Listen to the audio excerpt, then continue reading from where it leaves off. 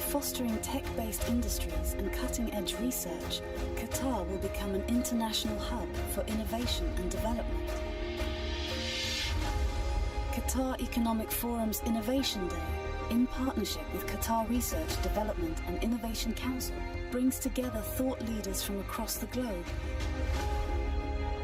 From equitable distribution to ethical implications, our discussions transcend borders, shaping a future that's inclusive and sustainable. We welcome you to be a part of this conversation and join us on Thursday, May 16th for the Qatar Economic Forum Innovation Day, sponsored by Qatar Research, Development and Innovation Council.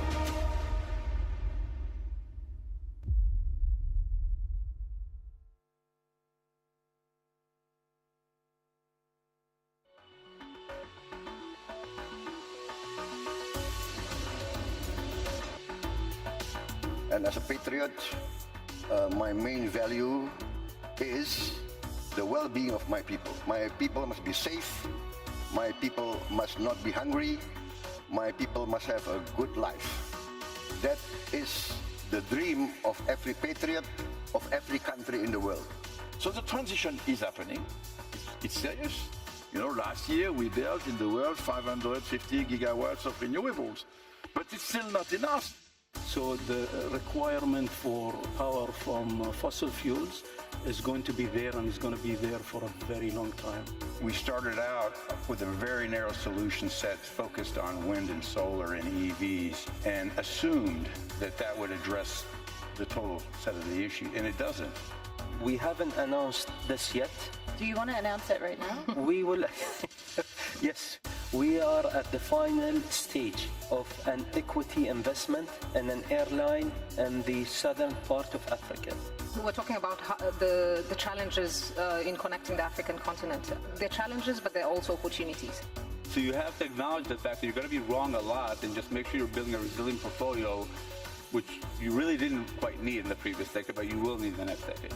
This is something that I actually see our investors and clients starting to recognize, that the U.S.-China tension is going to remain, and they're going to have to start investing with that lens. What's the state of deal-making for sports right now, if you had to distill it? Well, I'll distill it in one word: bubble.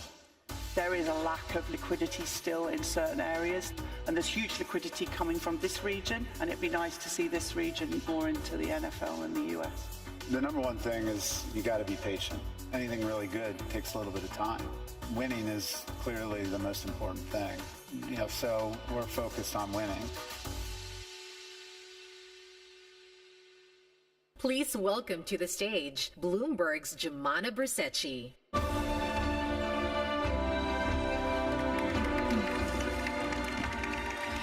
Good morning, ladies and gentlemen. Sabah al-khair, Sayyidati wa Sadati. Welcome to the last day of the Qatar Economic Forum, our Innovation Day, brought to you by the Qatar Research, Development and Innovation Council. Innovations in technology are propelling us into a new era of discovery. From green technology to AI, fintech, and cybersecurity. And up ahead, we will examine the promises and perils of the cutting-edge technologies changing our lives. But before that, a few other notes. We would love for you to engage with us, to ask one of our speakers a question or to respond to one of our live audience polls. Please scan the QR code on the screen right now.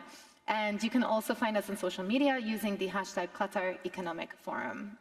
And at Bloomberg.com, we cover all of the topics we've discussed here at QEF and much, much more. So if you would like to see more of our coverage, we are providing a complimentary 3-month corporate subscription for you and your team. So scan the QR code now also on the screen to learn more about that.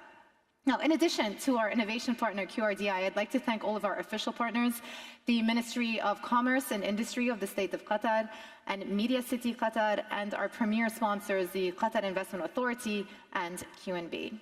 Now, let's get the program started with the Secretary General of the QRDI Council, Engineer Omar Ali Al-Ansari.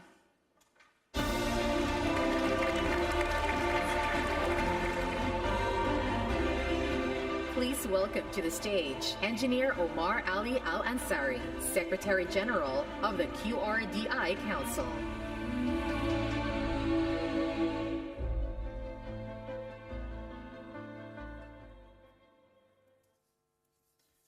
In the name of God, the merciful, the compassionate, peace be upon you. Good morning, ladies and gentlemen. It is an honor to welcome each of you to this special Innovation Day at the 4th edition of the Qatar Economic Forum. As we gather here from near and far, we unite under a common vision of shaping the future through innovation. Here at the Qatar Research, Development and Innovation, QRDI, we are tasked with a noble mandate to harness global technological advancements and foster homegrown innovation to enhance the resilience and economic prosperity of Qatar. Our commitment, however, extends beyond mere technological advancements and achievements. We advocate for responsible innovation, where we aim for true progress that is inclusive and equitable, supporting innovation for all and not just for a few. Throughout history, technological innovations have sculpted the landscape of our society. These innovations have propelled us forward, dramatically transforming our way of life globally. From medical breakthroughs that have extended life expectancies worldwide to advancements in information and technology that have bridged cultures, provided new opportunities for learning, and enhanced global business. The positive impacts of innovation are undeniable. Yet, this rapid evolution of technology presents its own challenges. While we all enjoy living in a world that is affirmatively better than the world of our ancestors, thanks to technological innovation, many of these same innovations have resulted in some negative consequences as well.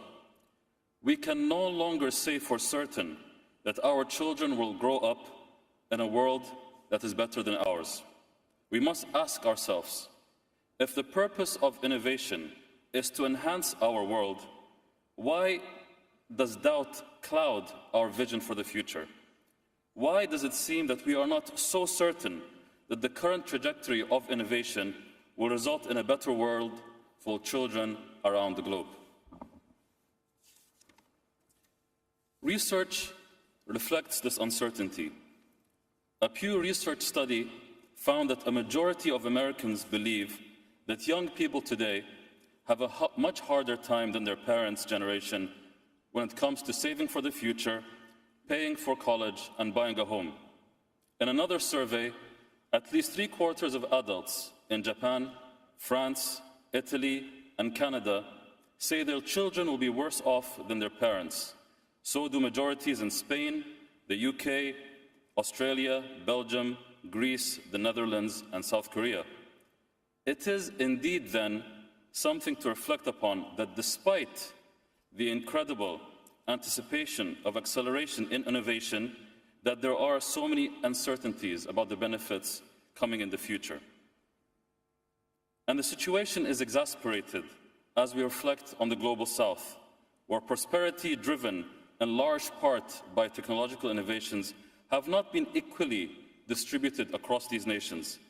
This is demonstrated by data from the IMF that shows that the GDP per capita for many countries in Africa, Latin America, and the Middle East, as a share of the GDP per capita average of the G7 countries, has actually shrunk during the last 40 years. The last 40 years when we had this major innovation cycle.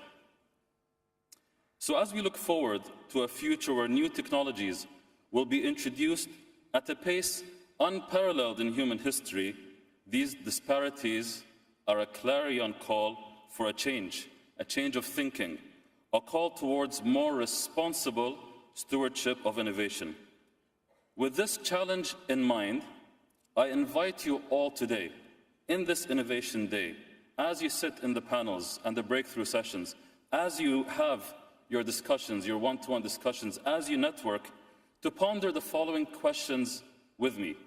Number one, can we pioneer a global initiative that ensures that all nations, especially those in the global south, not only have access to cutting-edge technologies, but are also pivotal in shaping the innovation agenda, thereby democratizing the benefits of technological advancements. Number two, how can we enforce ethical standards in the deployment of new technologies to ensure that they serve as tools for social justice, enhancing community well-being and safeguarding human rights rather than exacerbating existing disparities?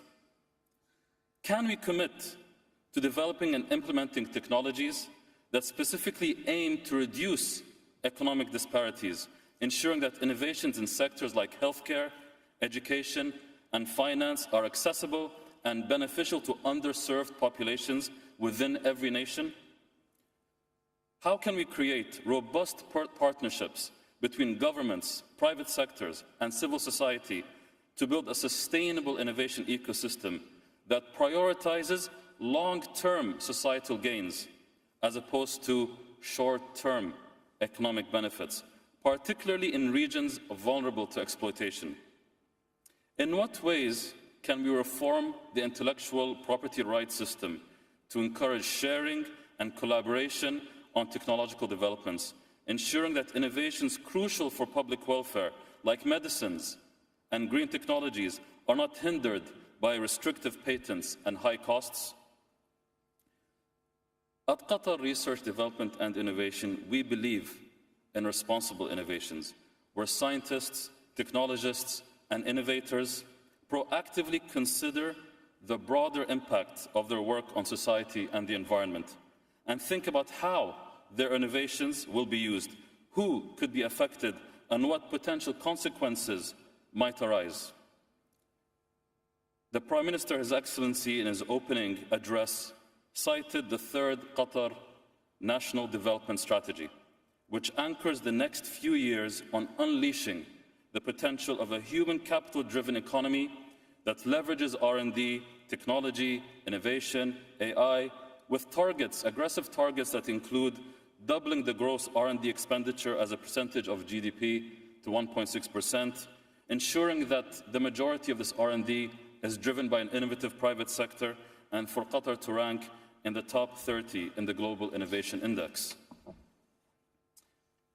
And while delivering to these targets, we must and we will strive to focus our national innovation activities on science and technology which produce responsible innovations that will benefit all of humanity, particularly in those places and communities that have not received their fair share of the economic fruits of past innovations or have suffered the negative consequences of those innovations.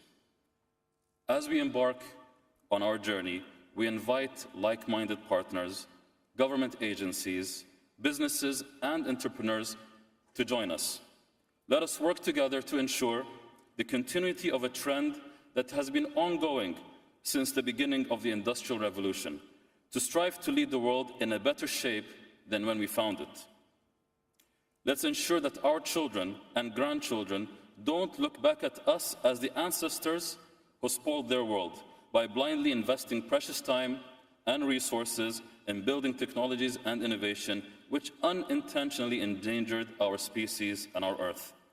Let's learn from our past and focus on efforts on building innovations that will make our future world safer, greener, healthier, and more equitable for all of us. Please enjoy the rest of the sessions today and keep responsible innovation in mind as you engage in your various panels and sessions. Thank you very much.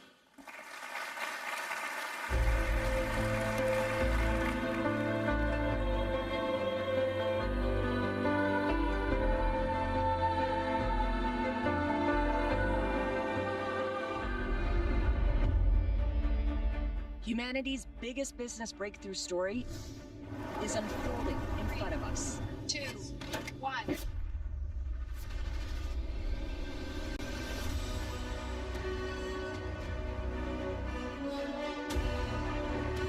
Fueled by more than $250 billion of investment, for the first time in history, the private sector is leading the space race in a global revolution, spanning rocketry, satellites, and deep space exploration.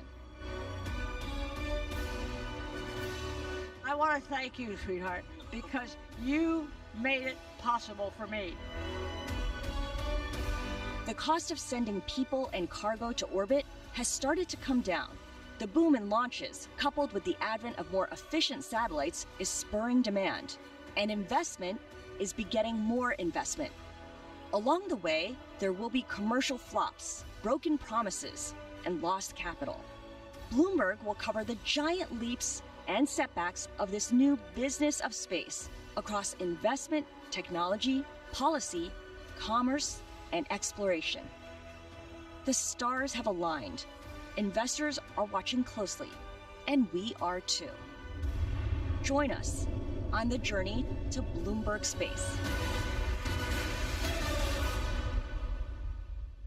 Please welcome to the stage Ahuna Eziakunwa, Assistant Secretary General and Director of the Bureau for Africa, United Nations Development Program, Fred Swaniker, founder of SAN Technologies, and Alina Trujina, CEO and Managing Partner of the Radical Fund, for a conversation with Bloomberg's Haslinda Amin.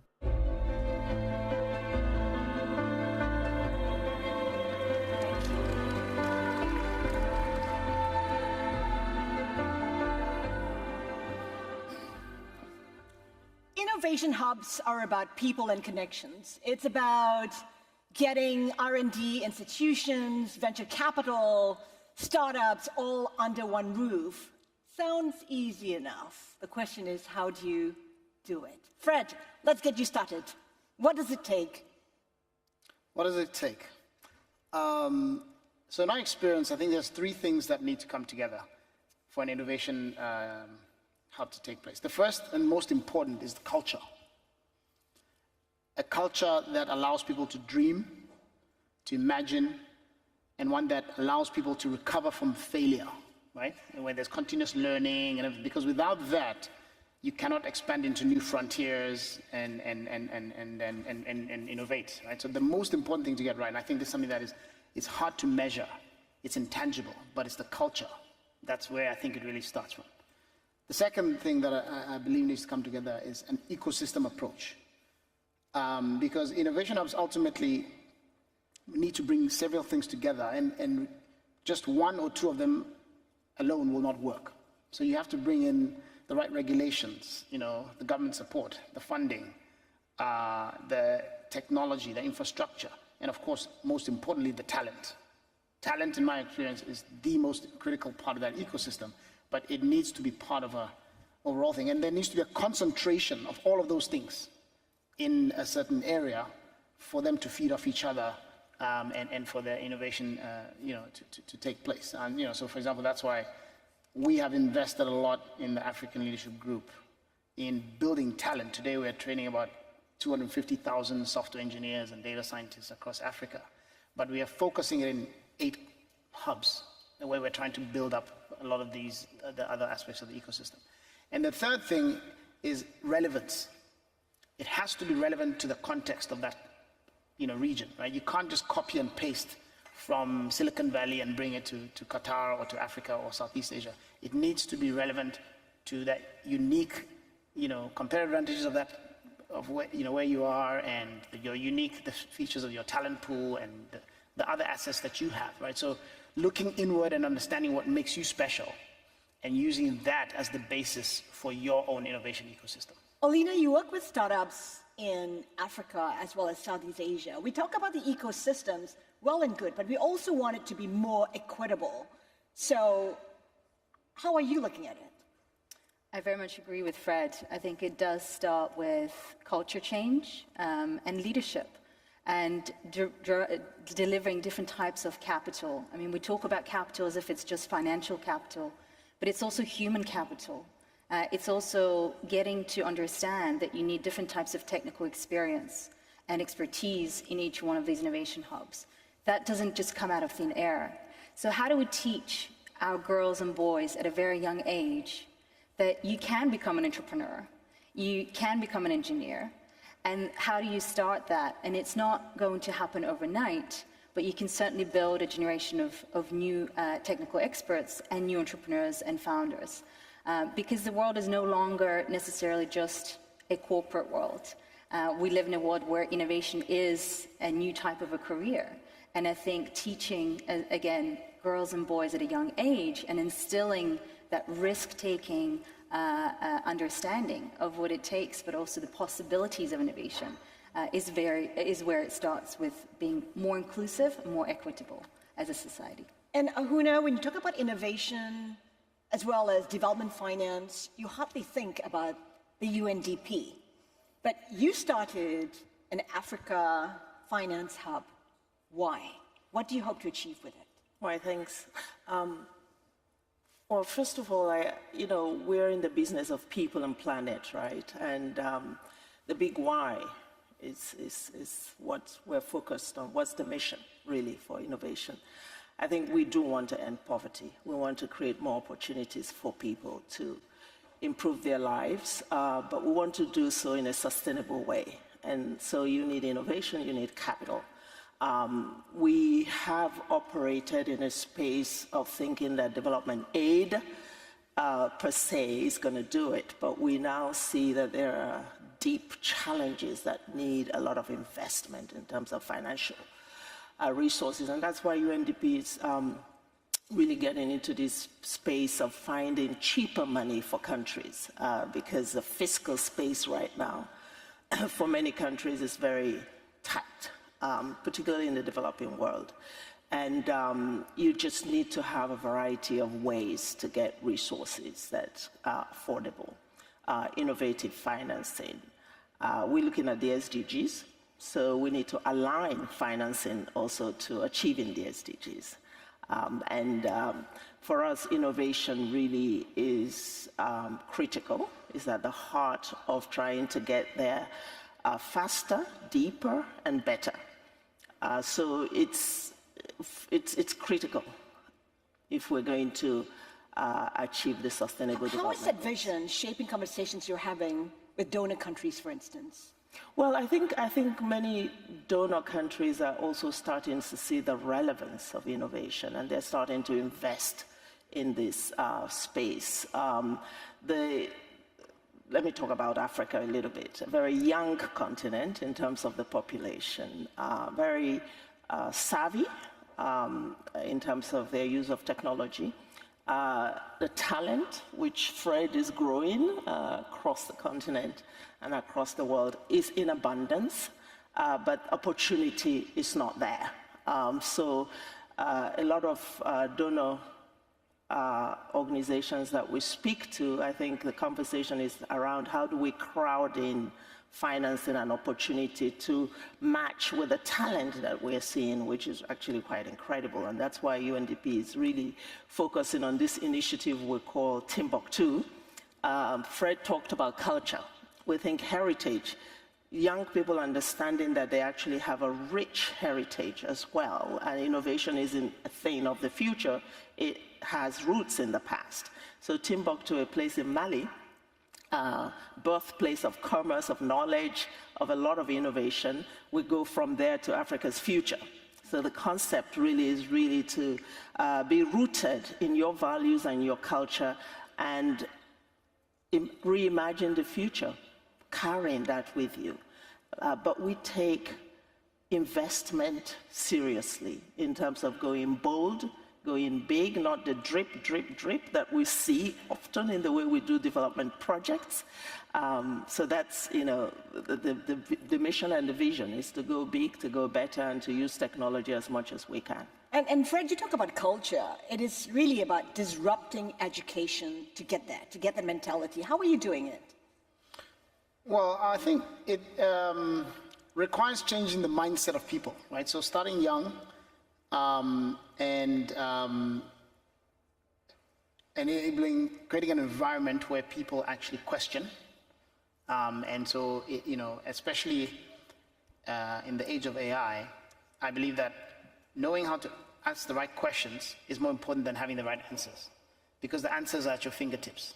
But really, and getting people to think about the right questions. How do you look at something that exists and ask why, and think about how can it be done better, right? So it requires a whole new form of education where you actually shift the learning from the teacher as the knowledge holder to the student, where they can teach themselves, they can learn from each other, a lot of peer-to-peer learning, playing and experimentation, putting that into the education, allowing people to, start ventures when they are in high school and in university, and infusing education, entrepreneurship into education, right? So, and then ultimately creating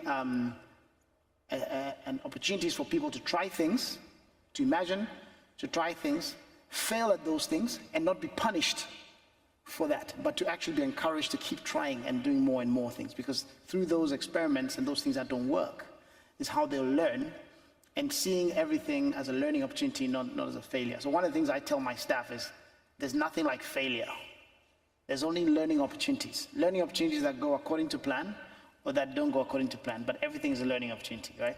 So at the end of the day, what you're trying to do is change the mindset of people. And without that, you cannot have innovation. Alina, you're the one with the capital. Radical fund, just how radical is it? I think it very much builds on what we're talking about here, which is this mindset shift. And where are you deploying your capital? So the Radical Fund is a climate-focused fund in Southeast Asia.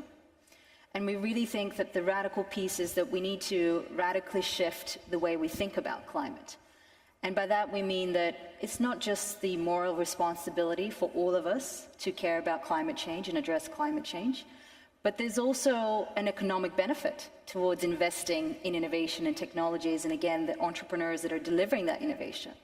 And there's now ample amount of data that suggests that there's what is called the triple dividends, whereby you actually reduce costs, you yield incredible value, and increase societal benefits by investing in climate sustainability. So we're radically looking at this problem statement and saying, how do we invest into decarbonization and adaptation? Because we know with emerging markets like Southeast Asia region, like Africa, the continent, people are already facing the disasters, and we need to be able to adapt, not just prevent climate change. So we're investing in adaptation and decarbonization. We're investing in early stage. I think that's the other thing that's very important for an innovation ecosystem to flourish. You cannot just invest in growth stage, private equity, infrastructure, large, de-risked projects. You have to build the innovation ecosystem by building that pipeline and by changing and encouraging more entrepreneurs to start their business and not to go into the corporate world, for example. So investing in early stage. And the last but not least, we're investing in Southeast Asia as the Radical Fund. So unlike perhaps others who invest in the US and Europe and the UK, because again, those ecosystems are perceived to be more mature, which in many cases they are, but we believe in building the ecosystem locally and regionally. And so Southeast Asia is our home, and that's when we're developing those innovations and investing in those companies. We talk about innovation hubs. Africa, 54 countries, Southeast Asia, 10 countries. When you talk about startups, should and are startups from different regions working together to better amplify the impact? Fred? Yes, we're seeing a lot of that. I mean, for example, Web Summit that was held here in February, March, brought together entrepreneurs from all across, this region, but we brought 100 startups from Africa to come to Qatar, and there was really wonderful exchange of ideas, right? Because what you see is that many parts of the global south, as you call it, face similar challenges with urbanization, with healthcare, infrastructure, and so forth. So ideas that are emerging in different parts, you can cross-pollinate, and there can be a lot of collaborations. We are seeing, for example, I have a company called Sand Technologies, and we build industrial AI solutions for governments and companies around the world. We have talent in Africa, but we're working in Indonesia, helping one of the largest telco in Indonesia, Telkomsel, to figure out where they should roll out their towers and to help them build a smart city there. We're working in India with Reliance Jio, helping them figure out where they should put their towers, using African talent and the innovations that have come out of Africa. Right? The AI algorithms that our talent are building are solving problems in those countries. So there's wonderful opportunity for cross collaboration. I think that and Qatar can play a really important role to convene the talent that is coming from different parts of the world to engage, collaborate, and then ultimately, to build great things that can change the world. And for UNDP, what is the end goal? What are you looking to achieve? Well, we need to end poverty in the world and inequality. I mean, there's enough wealth to go around. And the challenges you're facing right now is? Well, financing is really limited. So I think it's about addressing inequality, making sure that all the sectors that affect human life, we talk about human development, are getting the investments that are needed. So in our Timbuktu initiative, we're looking at 10 different sectors. So it's not just fintech and the things that investors are falling in love with because maybe it's a little bit easier. We're drawing investments into agriculture, for instance, which is really key for livelihoods on the continent of Africa. We're looking at edutech. We have so many kids out of school today. How do we bring innovation and technology to square that off so that we are giving learning opportunities to kids? We're looking at creatives. This is another sort of really exciting sector on the African continent. So whether you're talking about films or you're talking about music or fashion, how do we again boost that ecosystem? And I really agree with Elena on the early stage, and that's what Timbuktu is focused on. We need to address that gap in early stage capital. So spreading the sectors, expanding that, but also having this kind of Pan-African DNA to startups. So what we're creating are centers of excellence in each country. Ghana will host agri-tech, for instance. Zambia will host mine tech. South Africa will host creatives. And these will be centers that serve the rest of the continent and the rest of the world. And I think that collaboration that Fred talked about is really key, that we're building platforms where you collaborate across countries, but also across regions. So I think that the model that we have in Timbuktu is really serving a number of purposes. One, we're drawing attention to the young population who have a lot of strength and a lot of talent. Secondly, we're bringing commercial capital and catalytic capital in the same room. This is very rare. And that's where the magic will happen. And then thirdly, we're making sure that the sectors where investment is coming into, it's expanded beyond one or two areas. That's, for us, the end goal then is to make sure that everyone, everywhere, has the opportunity to realize their full potential. Fred talked about how we can't rely on the Silicon Valley model because you can't cut and paste. But is there a model, an example out there, Alina, that we can tap? I think it's very specific to each market. And by market, I mean every country. Let's look at an innovation hub like Singapore, for instance. Is there anything you can learn? Absolutely. And bear in mind, Singapore is just 5 million people, whereas places like Nigeria or places like Indonesia is 280 million people. So how do you adapt? I think we need to learn what are the biggest challenges and opportunities in every market. Now, taking the example of Singapore, for instance, they made very intentional commitments towards developing R&D hubs and making Singapore the home of deep tech and innovation. They've attracted talent, Fred talked about as one of the critical elements in driving the ecosystem forward. They have attracted capital. Regulatory-wise, they've made it easier for investors to come in and set up funds in order to invest in the region from Singapore. So they've really made strides to make sure that they've got the talent, the resources, and the regulatory ecosystem. Again, that's not happening overnight. That takes time to develop. So we can certainly learn from that. Other governments, other markets can learn from, what types of dynamic capital is needed. Blended finance mechanisms, bringing catalytic capital and blending philanthropic or concessionary capital with the private sector, mobilizing private sector capital in order to, deliver sort of the returns from both an impact perspective as well as economic and commercial perspective. So we can look at that, but in terms of the actual business models, In terms of the innovations, I think it has to be absolutely very specific, because let's say vertical farming in Singapore might be an incredible innovation that leads to a scaled solution that addresses the challenges of Singaporeans.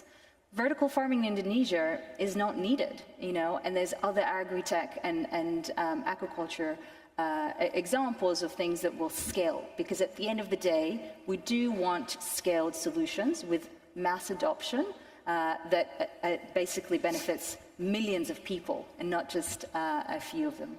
Right? Yeah, if I can just build on what Alina is saying, the importance of understanding the challenges and opportunities of a region is very, very critical, because that's where innovation comes from. You've got to be frustrated about something that you see in your society. You've got to be inspired by the opportunity to solve it. So, you know, and this goes all the way back into the education system, right?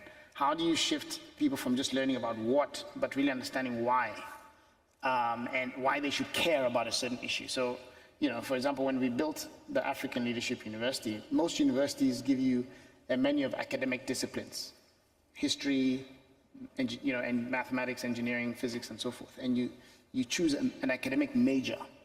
What we did is we said, let's give you a menu of the grand challenges facing Africa and facing the world: healthcare, climate change, education, infrastructure, the empowerment of women, and, you know, also a list of opportunities. Where are you uniquely positioned, right?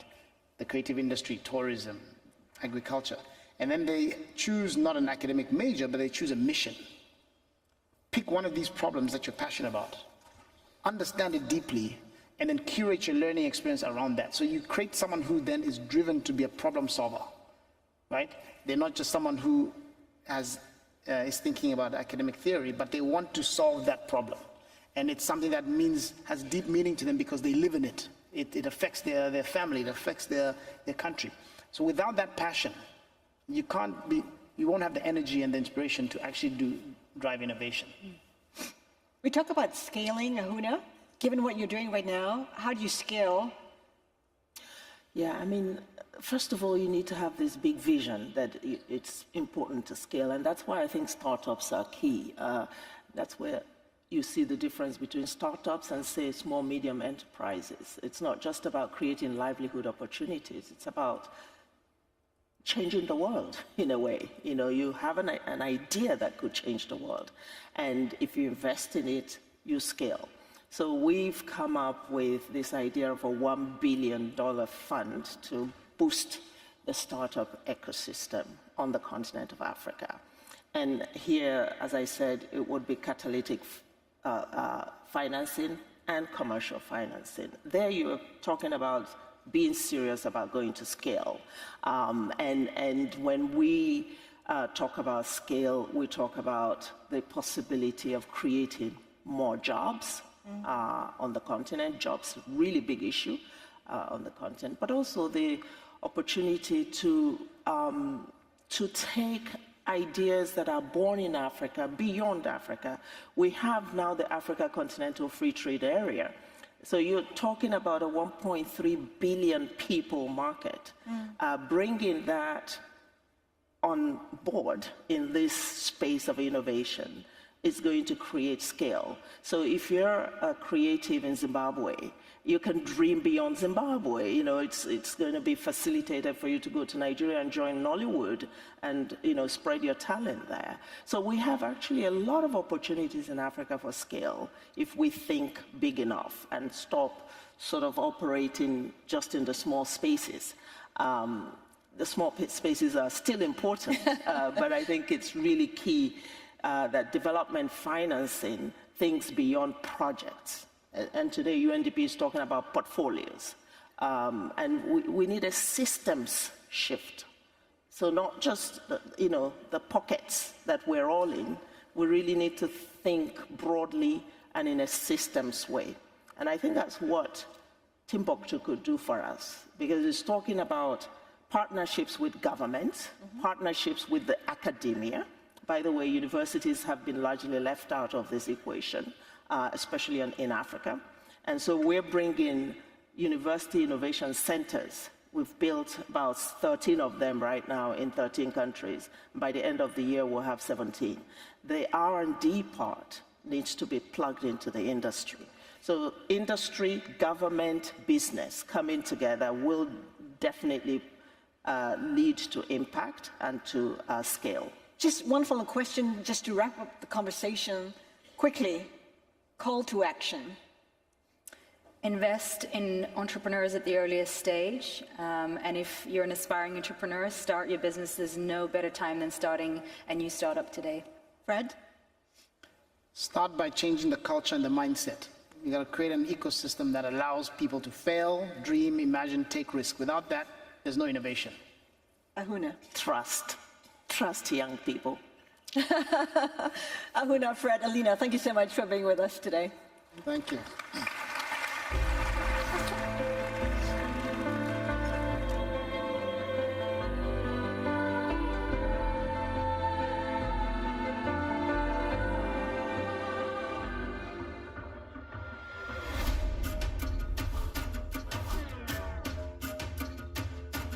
I think investors are still uncertain about what's happening in the global economy, and we see opportunities to create long-term value for our clients, and that's ultimately what's going to drive the valuation of EQT.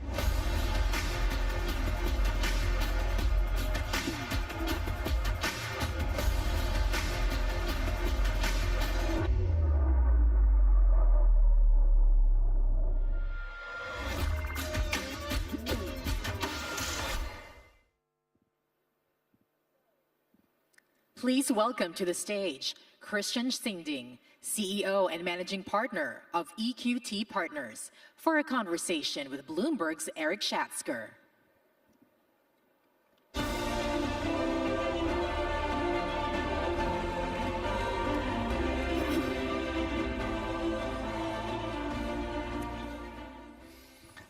Ladies and gentlemen, good morning once again. Christian, I'm delighted to welcome you for the first time to the Qatar Economic Forum. Thank you. It's been great to be here. We're going to cover a lot of ground. I'd like to begin, Christian, by talking about investing in technology. It's one of the things that we're here to do. Everybody wants to know about artificial intelligence, don't they? Yes, they do. Mistral, a French company involved in AI, recently raised money at a $6 billion valuation. OpenAI has tripled to $80 billion in 10 months.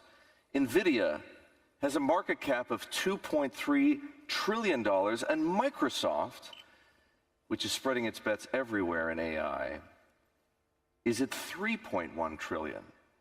Christian, is there any value left in AI? This is a great question. I think the big speculation these days is, for the companies that are doing AI, like OpenAI, how do you value those companies? There's so much future potential, but we don't yet know what the future will look like. So that is extremely complicated, actually. But I feel that this is history repeating itself a bit. If you think back to when Google was a tiny company, and it went public at a wild valuation, everybody thought, it felt like the same. Who would have known that was a multi-trillion-dollar company today? So if I look away from the valuation question, I think there's no doubt that AI is changing the world of business, the society in many ways, and that there are lots of other angles into investing into the AI space without having to deal with that particular question. So let's talk about that. How do you play AI without playing AI? Yeah. So across EQT, we have venture capital and private equity, infrastructure, et cetera. And we do, on the ventures and growth side, we're investing in called the tools and the shovels. Software that's serving AI, hardware that's serving AI, companies that are using apps that are using AI, and all kinds of different features around that network. And in infrastructure, we're going a totally different path. Of course, there we're part of digitizing society. So there it's fiber broadband, it's data centers, towers, et cetera, because the need for data is massively increasing. So there are a lot of other areas of investment that support this whole AI wave that's out there.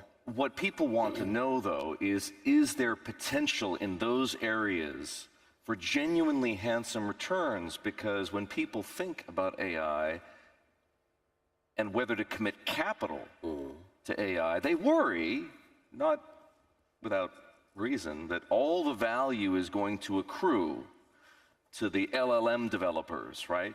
The OpenAIs, for example. Or the real arms merchants, the NVIDIAs.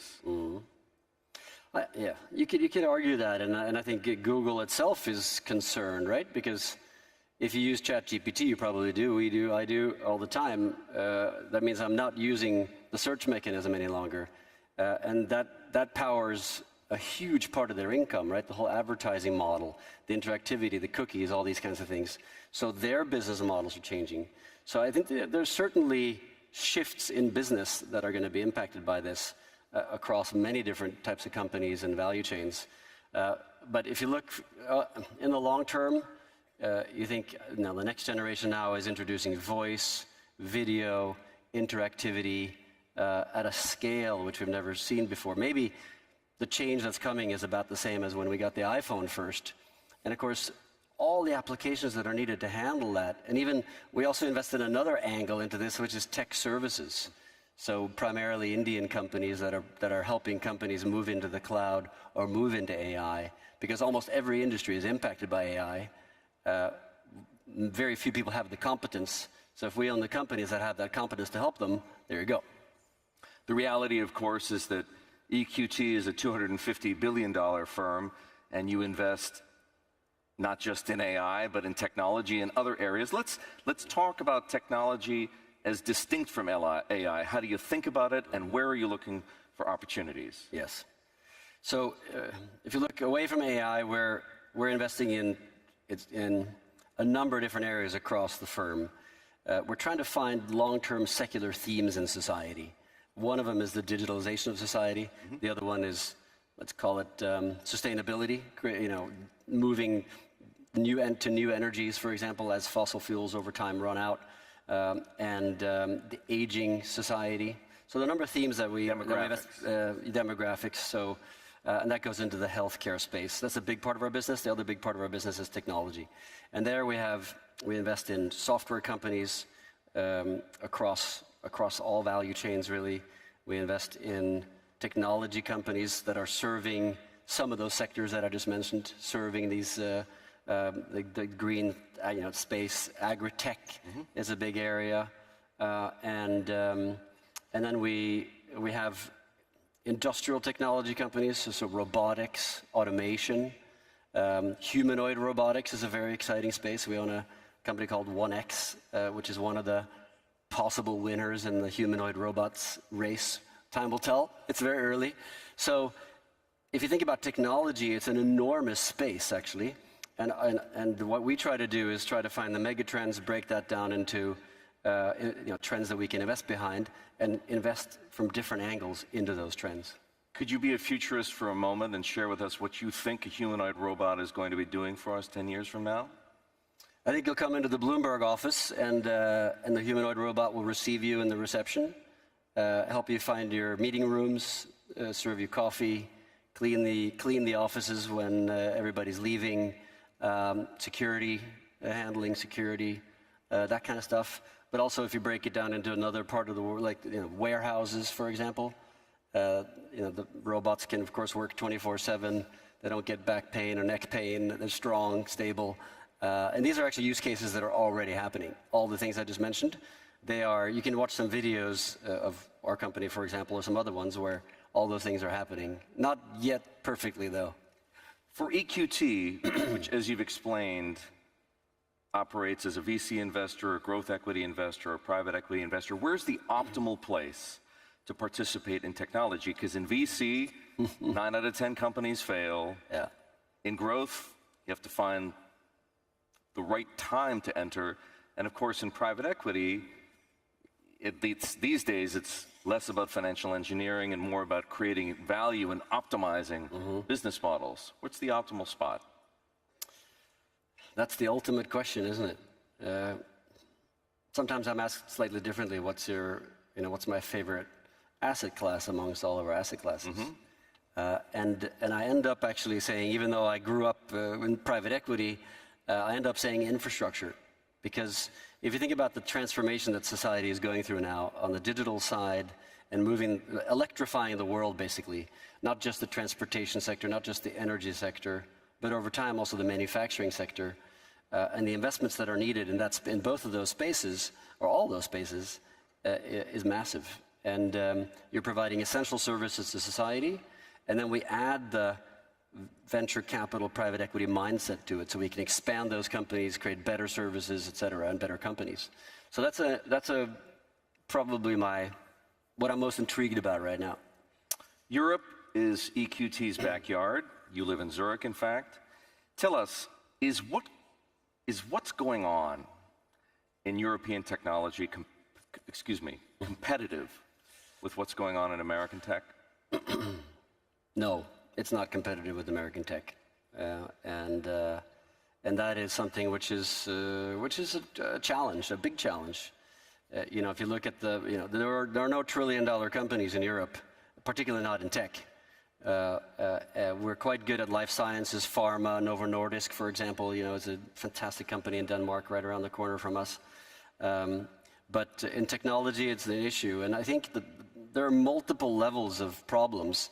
It's access to capital, it's different regulatory regimes across countries, it's possibility for exits, and it's like, the Silicon Valley, of course, is the ultimate example. There's a value chain there from the early startup angel investors all the way to the public markets, and and the universities, and everybody's working to get that company up.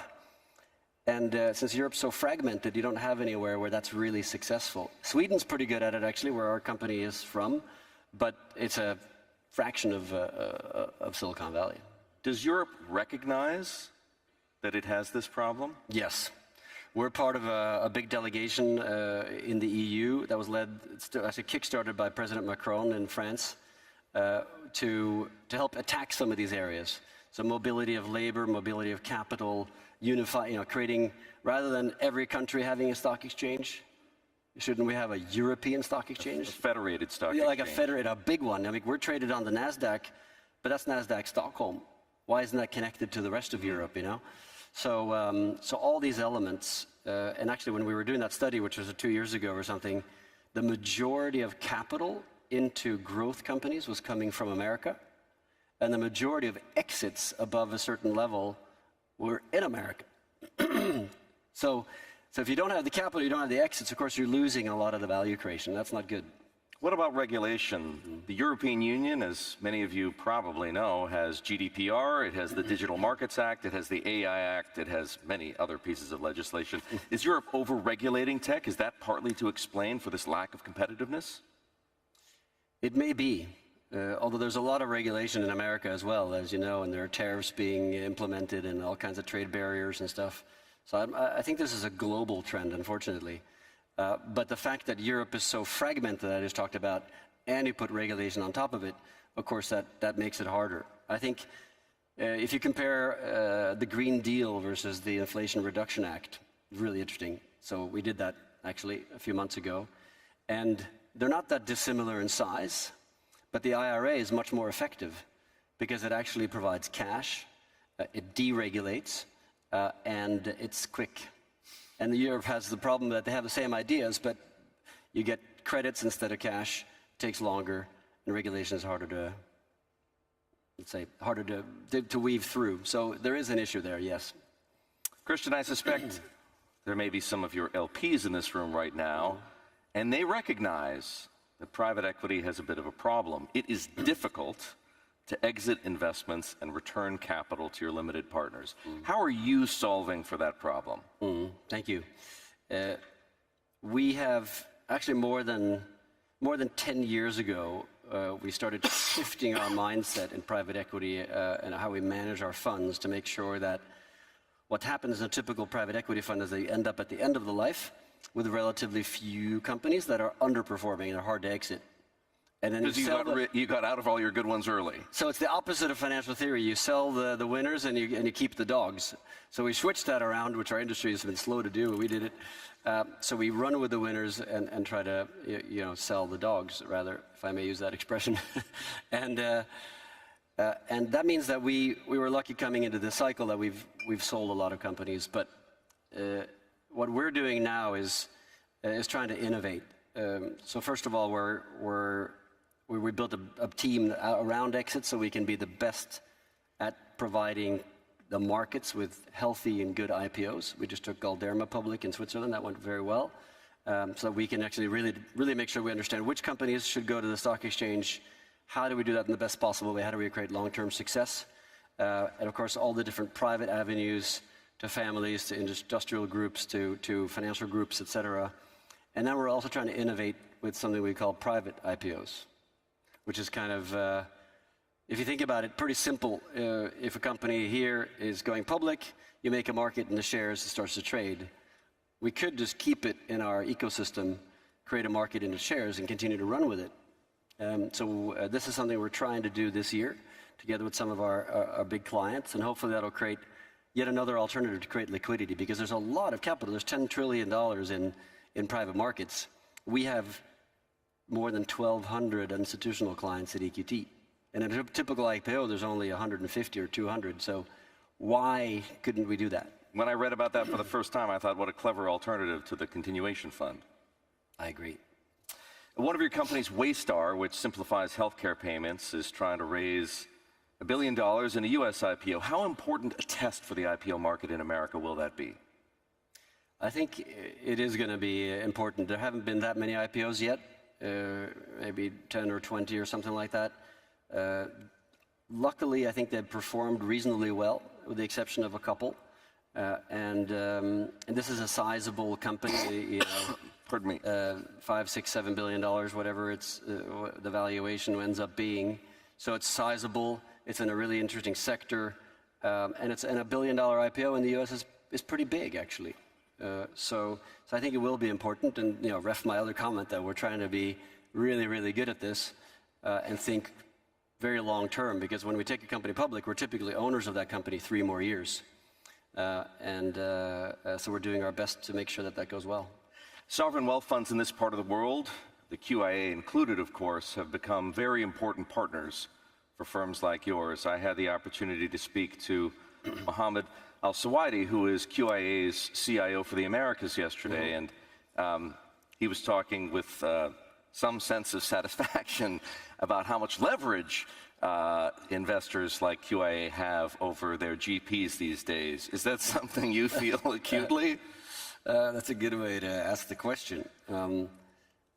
I'd rather say that it's pretty impressive what this region has been able to create in terms of capital base, growing populations, growing economies, and a real willingness to invest in innovation in the future, whether it's infrastructure locally or whether it's global companies, et cetera. So we're lucky to have partners all over the region, and we try to work with them in funds and direct investments and create a partnership spirit, I think is the way I would say. EQT has taken some pains to distinguish itself from the rest of the private equity industry. How will you distinguish yourself further in the future? It's a good question. Again, the way I would answer it is that we like to go our own way. So if you look at EQT today, all of our strategies connect with active ownership. We own shares in the company, or we own the building. We own typically controlling or co-controlling stakes. So when you have EQT as a shareholder, there's something happening. We're helping drive transformation, driving that company to the future, driving change. Sometimes things are tough. We need to fix those problems together. We don't have any passive financial products. So we don't have any insurance products. We don't have any credit products, those kinds of things. And because it's a totally different mindset. That's an allocation mindset. It's an AUM game. And some of our peers are playing that game. That's not for us. We're here to create the most value that we can in a responsible way. And we're in the performance game, rather than the AUM game. One of the ways in which you've distinguished yourself is by being a willing buyer of businesses that help you enter new markets or perhaps new products. In 2022, EQT made the then largest ever purchase of a private equity firm, if I'm not mistaken, BPEA in Hong Kong, for north of $7 billion. Since then, of course, BlackRock has bought GIP, an infrastructure company, for $15 billion, so that's bigger. But I'm curious to know, and I think people here might want to know, do acquisitions remain an important part of your strategy, and how healthy is your appetite? Yeah, it will. I mean, you look at the whole industry, there are something like 7,500 PE firms in the world.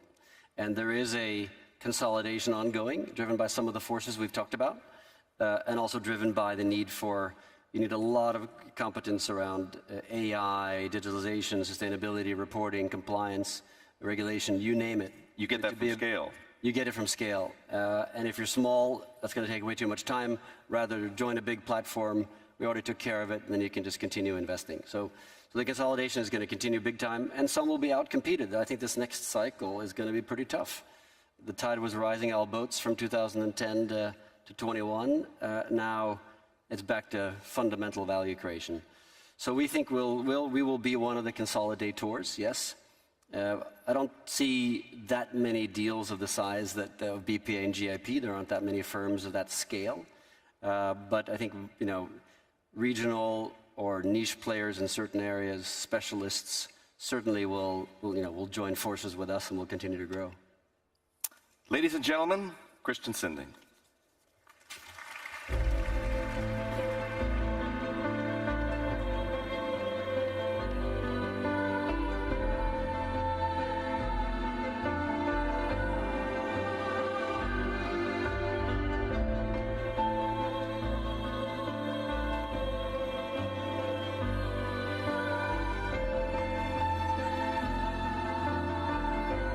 Please welcome to the stage His Excellency Mohammed bin Ali bin Mohammed Al Mannai, Minister of Communications and Information Technology of the State of Qatar, for a conversation with Bloomberg's Jumana Bersachi.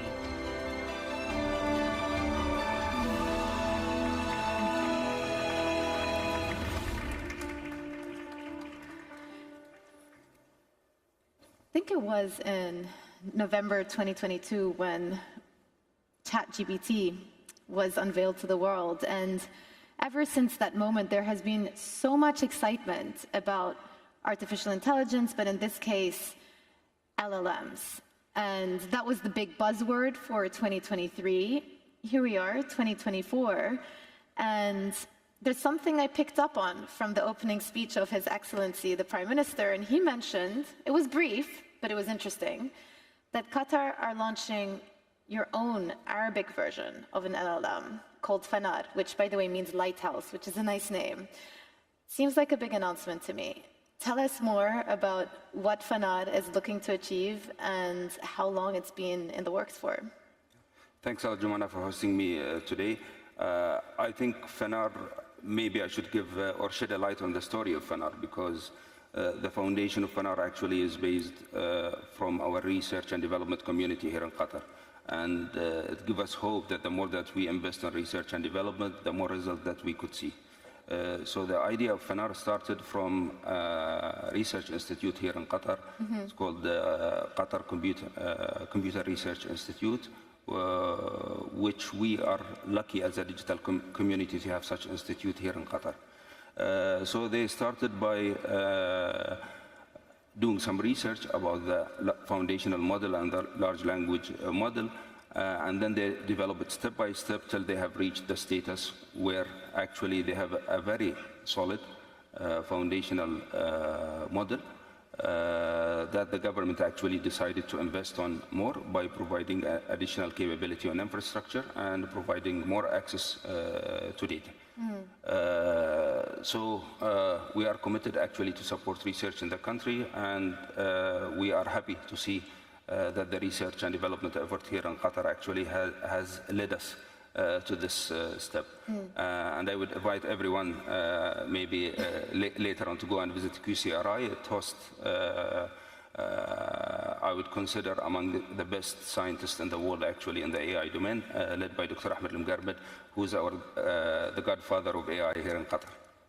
Let me ask you why you think it's important that there are Arabic versions of LLMs.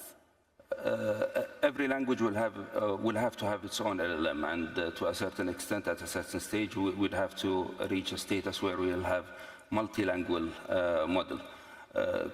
Currently, language-specific models is usually biased to that language or that culture or the data that those models are being trained on. The results will differ. The results for sure would differ, but with a more quantity and quality of data, the results will be, or the biased view would actually be limited. But we need to start something. I think in our region there are multiple initiatives to develop Arabic LLM, and one of them actually that we hope it will dominate at a certain stage is Fanar. Yeah, yeah. Some people say that there's an AI arms race going on around the world. You've got all of these economic superpowers investing in AI, partnering up, looking at new technologies. What role does the Middle East play? We would have to look into the capability of each region or each country. I think maybe in US or China, they have much more capability when it comes to semiconductor, for example, manufacturing, to technological development, to resources and research, robust research scientists, unlike our region, for example, where we don't have semiconductor industry that we can build on. So the capability differ, but the capability that I would see the Middle East region can excel on and being able to operate infrastructure that can support the world need for compute capacity, which is a big problem now. And the race now is to be able to have compute capacity available with pressure on the supply chain globally on that domain. And also on the foundational model, I think we would be able to contribute, and later on the use cases or application. We have some interesting actually development also on the use case and applications in our region. Maybe not everyone at the same speed, but I would see, always the trio that we complement each other on that. With Saudi Arabia, they are doing a great job. UAE, they are doing a great job, and Qatar also is collaborating with them on that domain. Yeah, you mentioned semiconductors. The region is not known as a semiconductor hub, but there are other pickaxes involved in artificial intelligence, and the two others that come up are data centers and human capital. You actually need humans to train these machines. But let me just ask you about the opportunity for data centers in the region as well. Yesterday I was speaking to one of your colleagues, His Excellency from the Real Estate Authority, and he was talking about how one part of Qatar's plan is to repurpose existing real estate data centers could be a focus. How does that tie in to what you're trying to do as well? It's within the infrastructure ecosystem that would be required for AI, and Qatar has actually attracted many global players when it comes to data center and also the hyperscalers. We look forward to grow our capacity on data center capacity in Qatar three times more in the next 5 to 6 years, and also to attract more of the hyperscalers, more than what we have to operate from Qatar. And for sure, all the infrastructure that we try to build will not be operated by the government, but by our partners, whether in private sectors here in Qatar or globally. As you know, there are also limitations on access to technology in certain aspects of it. Yeah. Well, I mentioned that 2023 was probably the year that artificial intelligence started dominating the airwaves. I've certainly had many interviews where I've asked about artificial intelligence, but Qatar actually put in a national AI strategy back in 2019 based on 6 pillars: education, data access, employment, business research, and ethics. How do you see AI impacting each one of those individual pillars? If we take, for example, human capital pillar, everyone globally see AI as a threat. We see it as an opportunity in Qatar, because at the end we have a limited human capital capacity, and in order to introduce efficiencies and increase the output actually of the current capacity, AI would be a major contributor. We see a very limited impact when it comes to sophisticated jobs, but maybe the impact is higher on clerical or administration jobs that comes in the future. I think one of the important pillars that we talked about in the strategy is data. As I always give an example of AI as the restaurant and data is the kitchen. No one would like to go and see the kitchen, and everyone would like to go and eat the food. But the real challenge actually is making sure that the amount of data available is with a certain quality and certain capacity that will enable everyone to innovate in the future of AI. And we have tackled that topic specifically as we are a small country with a small amount of data, and we introduce a term there, we call it data diplomacy.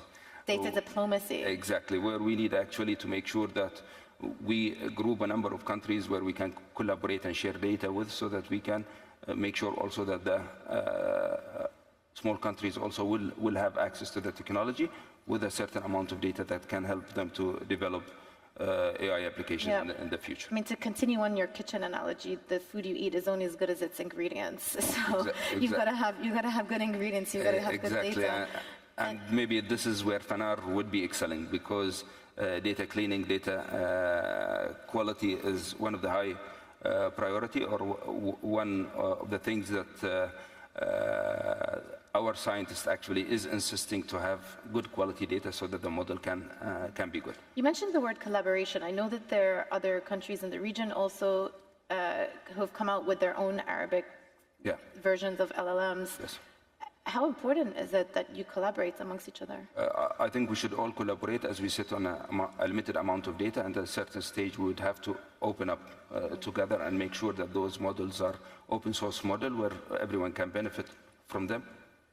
As in general, if we see the world today, the amount of data that's available in Arabic is very limited. Maybe I can quote a number here. I think the Arabic data on internet maybe doesn't exceed 2 to 3%, which is again a challenge.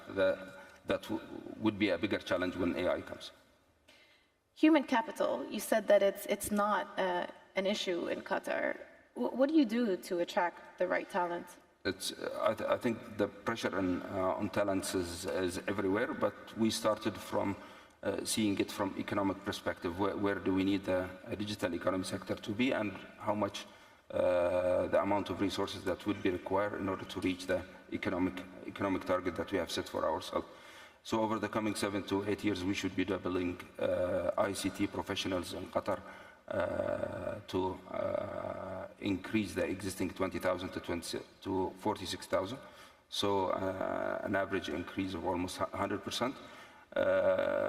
We are, to a certain extent, well equipped, that we have great institutions actually that specialize on digital domain, and the amount of graduates that they come, even we face some challenges to retain them, a global challenge, but we are trying to make sure that the critical mass that's required to achieve that economic target is being met by the university outcome, and also by starting some attraction programs that the government has started already. Maybe I can mention a few. The recent introduction of the talent visa. It would be a great tool in order to make sure that the talent would live here comfortably. And the second thing is Jusur company, which is another vehicle that talent can operate through. And as part of our Digital Agenda 2030, we will be launching a program by beginning of next year, specifically designed to attract digital talent to operate from Qatar. Right. Oh, well, we spoke about, I guess, public collaboration within GCC. I'm interested to hear, I mean, there are numerous public-private partnerships in place already. To what extent do those public-private partnerships with multinational corporations help push this project forward? For sure, it helped a lot. Specifically, we need access to technologies that we don't produce. We need access like the chips. Exactly. We need access to knowledge that we don't have sometimes. So collaboration is going very well, and we see a very positive result in dealing with multinationals in that domain. Doesn't matter if it's East or West. It doesn't matter. In terms of knowledge, it doesn't matter East or West. You spoke about some of the use cases for the AI that you've been deploying, and I know you've also leaned on it heavily, also around the World Cup. There were a lot of use cases. So talk us through some of the policies that have been transformed as a product of AI. Yeah, I think I always give a good example of a crowd management solution that we deployed during World Cup, and that's why many people would see the traffic during the World Cup has taken flow very easily, and we are all nowadays in Qatar enjoying the easy traffic, the extent that we struggle when we travel outside Qatar.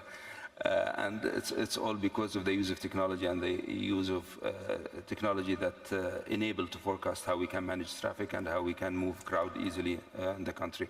Maybe another interesting use cases that we are working with now is the multilingual AI used within the government. As you know, Qatar is a country that holds maybe more than 130 nationalities. So there are multi-languages that we need to make sure that our ecosystem is capable in handling and interacting with. And hopefully by the beginning of the new year, we'll be launching a multilingual use case that will deal with 5 to 6 languages within the government entity so that we can interact with all the citizens and residents equally. Well, we've talked about the language model and we talked about FNAD. To round things up, let me just ask you, what comes next after the language models? I think what comes next cannot be limited to anything for the time being, but what can make a real breakthrough in the near future is, I think, the compute capacity and how we deal with it. I think the world has exhausted the current compute technology capability in order to serve AI and to serve other complicated problems that exist in the world. I think a big leap would happen if quantum compute would be delivered ahead of time so that we can start delivering much more complex use cases to resolve much more complex problems. Well, you were saying to me off record before, offline, I should say, that current use cases are very math-oriented, but in the future we're looking at more physics-oriented answers. So if you want to explain that to the audience. So I think, you know, we are in a leap time now in technology when it comes. All the technologies that we have dealt with are basically yes or no, or 1 + 1 = 2. Now the technologies would move us actually to have a level of error that can be accepted and tolerated in the future. Yeah. And AI is for sure one of them, as many of the results that we reach through AI, sometimes we don't know how we have reached those results. That's the 1-minute explanation of what AI does. Your Excellency, thank you so much. Welcome. Thank you.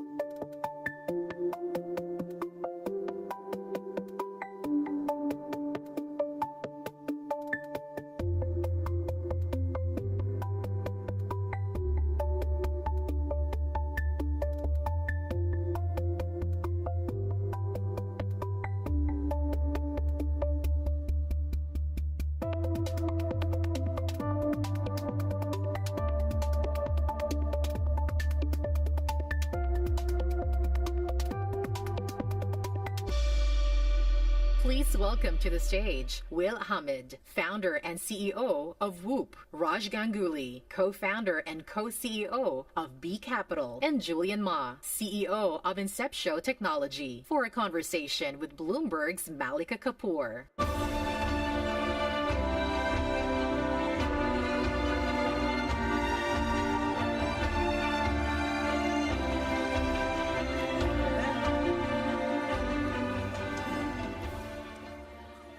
Will, Raj, Julian, welcome. Thank you for being with us. Will you provide technology that helps us enhance our performance and live a better life?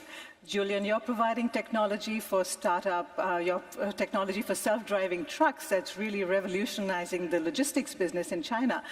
And Raj, you provide the funds that help bring all these exciting technologies to us.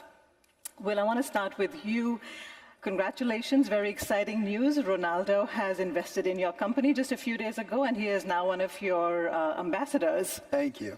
Now, the Whoop band, of course, it measures our biometrics. It'll tell us when we should exercise, what kind of exercise we should do, how much time we should spend in recovery mode. So I totally understand why Ronaldo wears a Whoop band, why Michael Phelps wears it. Why should somebody like me wear it?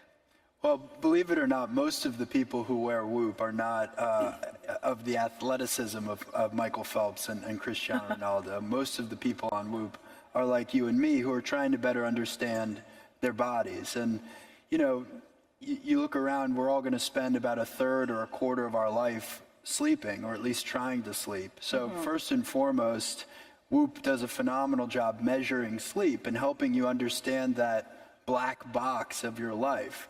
We have a big focus on recovery. We also have a lot of information now around stress, which I imagine affects some people in this room, some more than others.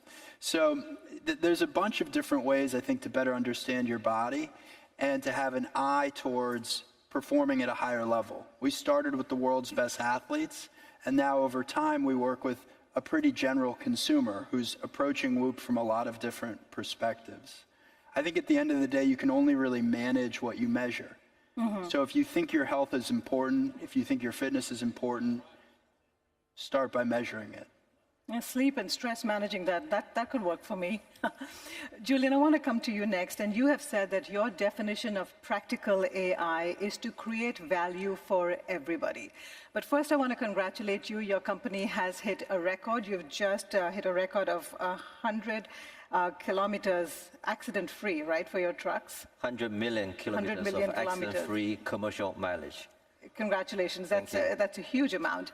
So that obviously means the roads are safer, which is a huge component of what you do. But how is your business creating value for everyone? Thank you. What we do, we as a technology company, we were founded more than 5 years ago, and we focus on the autonomous driving technology for the trucks. When we started, we took at that time we call this as a phased approach. So we see the autonomous, the actual application for the autonomous driving for the trucks can take 2 stages. First stage is still with a safety driver. We can call this a co-piloting.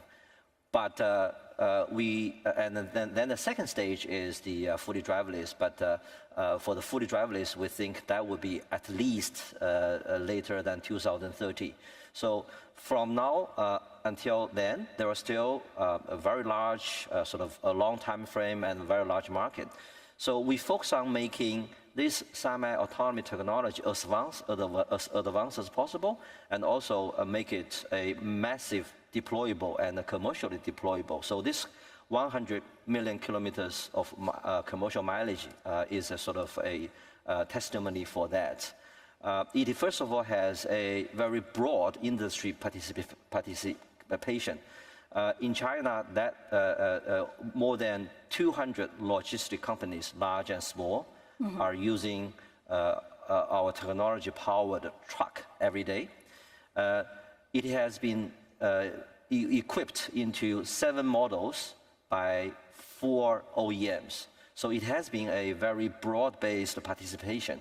And then it creates value, real value to the customers. Out of this 100 million kilometers, it is full commercialized deployment. It's not like testing.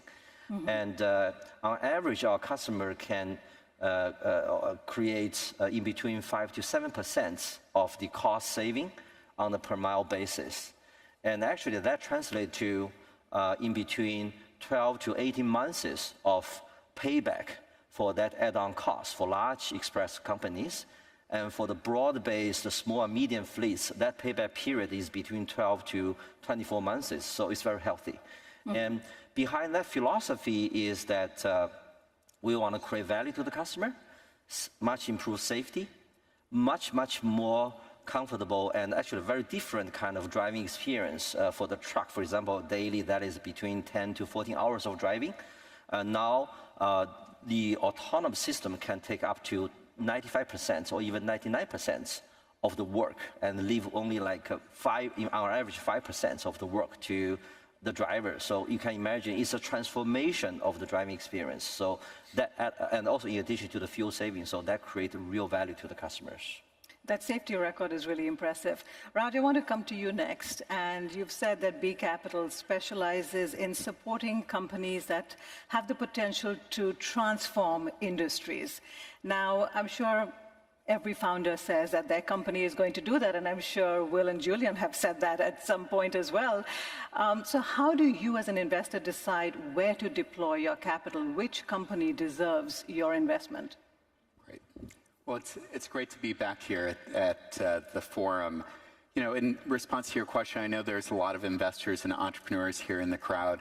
I think it really it varies depending on the stage of the company. We invest all the way from ideas through companies that have product and companies that are commercializing and even companies that have scaled to hundreds of millions of dollars.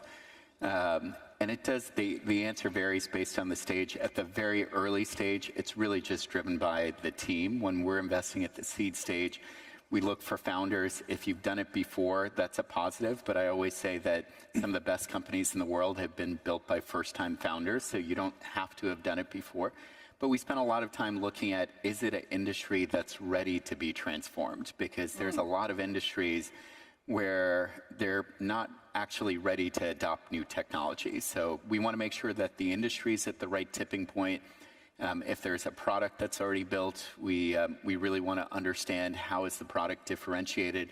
And if it's a company that's already commercializing and scaling, for us, the most important thing is repeat customer purchases, because as great as it is to get new customers, the best identifier of early success is how loyal are your existing customers. Julian, I want to go back to what you said about the trucks and its semi-autonomous driving, and the technology takes care of about 95% of the driving. But you still need a human. Is there a future you see and how far away it is when it's fully autonomous? And that makes me think about Elon Musk. He was in China recently. Did you meet him? And he was there to discuss fully autonomous driving technology. What does his visit to China mean for your business? We look at Elon's visit to China very, very positively. It was a very short trip, and he only met with, I think, government officials. We think, first of all, it gives the Tesla's vehicle a clearance that it meets all of the data security requirements in China. So that is a very big boost for a Tesla, and I think it's also a very good progress and indication that artificial intelligence can truly work across the border. That is very significant for companies outside of China to deploy their technology commercially and scaling up in China. And also, I think it is a good foundation for a cross-border collaboration, which means that in the days of artificial intelligence, actually, people can truly work across the border, and also can effectively sharing and exchanging data across the border. For example, there is a GDPR and that kind of protocol actually is different companies can work together, and the technology can benefit across different markets. And one company actually can benefit from the use cases and the data assets across different geography. That is actually very significant. We look at it in a very positive way. Now, we can't talk about practical AI and not talk about the issue of privacy. And I, for one, I find that practical AI does make my life a lot easier, but I do find myself thinking about just how much information, personal information of mine is out there. If you look at the Whoop band, Whoop knows a lot about me or my son who wears it, sleeping habits and exercise habits. That's a lot of personal data. When should I worry about my privacy being invaded, and why should I not worry about that? Well, I do think that consumers should be concerned about data and privacy. I think a lot of big tech companies have abused data, and made you essentially the product. Right. And at Whoop, we've taken a pretty different approach where we've actually published a whole set of privacy principles. And you can find these on our website. And essentially, we outline why we believe the consumer should own the data. So if you're on Whoop, it's your data. Now, ultimately, that means that you can control what you do with the data. You can consent to have data shared with doctors or research providers and otherwise. But at Whoop, we do not make you, the end consumer, the product. We sell a subscription, and that's our product, and that's what we generate revenue from. So I think it's actually a very different approach to data privacy than nearly any other player in the space. How do you build trust with a consumer? And how much time do you spend thinking about trust? I mean, I think you build trust through consistency. You know, it's hard, I think, for a technology company immediately to demonstrate trust because you have to, build a reputation. And so it's built through consistency. I think it also helps that we have very high-profile athletes who wear Whoop, and their data is very valuable. We have very high-profile world leaders who wear Whoop, and you can see the product just on their wrist in photos of them.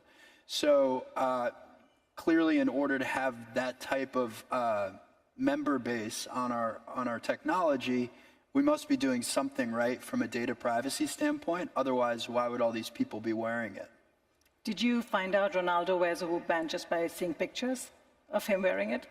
Yeah, I mean, it's a little surreal, but often the way that we discover someone wears Whoop is by seeing a photo of them wearing it.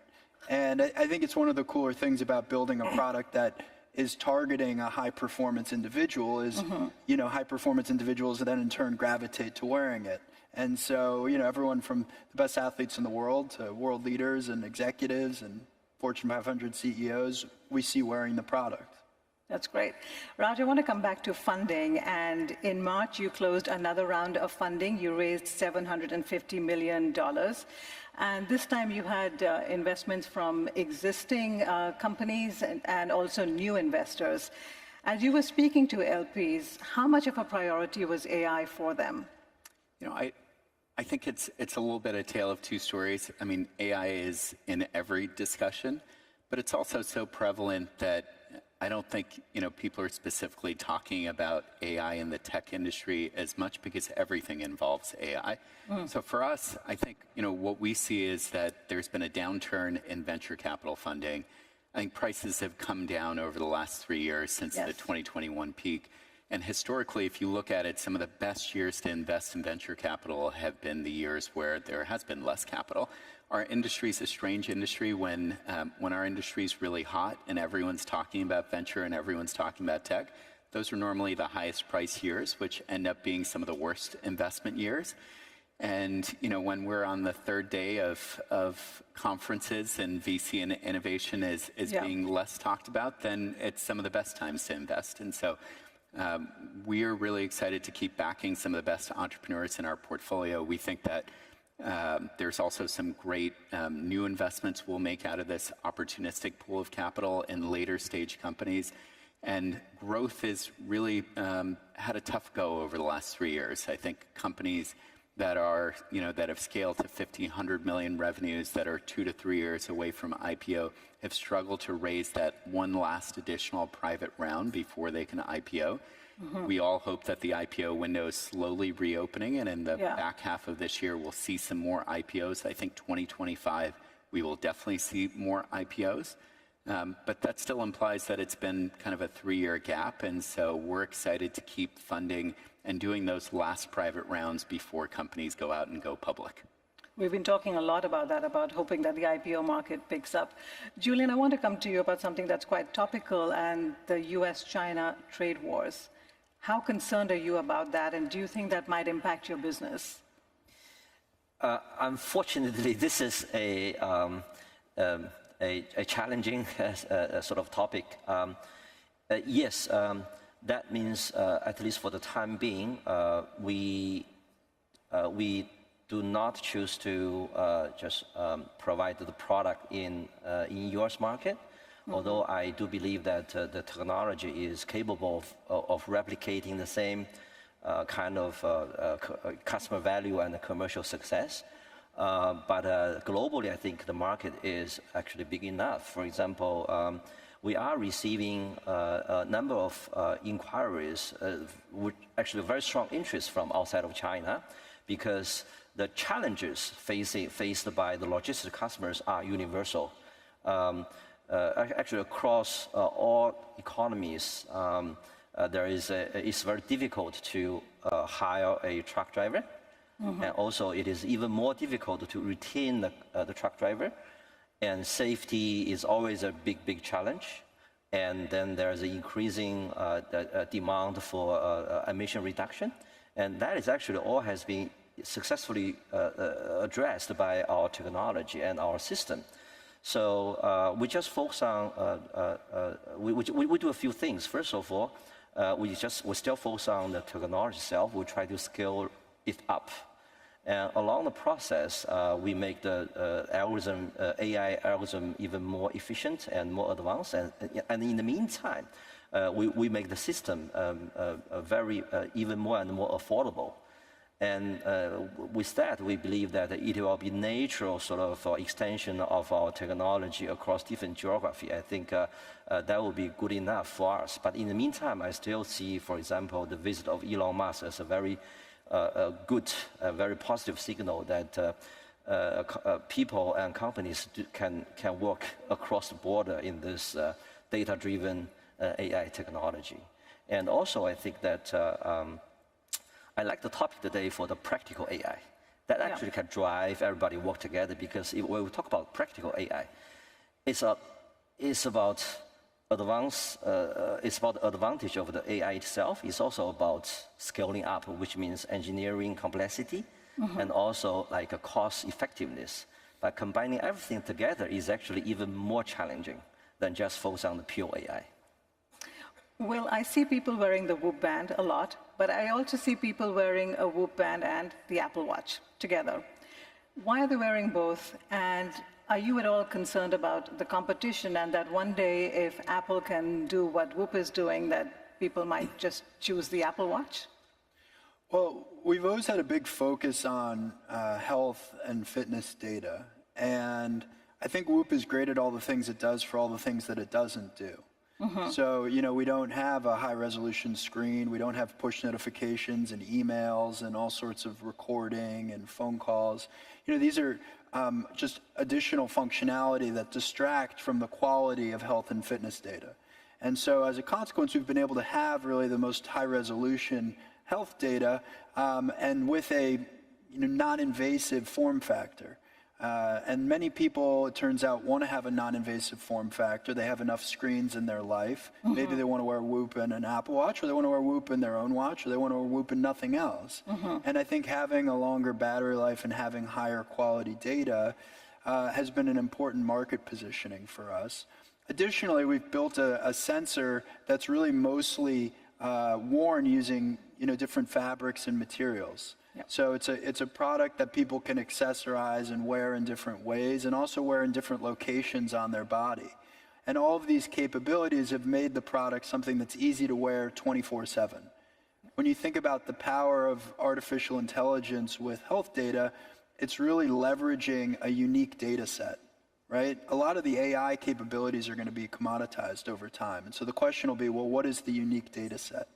We believe having really accurate 24/7 health data is a very differentiated health set. I think we have time for one more quick question. And Raj, I'm going to come to you because I know that climate tech is a big priority for you. B Capital has just hired 2 executives really to focus solely on climate. But when I read that, I was also sort of struggling to understand that you have this commitment to climate tech, but you're also investing heavily in AI, which is so resource hungry. So how do you square both those? It's a great question. I mean, our partners at BCG have been looking at the impact that AI can have in climate tech itself, and saying that it can help reduce emissions by 5 to 10%. But on the flip side, AI and data centers are just huge consumers of energy. We're looking at investing in marketplaces around using renewable energy to fund a lot of data centers and AI power consumption. And I think you'll see that shift. What you're already seeing is that the big tech companies are making commitments to using renewable energies more and more, and they're going to become some of the biggest buyers of energy over the coming years. And I think you're going to see places like the GCC become really important for AI, both in terms of funding AI, but also in terms of the energy needs of AI. Right on time. I'm sorry we're out of time. I know we could have gone on much longer, but Will, Raj, Julian, thank you so much for being with us today. Thank you very much. Thank you.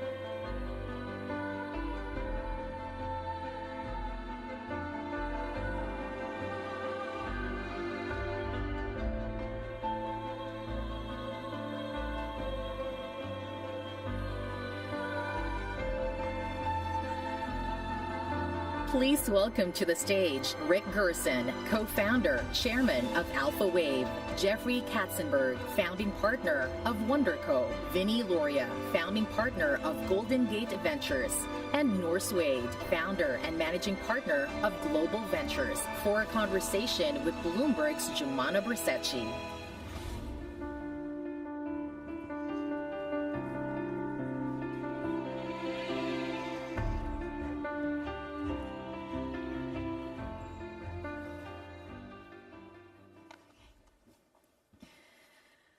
Well, good morning. Very excited to be having this next conversation.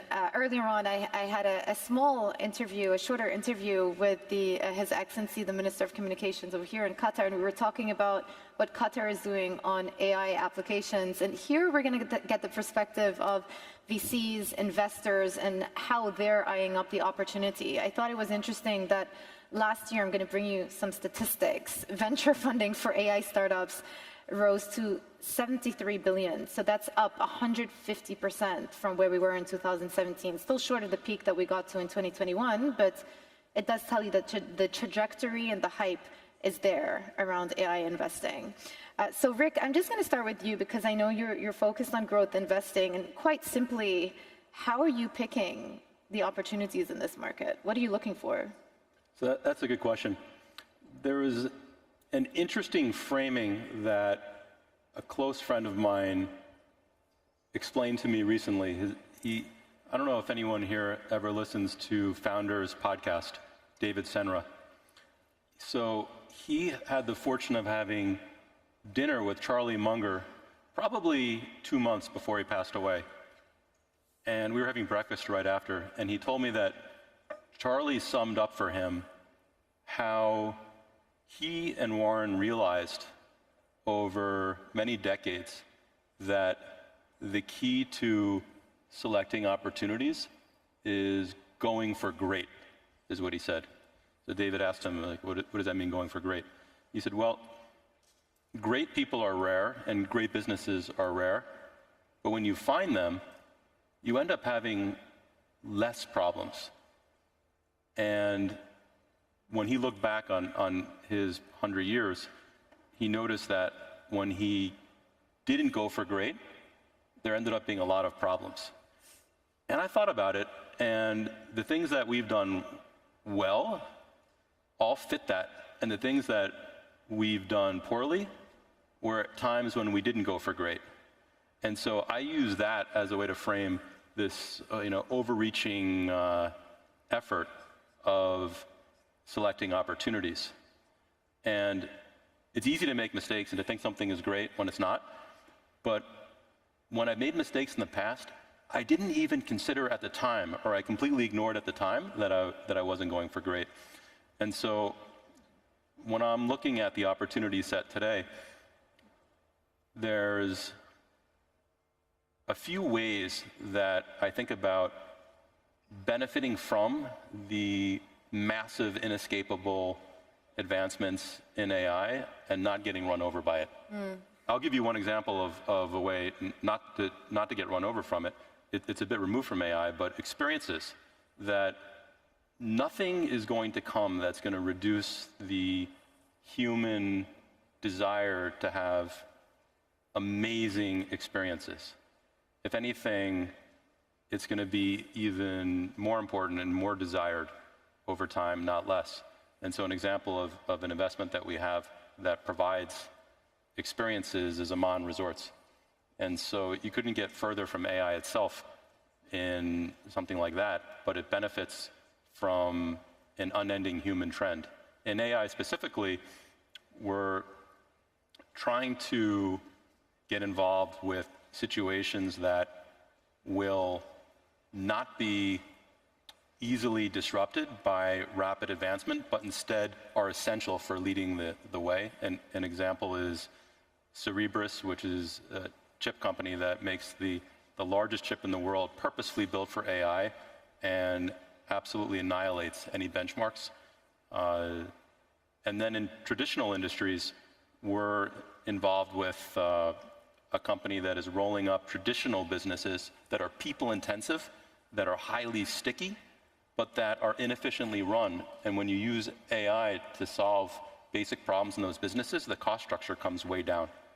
So those are a few examples of how we look at it. Yeah, Jeff, let me put the question to you. You were involved in early stage investing, incubation. To what extent do you think that helps you in this environment of many startups coming to the fore with AI potential applications, potential use cases? Do you feel like you have an advantage because you're starting with them from very early on? Well, I don't think there's a right or a wrong. These are, just, I think different expertise that you develop. I think what's particularly exciting for the WonderCo team is finding those great entrepreneurs with great ideas early enough to really be able to bring value to them. I know everybody talks about that. Starting a company 0 to 1, I like to think is impossible, and 1 to 10 is improbable. And so getting on the journey, with young entrepreneurs and companies that have already achieved that 0 to 1, and where we can really help accelerate the 1 to 10, which is, by the way, the longest path. It takes 10 years to create a great company. That does not happen overnight. Yeah. But we are seeing, particularly in these last 3 to 5 months, a very, very compelling new crop of really interesting ideas. They're very much, they are AI focused. They are AI for enterprise primarily. So, last year I think was a transitional year. Certainly when you look at the sort of larger, the big players that are trying to sort of, battle the platforms, if you will. That's not a game that we're in, and certainly watching, 5 companies put $100 billion bets down is an amazing thing to, to see and to watch and to, handicap. But it's an exciting time, and we're, as I say, there's a lot of fear, consternation, enthusiasm, but lots of question marks about what the advent of artificial intelligence means. I'm going to ask you just to wear your media hat for a second and give us a view of, how you think AI ultimately is going to affect us on a day-to-day basis. Well, I really think there are 2 very distinct lanes, and I'm not sure people have really distinguished at least the way I think about them. There are AI tools that are available today. I would call them first or second generation tools that are very clear productivity tools applicable to the existing ecosystem of storytelling, whether it is movies or television. And I think they are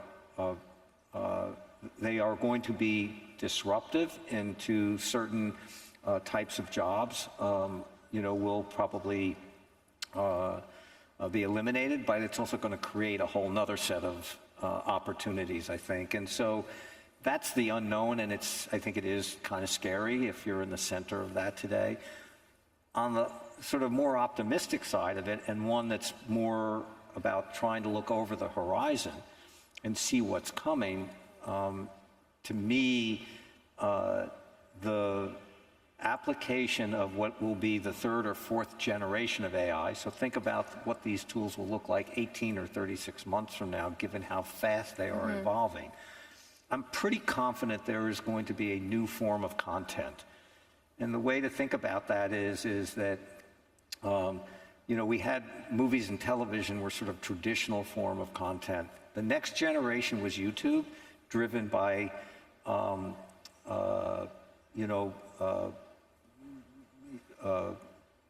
created by user-generated content, and that really is what fueled YouTube. And we then saw how user-generated content fueled the next generation, which was TikTok. And I'm pretty confident there is a next generation coming that is unique and different from the content that we have today, which is when that third or fourth generation of generative AI gets into UGC, user-generated. And I just think it's going to be explosive, and I think we're going to see content that is different from what we see today, and there will be an ecosystem built around it, and it will be borderless and democratized and global, and here we go. Exciting.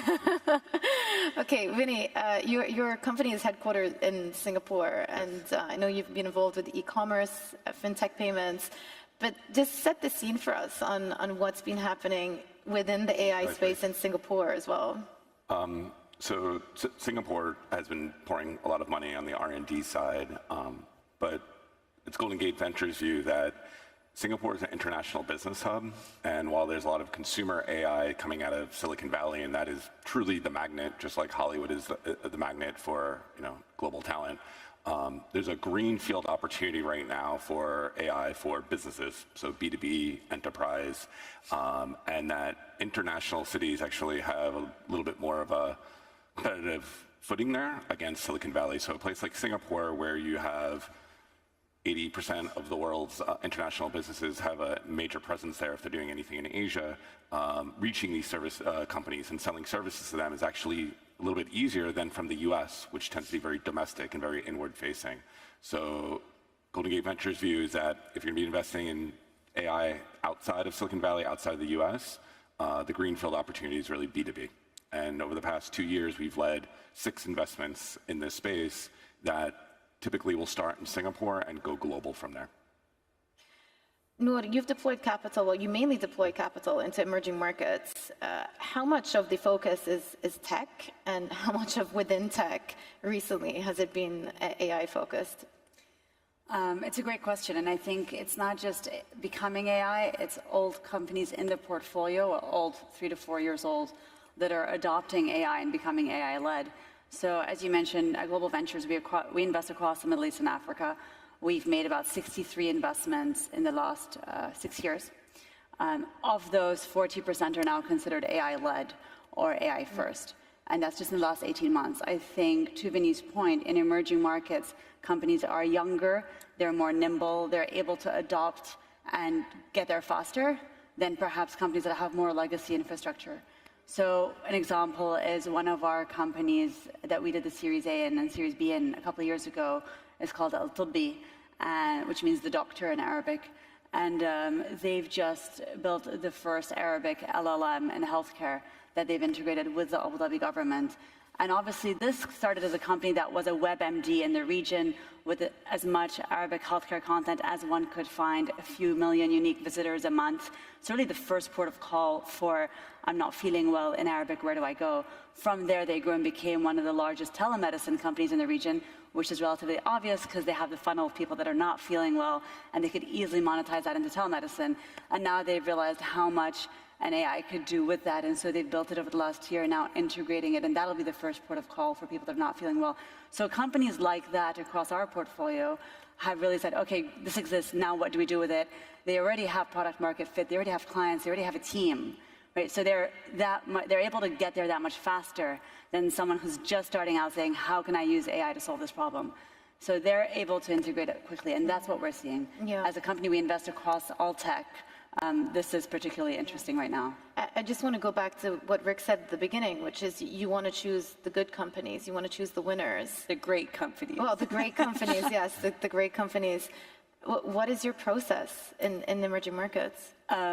So I think where we take a look at investing is that intersection of cutting-edge technology, so what is the world's best technology right now, to solve a problem that affects hundreds of millions of people. So you go to our website, it says we invest in mission-driven founders. Well, yes, they're mission-driven because this part of the world and our investment remit is 1.9 billion people, half are under the age of 30. And yet you take a look at what financial infrastructure existed. Very little. We were 85% unbanked 6 years ago. Now we're about 50% unbanked. Nobody built banks. So the question was, what technology can solve this problem? Healthcare is the same. We have 1 doctor per 1,000 people in MENA, 0.2 doctors per 1,000 people in Sub-Sahara. For context, Europe and the US have 4.5 per 1,000 people. No one's going to build hospitals to bridge that gap. We simply can't. We'll never have enough surgeons. So what tech can be used? And we invest in companies like Proximity, which does virtual surgeries. Now they've done 80,000 surgeries in the US, but built out of here, built out of Beirut originally, because of the problem of not enough surgeons getting to enough places as fast as you can. So taking that, what can technology provide, the best in the world technology, to solve problems that affect hundreds of millions of lives, massive TAM, real world TAM, not incremental solutions, but exponential solutions, and we get behind those. Yeah, so it's, you have a problem looking for a solution, not a solution to a solution looking for a problem. Exactly. Rick, you're involved in private equity, private credit rather, and public markets. So it's an interesting composition of the portfolio. How do you set about identifying opportunities in this specific market? Because you can go down any one of those channels. Yeah, so the way we operate is those 3 units, private equity, private credit, and public markets, are completely separate. So we have separate teams, separate focus, and so they each do different things. In the private equity business, our main focus is on growth equity of the kind of stuff that we're talking about today. In private credit, we loan money mostly to traditional businesses on a senior basis. And public markets, the idea is to try to have an uncorrelated return stream. So all 3 are a bit separate, but our work in the space that we're discussing in AI and AI-related things is inside of our private equity unit and our growth fund. And how closely are you looking at opportunities in this part of the world right now? We're looking. That's it. Yeah, I mean, having conversations. In terms of the Middle East, yeah, so it's a region that has, depending on how you define it, something like 500 million people, and there's significant opportunity because there has not been a lot of dominance established yet, and so it leaves kind of a wide open field. And then if you go the other direction in like a 3 or 4 hour flight, you end up in India, where we have a significant amount of exposure and do a significant amount of work. And there's some major trends playing there, which is really part of this region. I mean, it's closer to India from here than to half of the Middle East in terms of just flight time. And there's massive opportunity in India that we see. Jeffrey, earlier on when I was speaking to His Excellency, the Qatari Minister of Communications, you were talking about the rise of data centers around this part of the world, which is also part of the whole AI ecosystem. How do you view the opportunity in the sense that it's not just, we're not just talking about the applications of AI, but everything that goes along with it, the ecosystem that will go along with it, be it data centers, be it chips, be it human capital? Not our lane. So I really, other than I think like everybody else, following what would seem to be great opportunities for data centers here in this part, but they've already have them. They've been building them. They have them here in Doha and Abu Dhabi, and you know, building them in other parts of the region. Obviously, the energy supply that is here, you know, is a competitive advantage. But just the fact that there are 500 million people here, Yeah. you know, so all the big players are either here or on their way. So, you know, Microsoft and Google and Meta, and they're all well invested and continuing and see this as a place of opportunity. You know, we hear that from the leaders and CEOs of those companies. I would say in the region too, there has emerged one company out of Abu Dhabi that has done amazing work in AI, and it's Group 42. Yeah. And they recently signed a deal with Microsoft, Yeah. which was quite groundbreaking. Microsoft invested $1.5 billion in Group 42, and they're collaborating in the region and beyond. And I think it's the first large-scale demonstration of AI success in the region as global best-in-class. Yeah. But they've been doing it for a very long time. It's a perfect example. They're not new to this. G42 has been, you know, well over a decade of heavily invested around all aspects of AI, including infrastructure. Yeah, and to echo the conversation that I had with His Excellency the Minister earlier, they had their AI vision put in place from 2019, so it's all around the region. You're seeing these types of initiatives pop up. Vinny, I know that there has been a collaboration deal put together between Singapore and Saudi Arabia. Yep. How does that present opportunities to a firm like yours? Yeah. So the Singapore GCC corridor has been historically pretty strong and has gotten stronger over the past few years. Singapore, Saudi Arabia, Singapore, Qatar.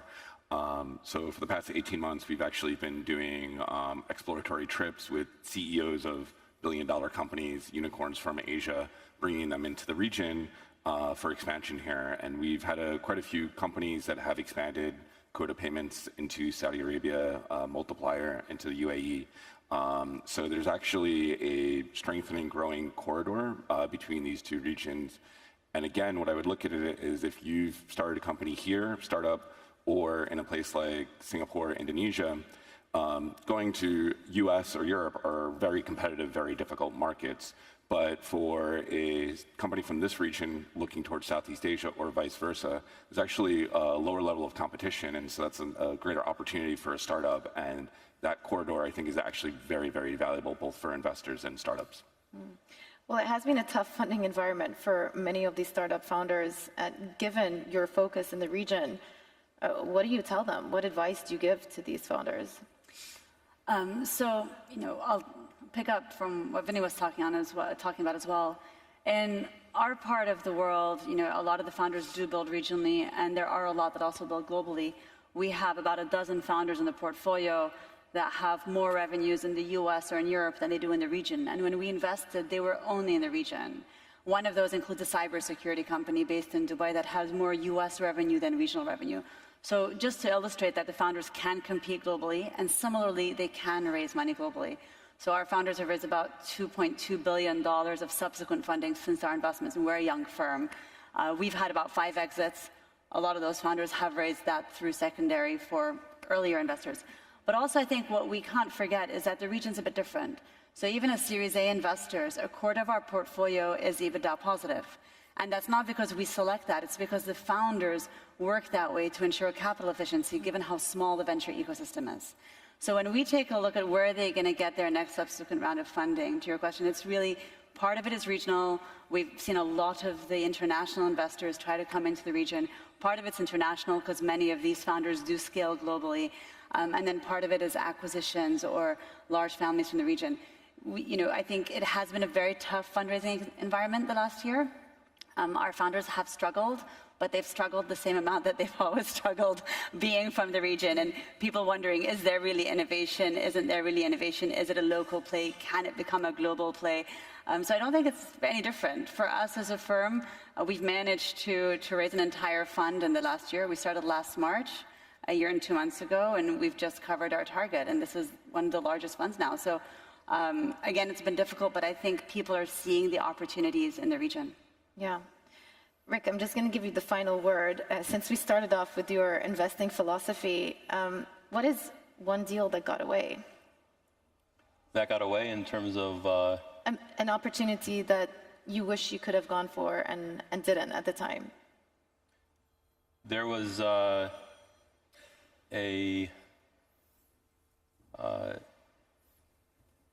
remember we had this goes way back, but we had the term sheet to lead basically the seed or Series A round in Didi about 20 years ago. And we would have owned like 20% of the company for very little money. And we passed on it for extraneous reasons. And then, of course, that had a wild ride in the next 20 years. But I remember for a while that one kind of irked me. But I think the key to what all of us do is to try not to look back and live in the past with regret. It's one of the strongest human tendencies and emotions is to look back with regret. And it is somewhat counterproductive when you're focused on what you could have done, except, of course, to recognize, the root of the error or the reason for the mistake. But there have been plenty of missed opportunities, and also opportunities that we did that we shouldn't have over the last decade. And so the idea is as Ryan Holiday titled his book, "The Obstacle is the Way." Yeah. And you have to make sure the winners win big, ultimately. Exactly. Be small and win big. Yeah, that's a good place to leave it. Thank you so much. Thank you. Thank you. Thank you.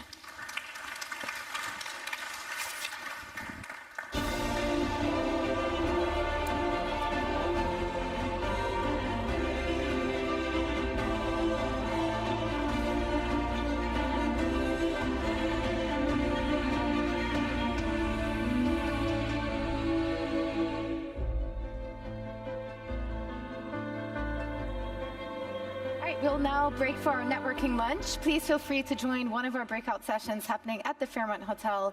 I look forward to welcome you back here at 1:30 p.m.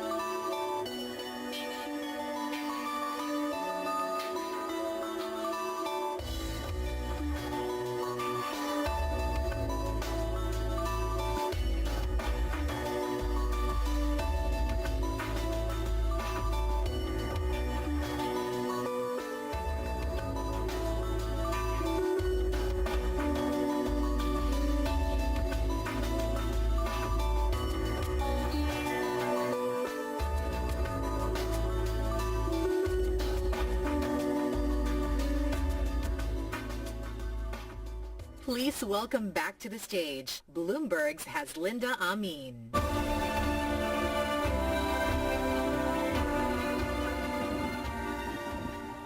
Hello there. Welcome back, ladies and gentlemen. Tech innovations are reshaping the future of business, finance, agriculture, and beyond. Over the next few sessions, we will hear from industry leaders on the groundbreaking discoveries that are transforming the world.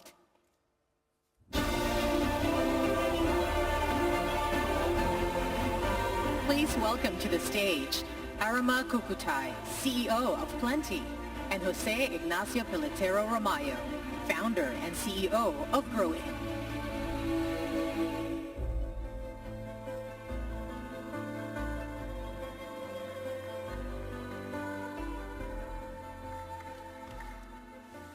Well, we're talking agriculture, and it is complicated.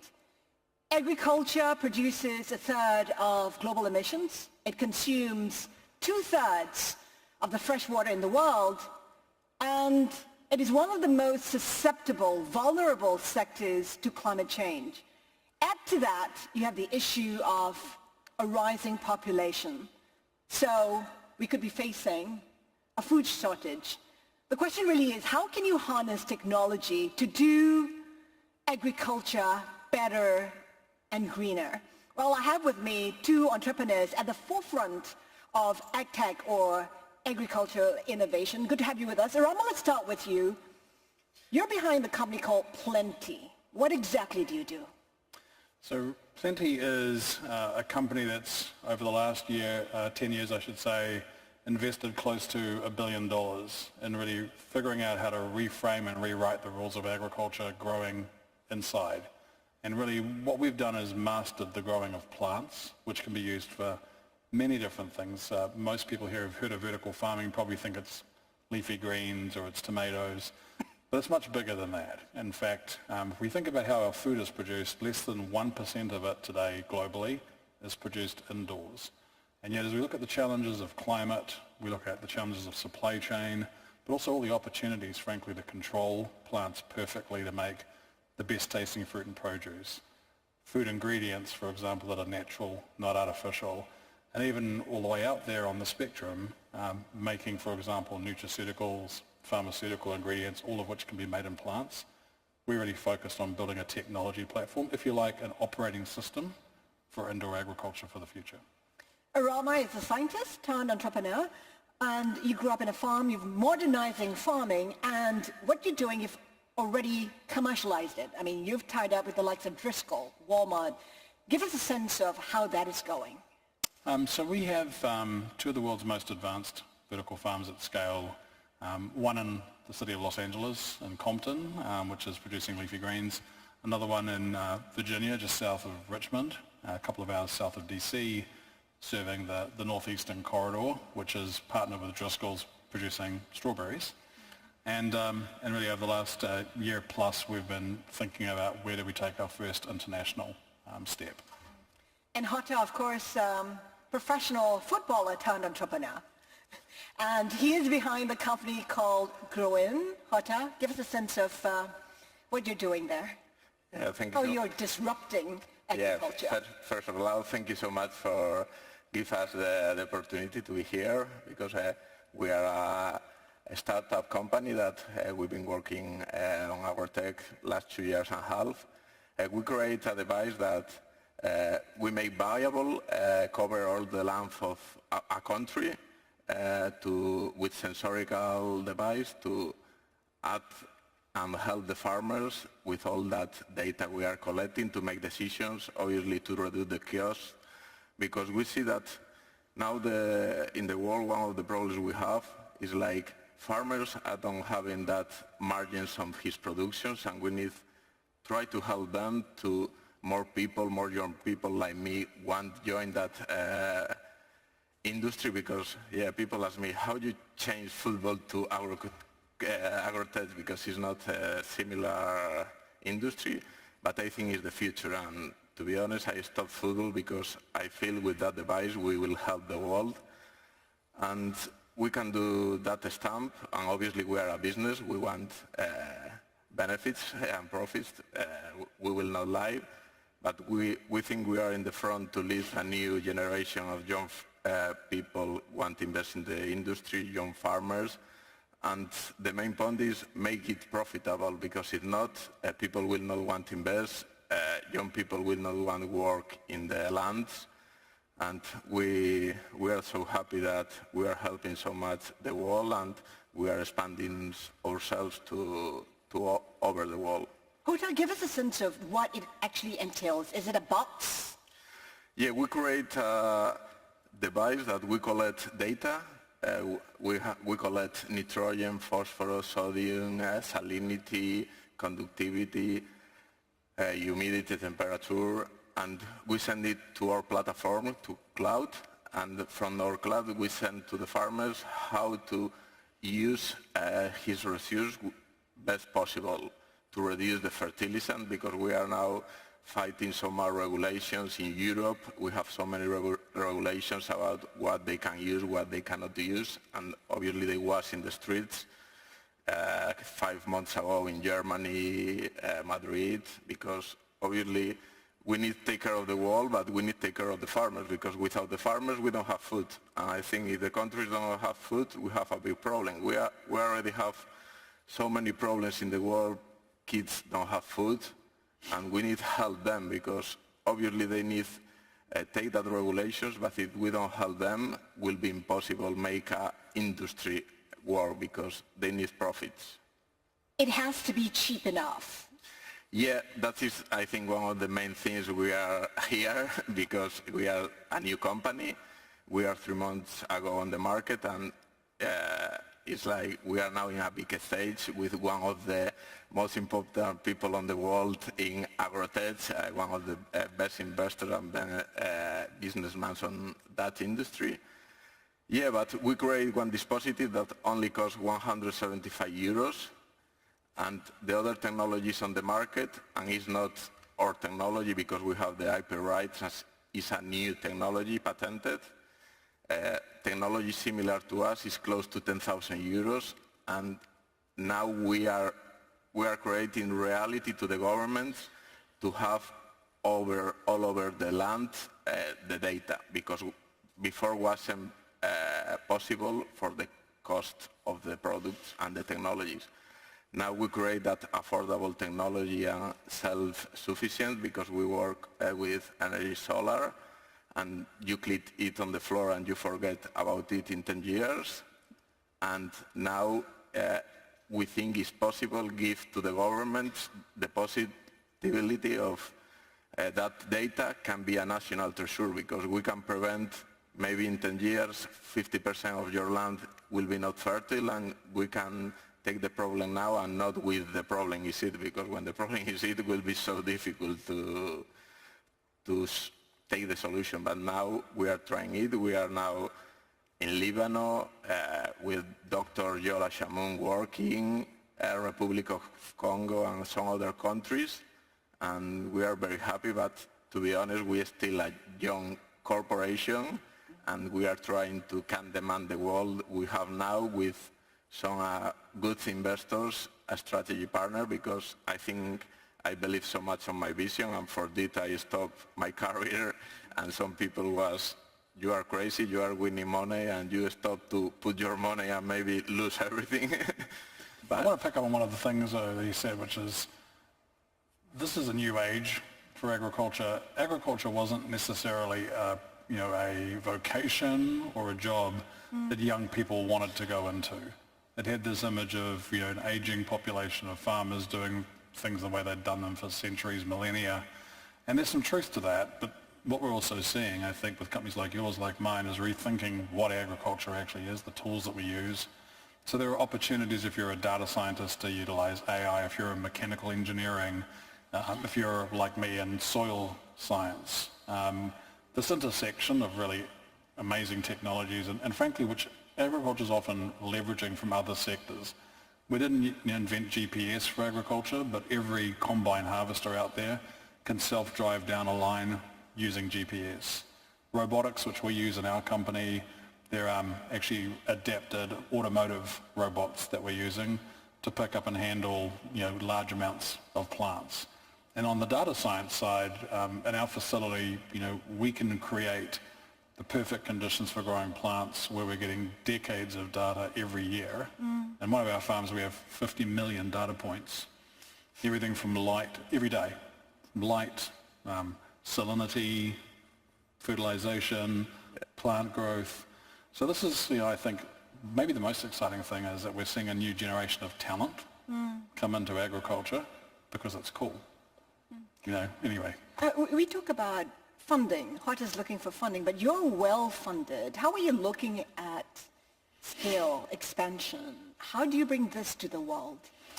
Yeah, I think, we're a technology company. We say you're a vertical farming company, yes, but fundamentally we've built a completely new set of integrated technologies, which has taken a lot of capital because we're doing fundamental R&D, at least for the first 5-6 years of the company's life.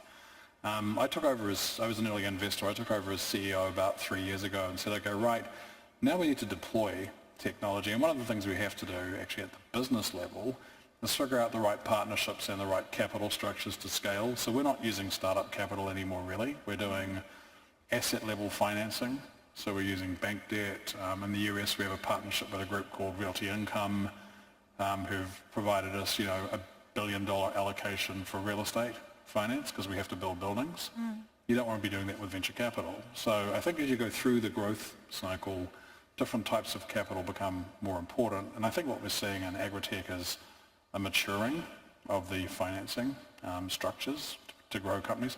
Let's remember, agriculture is a fundamental infrastructure business, just like energy. The GDP flow out of ag and food last year was about 15 trillion in GDP. So when we think about building long-term infrastructure, we're talking in decades, really. So we started with an R&D proposition. Can we invent a new way of farming? We've done that part. We continue to invest in R&D for improvement.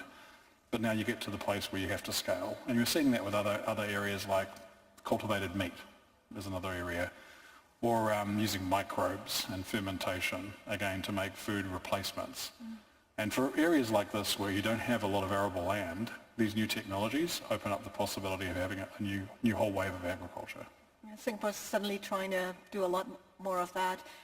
How are you looking at scale, and what do you need for that? Yeah, we are now facing one of the problems of grow too quick, and we need to take a seat to think how we will move on, because obviously with my past like football player, everything I do is a little bit more branding and easy to put in the wall. And when you create something that is new and so many people think could be the future, we are now talking with more than 10 governments. They are requesting us to add the technology in all the country, but to be honest, this is our best, it's a good problem, but it's our biggest problem right now, that we have the technology, we can send the technology everywhere, but we need to take care of the technology and the quality. And now, without that VC capital or investment we need, without lost the control of the company, because I put so many hours and I think the vision of the company is so clear and I know where I want to go, and I am not in a hurry, but obviously we can lose the opportunity of that demand, because technology tomorrow can be another technology better than us, and this is from everything to anything is so easy in technology, and this is our biggest deal now to sort out, because I think in the next couple months, if we find that capital, we will be around 10 or 15 countries covering all the land, that this is so many devices. But now it is the biggest problem for us. But at the other point, because VC capital, now we are in an era that too many geopolitical problems, wars, and it's not easy to invest because you don't know what will happen tomorrow. And it's so many problems in Europe. Well, that's part of the reshaping of agriculture, just within our domain. You can say this about many industries, but really at least in the West, the post-war post-World War II order was really defined by the concepts of free movement of people, capital and goods. Well, we can't really say that's the world we're in today. So, there's a greater need for technology, I think, in agriculture to provide local solutions.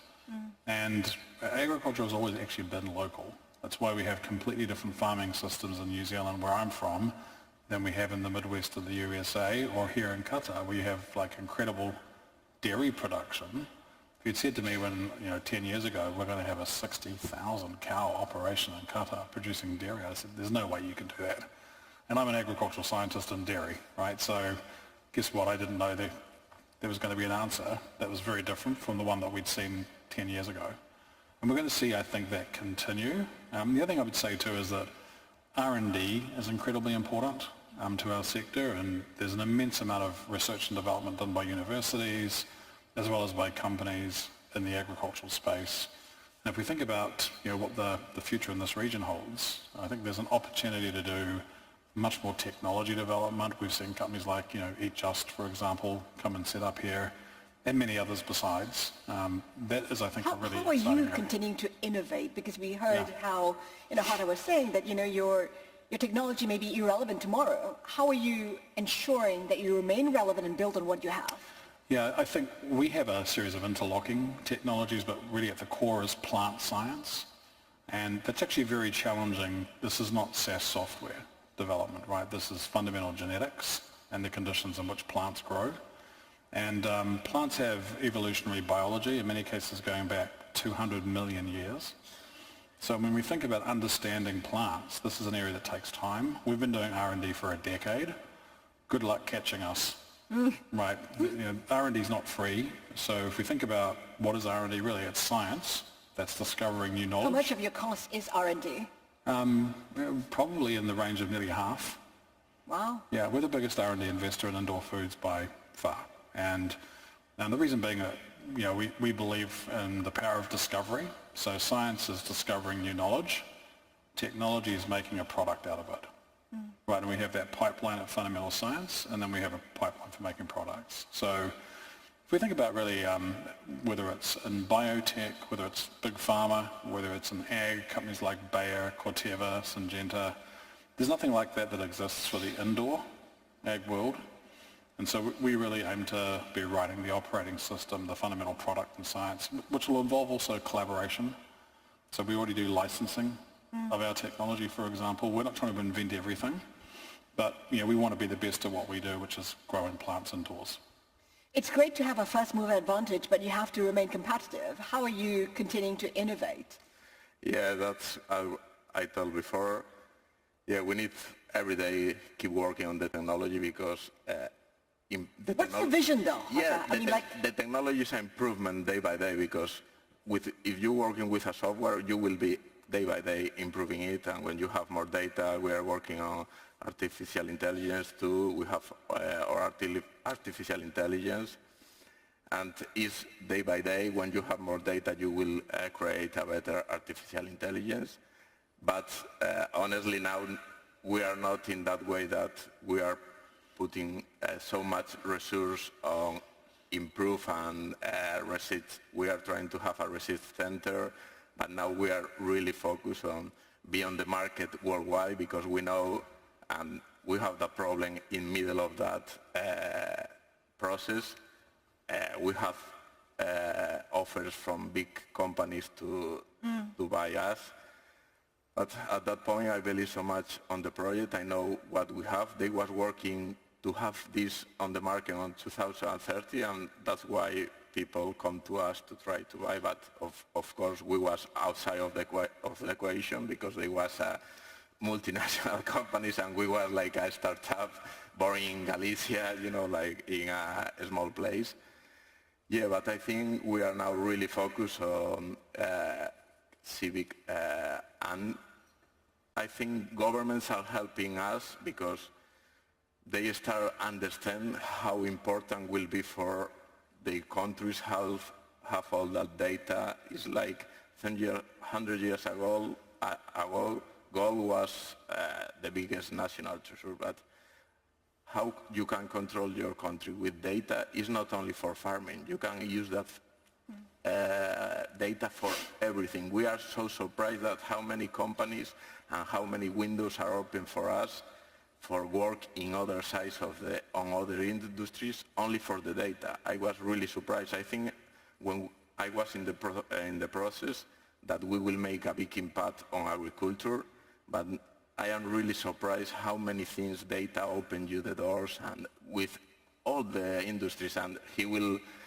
know better than me because he's a long time ago agrotech and he's one of the biggest on the world. But we are surprised. I didn't plan to say this, by the way. You need to get your respect. But something you said I think is critical is that it goes back to what we were discussing earlier. Farming is becoming digital, and it has been really over the last 20 years. But AI is opening up new tools to really understand data in ways humans can't. And we're seeing that in our environment, controlled environment, 50 million data. Our agronomists can't comb through all of that information, but in there are kernels of really high value that can actually help not just scientists in our farms, but the farmer out in the field make better decisions on what they grow every day. And one of the reasons why innovation has to keep happening is that for centuries we relied on the weather being consistent. It's not consistent anymore. We just had flooding in the UAE. Our family farm in New Zealand, which has never been flooded, got flooded by a storm. It hasn't had a flood in 120 years. It's here, and farmers have to deal with it. Quick question just to wrap up. How long do you think it'll take for us to get to where we need to get to feed the world while still saving the planet? Easy. Just the easy questions. Yeah. No. Look, I think the rate of innovation, the tools we have, are all there at our disposal. I'm convinced from a science standpoint, we can find the answers we need to feed the planet. I think what we face are some big challenges with mobilizing the capital at a rate where the innovation curve and the financing curves meet. So it's not enough to have. I've probably made it sound like Plenty's a technology company. We don't care about economics. Of course we do. We both have to run businesses that can be profitable, but it takes time to make breakthrough technologies. So you have to make choices all the way through that to make sure that, in 2050, when we've got 10 billion people on the planet, we actually have the tools available to feed the planet. And it's, I'm an indoor farmer these days, not an outdoor one, but we both need to bring those solutions to the farming community outside and to bring new assets to bear indoors. So. Hata Arama, we're out of time. Thank you so much for your thoughts today. Been a pleasure. Lovely. Thank you so much. Thank you.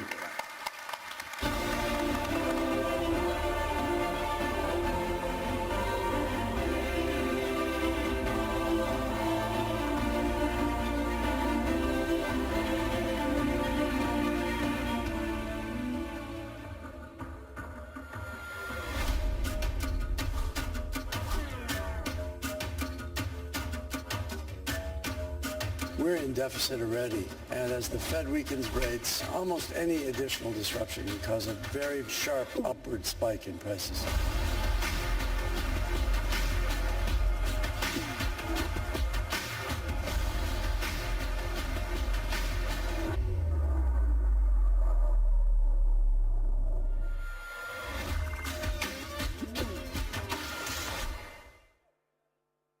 Please welcome to the stage Robert Friedland, founder and chairman of Ivanhoe Capital and founder, chairman, and CEO iPulse, for a conversation with Bloomberg's Eric Schatzker.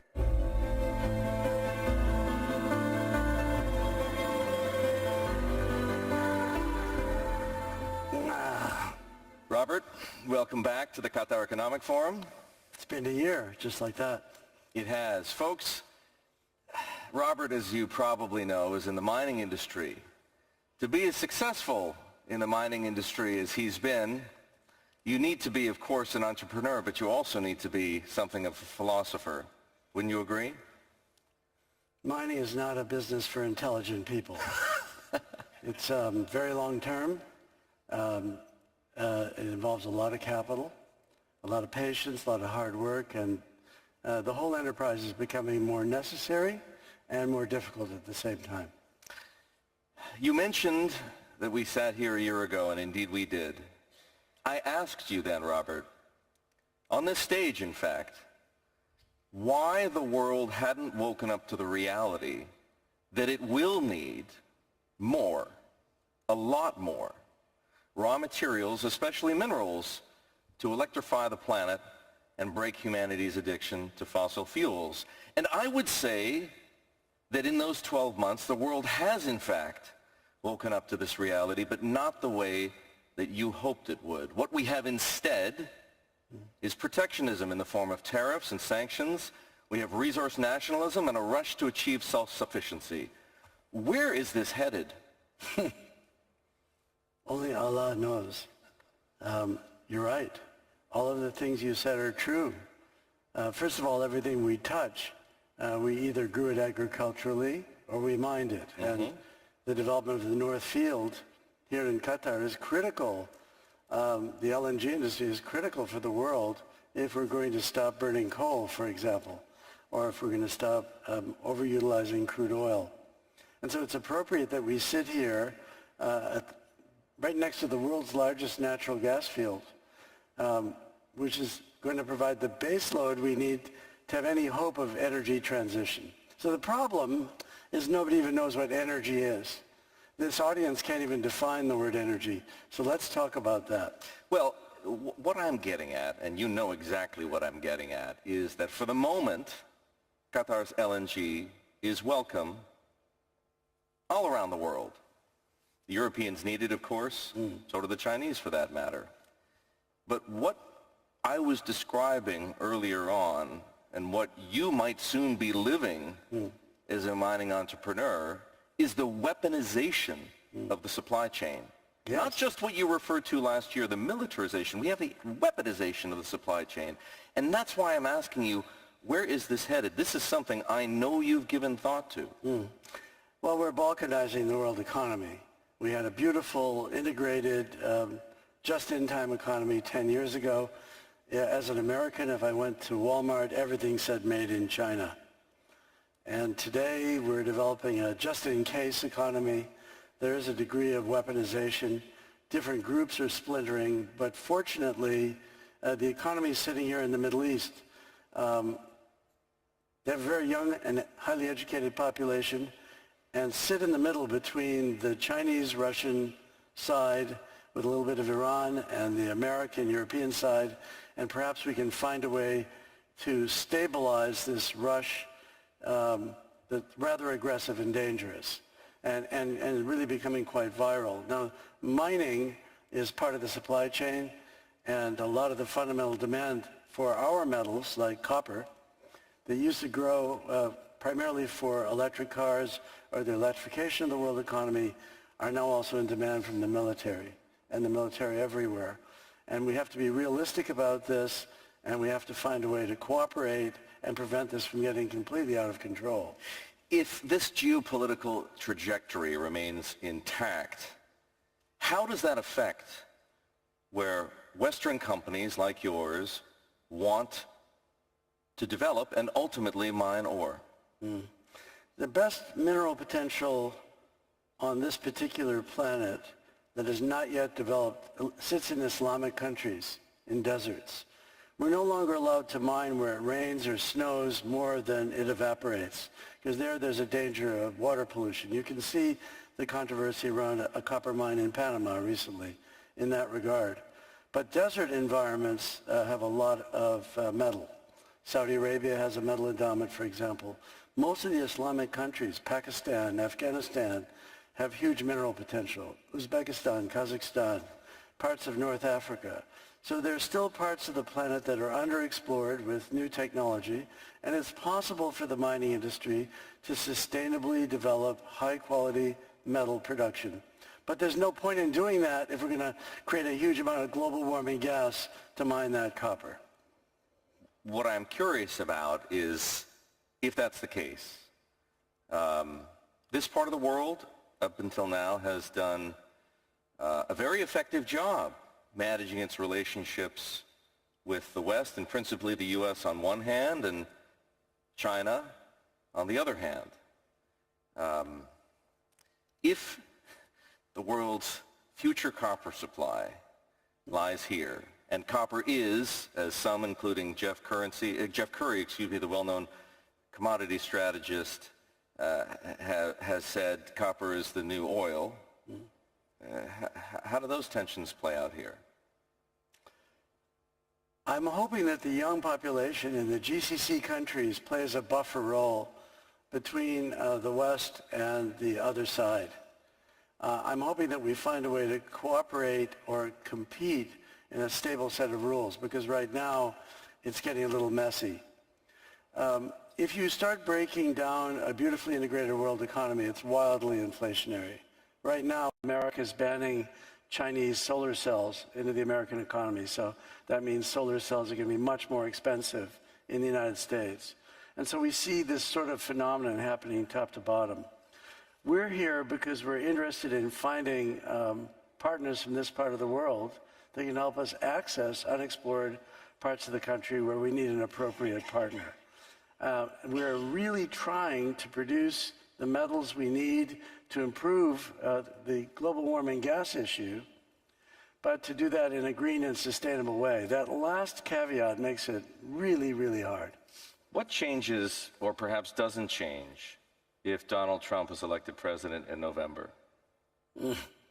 First thing he'll do is he'll probably start drilling for oil aggressively in the United States. The U.S. has a huge hydrocarbon endowment, both in natural gas and crude oil. And that would moderate energy prices and be quite a lift to the world economy.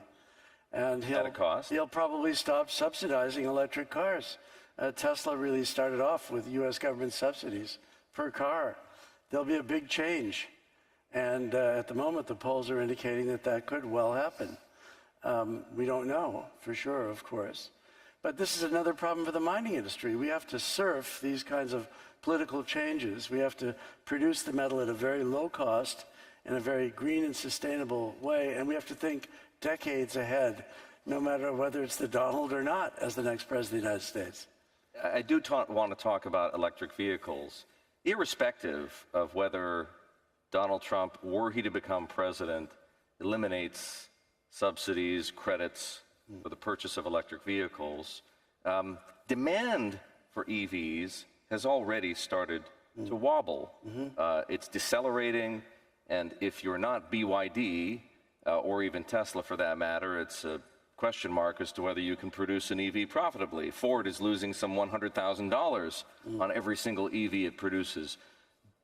Do we, which is to say you and others in this room, need to reevaluate the assumptions that have been made about EV demand and ultimately EV sales? We've been saying it's impossible for everybody to have an electric car. Literally impossible. Well, the grid can't support it, right? No, the grid can't support it, and we don't have enough, the battery technology isn't there yet. I think what we have in the United States is the early adopters have bought an electric car, sort of the techno geeks. But in China, there's a lot of adoption of electric cars, and so it varies from region to region. In the near future, there will be better and better battery technology. Gradually, that technology will improve, but this is the first correction in explosive growth. I think what we really need to look at before we build, say, 60 million electric cars in the United States is how we generate electrical energy and how we transmit it. Today, Texas has issued its 4th emergency, saying they might not get through the weekend on power supply. The grid could go down. The American electrical grid it's over 100 years old.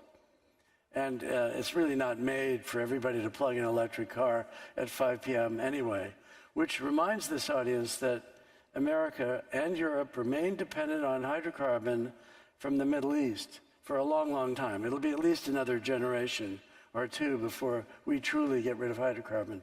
What you're seeing is the first understanding of how challenging it is to change everything all at once. I'm glad you brought up batteries because I want to ask you about technological disruption in the battery industry.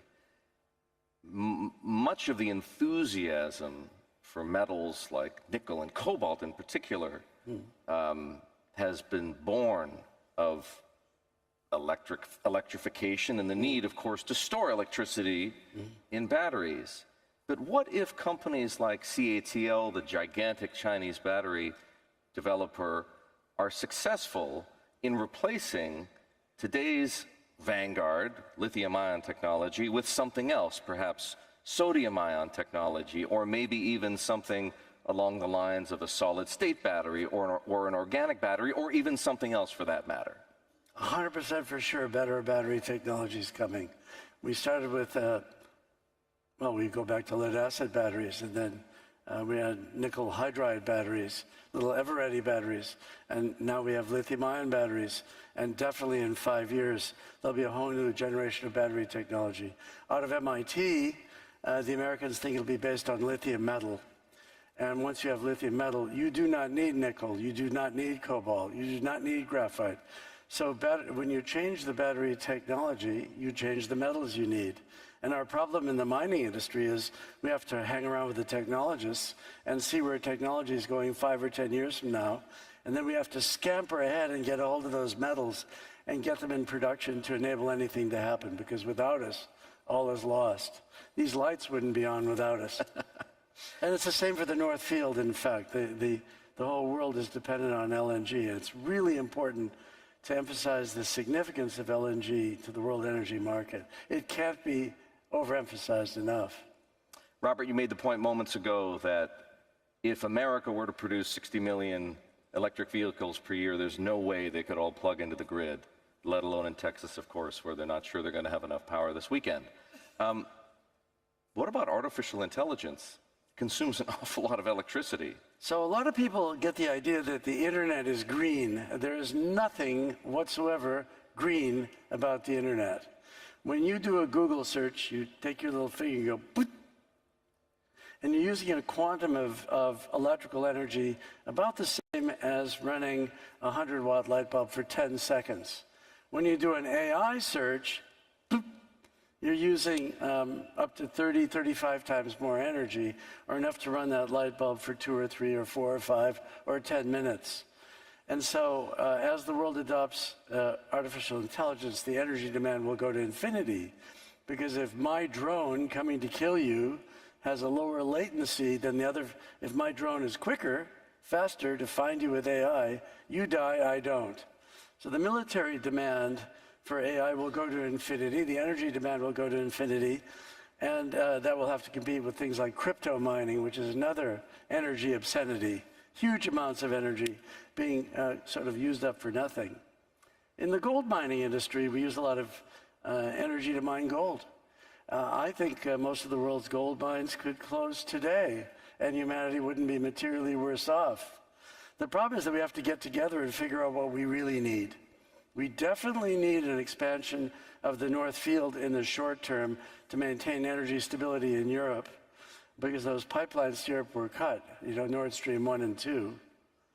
And we definitely need to find a way to mine clean metals to have any dream of an alternative. And the scale and the difficulty of the transition has to be discussed here.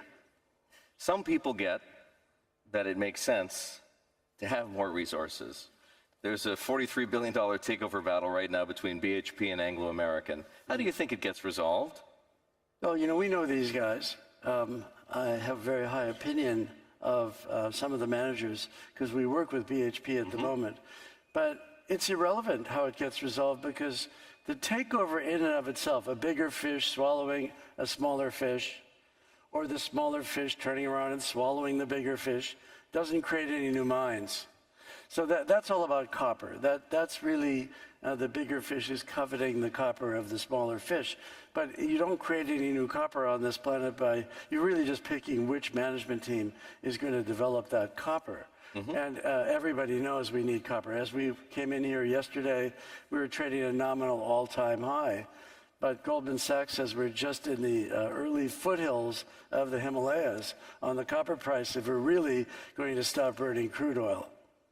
Well, the managers you're speaking of were, of course, BHP's Mike Henry on the one hand and Anglo American's Duncan Wanblad on the other hand. Do you ever worry that Mike Henry comes after you? Oh, that's already been tried, and it was reported by the FT. The fact that all the mining companies look at each other with a view towards consolidating shows you how hard it is to find a new mine. If it were easy to find a new mine, everybody would go out and get their own mine, and instead they're all coveting each other's girlfriend and trying to get her. But it's not creating any new girlfriends. So we're really 30, 40 years behind in finding new mines. Most of the money in the world went into internet and broadband and all kinds of other very exciting technologies. The mining industry has been underinvested for a generation. And it's only recently that people are waking up to the scale of the problem and the opportunity. And as a consequence of this, vast fortunes will be made and vast fortunes will be lost in people that don't understand the disruption we're facing. In war, the price of metals goes way up.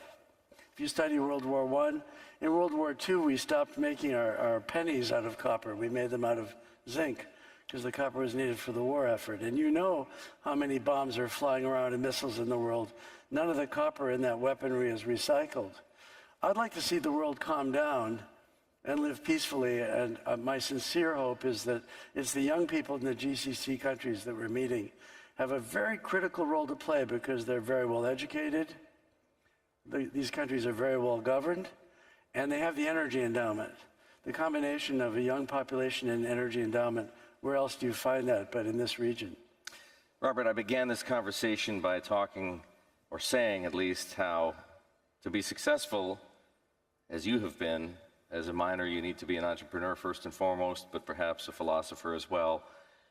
You're something else beyond those two, which is a disruptor in a way that I think many in this room might find a little surprising, given your background. Tell us about this way in which you're converting electricity, a new form, a new way, as it were, of turning electricity into power. Well, everybody may be familiar. First of all, a lot of people don't even know what electricity is. Most people think electrons move down a copper wire. If we run a poll and ask people who think that, most people raise their hand, but it's not true. An electromagnetic field moves down a copper wire. So there's been a long debate in the United States between Thomas Alva Edison on one side and Nikola Tesla and George Westinghouse on the other side, whether the world should run on direct current or alternating current. And that debate is well over 100 years old. 97% of the electricity humanity uses is alternating current. There's still uses for direct current, but alternating current took over the world. But there's a third way to use electrical energy, which has been used only for strategic weaponry and national defense, which is how electrical energy can be compressed with superconductors, supercapacitors. And you can take the quantum of energy it takes to run that light bulb for 10 minutes and squeeze it and release it in a few billionths of a second. And you get the power of a nuclear power plant for a few billionths of a second. In a pulse? In a pulse. That's called pulse power. And pulse power, we have the right to develop that on a license from the French government. And we've worked with the French government for 19 years. And this is a more efficient way to use electrical energy across a very broad range of human endeavor. So we believe we will commercialize this third way to use electrical energy, which is inherently much more efficient than the way we've used electrical energy in the past. So I know there's much more to come on this, but why does it matter? Well, you know, if you can, the basic industrial processes, making coal, making steel, the way we make automobiles they use incredible amounts of energy. And a lot of the grid is burning hydrocarbon. If you go to the United States, 60% of the energy in our grid is non-renewables. It's coal or natural gas. If you can start having more efficient ways to make things with less power, you can shut off those dirty power plants and just stick with the cleaner ones. So it's very disruptive to have a new way to use electrical energy because we can just measure human progress and how much electrical energy we consume per person. So we're very excited to be at the bleeding edge of this. We've invested about $1 billion privately over a 20-year period. We've gotten support from the French government. And soon we're going to reveal this technology to the world. It has a lot of applications. And that's one of the exciting things we're talking about to our friends here in Qatar in this region. Well, I know that you have I happen to know that you're putting a lot of your own personal time and attention into this technology and that news is forthcoming. Share with us what you can. Well, you know, we've been a private company for over 20 years, so we're thinking about becoming a public company in the next few years. So we're retaining American bankers. We're a quintessentially American company. And we have a number of strategic investors that are joining us to develop this new way to use electrical energy. And it's very useful in the hydrocarbon industry. It's very useful in the agricultural industry. It's very useful to find water. There's a shortage of water in this part of the world. It's very useful to crush and grind rock with less energy, and very useful to make things out of metal, all with less energy. So before we leave just our footprints in the sand, we'd like to be part of the solution, not part of the problem. Life is short, and when you're a grandfather like me, you start thinking about the younger generation. And I feel very strongly this part of the world, the young people in this part of the world are going to be part of the solution. I'm super happy with the younger people I'm meeting here that are half my age, that are in positions of authority in Saudi Arabia, in Qatar, and in the UAE. As they say, watch this space. Ladies and gentlemen, Robert Friedland. Thank you.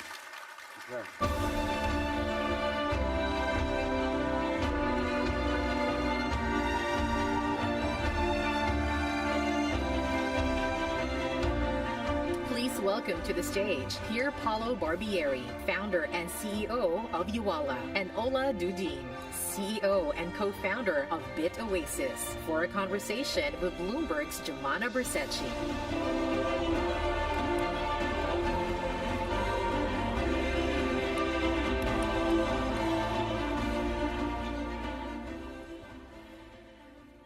So technology moves fast, as we know, but to borrow the old Meta, or Facebook it was called back then, motto, should it move fast and break things? How fast is too fast?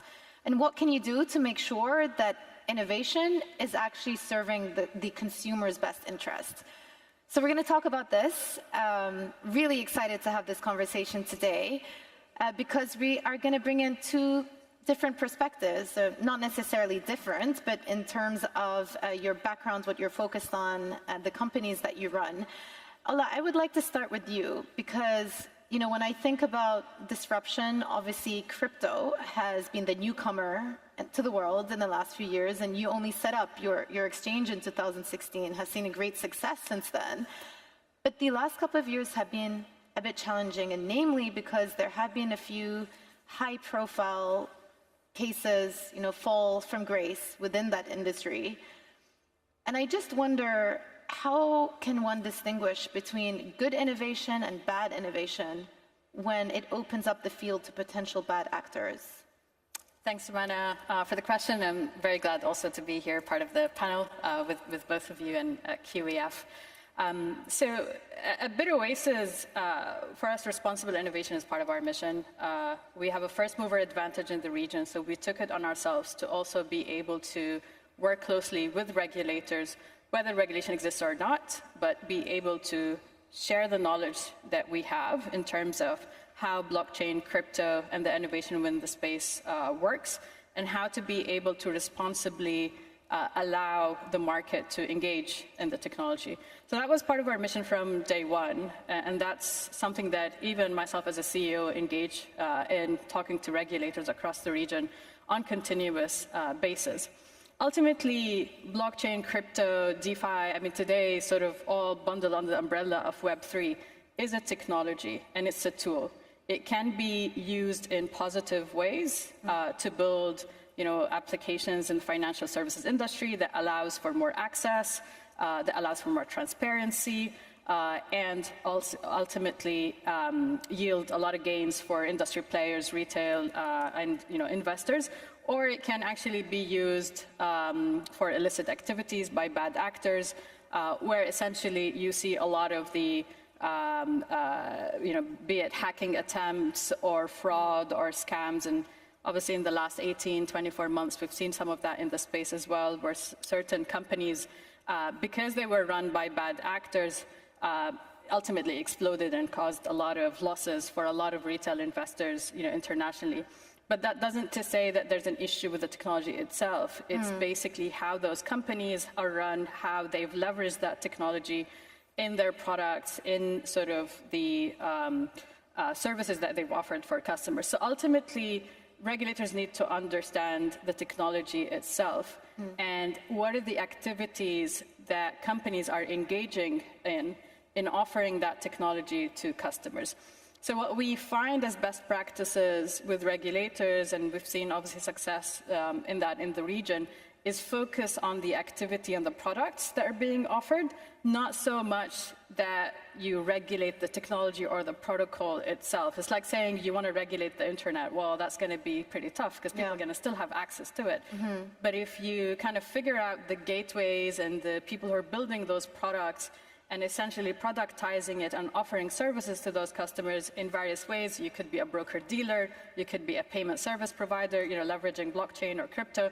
Then you start sort of looking into the activity and then figuring out guardrails around the activity to provide safe access and safe adoption. Before we move to Pier Paolo, I do want to say actually that I'm going to put out a poll for anyone who's watching, and the question that I want to ask that we will go over throughout this discussion is, what are your main concerns of financial innovation? Is it data security? Is it lack of regulation? Is it risk of fraud? Is it possibility of a bubble? So while you're responding to that, Pier Paolo, I'm going to put the question to you. Yeah. We talk about the use cases for technology, but it needs to be done in a way that is still serving people and protecting your customers. So what is the most effective way to do that, short of too much regulation, which I'm sure we'll talk about? So we operate in a regulated industry. So going back to your original premise, we believe that we move fast. We have to move fast. And we have something urgent. Our urgency is financial inclusion. We live in a world where still almost half of adults in the whole country, in the whole world don't have access to financial products. So they cannot save, they cannot protect themselves against inflation, they cannot even transact. So they live in a cash economy. In 10 years, that's not going to be the case. And we're very confident of that. So we want to move fast to provide services that are fair, accessible, and open to all those people. But at the same time, we're in a regulated industry, so we cannot break things. And so we took the view 4 years ago, we started 6 years ago, but we took the view 4 years ago that in order to win, we had to do the whole stack. And in order to do the whole stack, we had to be a regulated bank. Because the incumbents use regulatory capture to stop innovation, and we've seen that across a variety of financial services in the world. So in order to win, you have to be able to have the same license as them. And that is how we have a regulated bank in Mexico, we have a regulated bank in Argentina, and we have a regulated bank in Colombia. And so our 8 million users and growing have the confidence that they are operating within the guardrails of a regulated industry, but with the benefits of digital, which are accessibility, fairness, transparency, and real innovation. Well, we just got an answer now. What are your main concerns of financial innovation? Data security is coming up top. That's interesting. Lack of regulation. We have risk of fraud, possibility of a bubble, probably right at the bottom. That's also a big question because there's so much talk about it. But data security, I'm going to put this question to you because I think you have to be mindful of it given the amount of data that you have aggregated on your systems. That falls somewhat into the domain of regulation, but not far enough. I mean, the regulators haven't gone far enough on data security protection, have they? If you think about the banking industry, it's an industry that innovated very little in 6 or 7 centuries. Banks in the 15th century used to do loans on paper, and in the 20th century they were doing loans on paper in a physical place in the middle of the city. That didn't change, but technology is radically changing that. And so in order to build our Walla score, which is our own proprietary data scoring for credit, we use a lot of data points, from your debit transactions with MasterCard to your bill payment, to your cell phone top-ups, even to your other information from your transactions on the phone.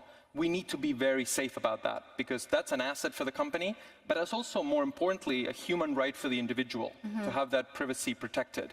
And so we believe in regulation in this space. And we want the regulator to take a very tough stance with other players in the market who are responsible with data. We don't think that that data should be open for sale. And it's up to the regulators in each of our jurisdictions to protect the individual and also to protect the companies. Because at the end of the day, that has to be shared.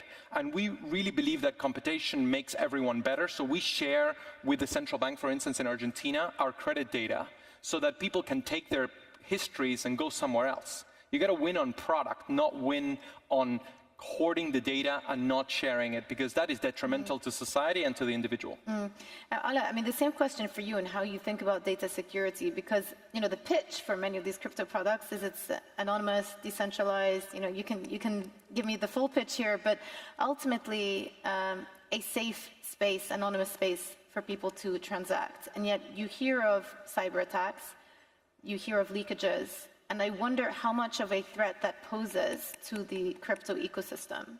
Yeah, I would say cybersecurity threats of different types is still an issue in the crypto space. I would put cybersecurity when it comes to safeguarding assets in crypto at a higher priority than data security. I mean, data security, obviously, and storing safely personal data and personal data protection laws that we're seeing maturing in the space as well. Obviously, that remains a top priority for us, but the main priority when it comes to cybersecurity threats is really safeguarding customer assets, because different to the banking industry, on the blockchain, once a transaction is issued, you can't call it back. So it's not like the SWIFT network where, you know, banks can collaborate with the sort of SWIFT network provider, central banks, etc., sort of to call back funds. In crypto, it's like cash. Once you lose the money from your wallet and someone steals it, you can't get it back unless you find that person and then sort of you negotiate with them. Obviously, that never goes well either. And never because of the because of the pseudo-anonymity of the network, it's hard to also identify who the person that compromised it. Obviously, there's analytical tools right now that are quite sophisticated on crypto that can collaborate with law enforcement agencies that ultimately can identify who the hackers are. I mean, obviously, there's sophisticated systems to, you know, do that, and some law enforcement agencies were able to successfully identify the cause of certain hacks, but that still remains an issue in crypto. And obviously for us as a regulated entity, so we're regulated under VARA in the UAE, and we also have our approvals as broker-dealer in Bahrain. The top priority for the regulators are also the safeguarding of assets, proper segregation, obviously, when it comes to custody controls. A lot of that because of the fallout of FTX and some of the sort of bigger players in the space that have majorly compromised, you know, consumer protection in that area. I would say those are the top priorities in terms of risks. But also recent surveys here in the region, particularly across professional investors, they've quoted safeguarding assets and also custody measures as a top priority or concern for them to engage in this space as well. Obviously, crypto might be different to other financial technology verticals or banking because it's still an emerging space. You know, over a decade into the technology or blockchain coming to existence, we're still experiencing, you know, as an ecosystem, hacks that shouldn't actually happen with the sophistication of the regulatory, you know, rules that we're seeing. So it's an evolving space, I would say. I mean, there's also a super number of frauds and, you know, laundering cases that happen in traditional banking system as well. So it's, you know, it's a universal problem. Exactly, yeah. Here, Paolo, let me just ask you, AI, we've had an AI-themed day today, but you mentioned the amount of data that you collect.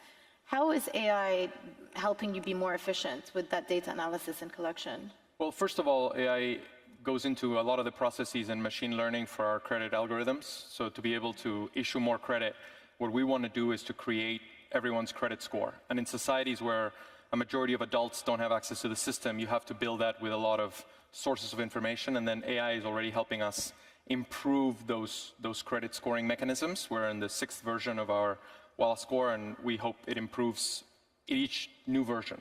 And I think that's really important for emerging markets, because in many of these economies that are so cash-based, there is no real access to credit. And so that's a very good use. Then we obviously use it for customer service. We think it's going to be a revolution in customer service, because you're going to be able to access conversational agents anytime, any place, with very specific questions answered really quickly.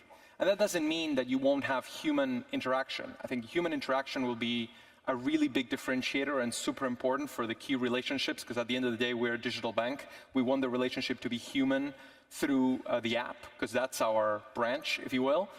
But it frees the humans to do the more complicated, more important relationship building, and not to answer questions like, where was my last transaction? That's not value add. So AI will help us there. And then finally, it's also helping in the productivity of developers. And we talked about this a lot in the last few years. But over the last 18 months, it's become very clear that it differentiates the good developers from the better developers, making everyone, call it 20 to 40% more productive. And so the value of a great developer vis-a-vis a regular developer is much widened. Ola, I think it was pretty clear when you talked about the regulatory environment that, and there are increasing amount of regulatory frameworks in the region. I know Qatar also, they're working on it too, for digital assets. I mean, so to what extent do you think that has brought in new entrants into the market, especially in the context of this crypto winter that we experienced over the course of last year? Yeah, I think in the last year, we've seen more of that momentum picking up. Mostly, I would say, in the UAE with the introduction of the Virtual Asset Regulatory Authority in Dubai. I mean, in the region already had two mature regulators issuing crypto frameworks. So you had Abu Dhabi Global Markets, ADGM, Abu Dhabi, and then you had Bahrain as Central Bank of Bahrain. And those frameworks have attracted a number of regional players, such as us, and then some other international players. But I think what kicked off that momentum at high speed was definitely the Virtual Asset Regulatory Authority in Dubai. I think what we've seen with those frameworks is they're definitely focused on responsible innovation, but also to some extent leading towards experimentation in certain areas where there was sort of more focus on Web3 applications, NFT applications, and to some extent more catered towards retail products versus institutional products. I think there's a bit more focus on institutional products in ADGM. So I think that sort of fresh outlook to regulation ultimately encouraged more international players to come into the region, while seeing obviously some other jurisdictions taking a much more conservative approach, if not a crackdown approach to regulation. I mean, there were cases in the US where you've seen regulation through enforcement, which is really bad news for, good players even, where there were cases, some players in the US had to essentially deal with SEC and pay towards certain fines without clarity of regulation. So I think that sort of play of providing clarity of regulation has yielded benefits to those jurisdictions. I think in Qatar we're seeing similar focus on tokenization as well, tokenization of real-world assets. But I think it's very difficult to pick and choose in crypto, given the global nature of the protocol itself. It's hard to sort of single out crypto and just want to sort of focus on one vertical because it is part and parcel of the full ecosystem. Yeah, I'm not going to ask you where the price of Bitcoin is going, but because that's a typical question, and that's not why you're here. But there is, there have been a few developments in the crypto space with the launch of ETFs, and I do wonder how that has altered the outlook for the year for cryptocurrencies, the direction of cryptocurrencies. Yeah, I think that was definitely a positive move and signal for the industry, given what the industry has experienced as setbacks after 2021. So I think getting that confidence vote, from regulators in the sense that they've approved a Bitcoin ETF in the US, had a spillover effect on the industry internationally. There's a direct impact on the price. I think we've seen some of that. I think now there's an expectation that more capital is going to go into the space. And ultimately, with more capital, there's the price prediction obviously changes, and there's more sort of, I would say, positive or bullish view of the asset itself. And then ultimately, it's a confidence vote for other investors that might either want to go directly into the asset or indirectly through a Bitcoin ETF. I think in the region, though, even a recent survey said that close to 70% of professional investors, it was done across the GCC with focus on the UAE, but 70% of professional investors wanted exposure into crypto. I think that, I wouldn't say it was only because of the Bitcoin ETF. I would say primarily it was the clarity of regulation that ultimately professional investors would want. And then added to that, the Bitcoin ETF signaled even sort of more bullish sentiment towards the asset. So it all sort of, leads to the same. Pearl, I'm going to end on you and take it back to something that you said right at the beginning, which is, financial inclusion is really important for you, especially in the markets that you operate in. Argentina is one of them. And of course, you've got a new president in Argentina now. I'm curious to see how, as a business leader on the ground, things have evolved ever since Milei came in. Well, Argentina is undergoing a very big change. And I think this election showed that people wanted a regime change after almost 20 years of a very different type of economic policy. And I think that the inflation rate was so high that people got tired of it. And they chose somebody whose main message was, I'm going to defeat inflation, and I'm going to create the first fiscal surplus in almost 20 years in Argentina. I was reflecting this morning that it's pretty incredible that this year Argentina will have a lower fiscal deficit than Germany, the US, or China. I mean, that's where they're going.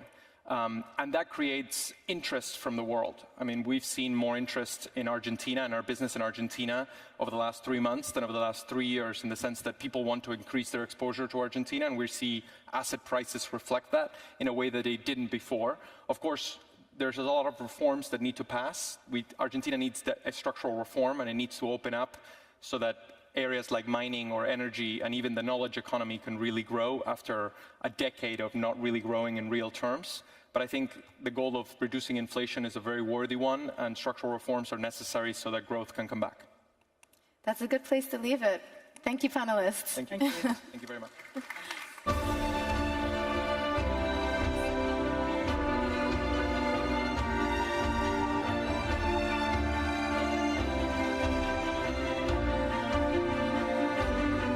Please welcome to the stage Michael J. Biersick, founder and CEO of Q Control, and Rajiv Hazra, CEO of Continuum, for a conversation with Bloomberg's Linda Amin.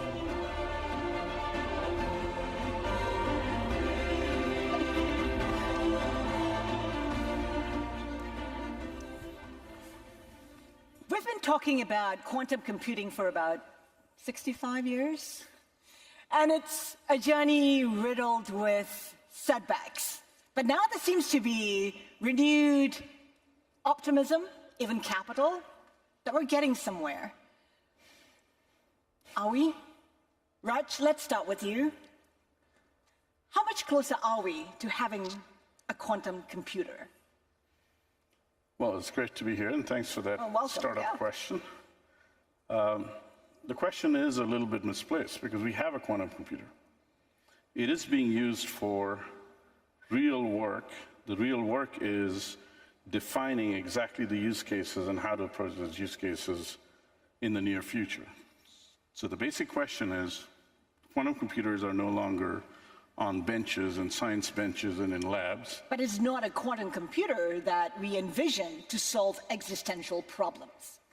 We believe we are within 2 to 3 years max of being able to solve large-scale problems, not just of theoretical interest and PhD-generating theses, but things like how do you get to generative chemistry and go modify molecules to affect catalysis events in fertilizer generation. That's a $70 billion business.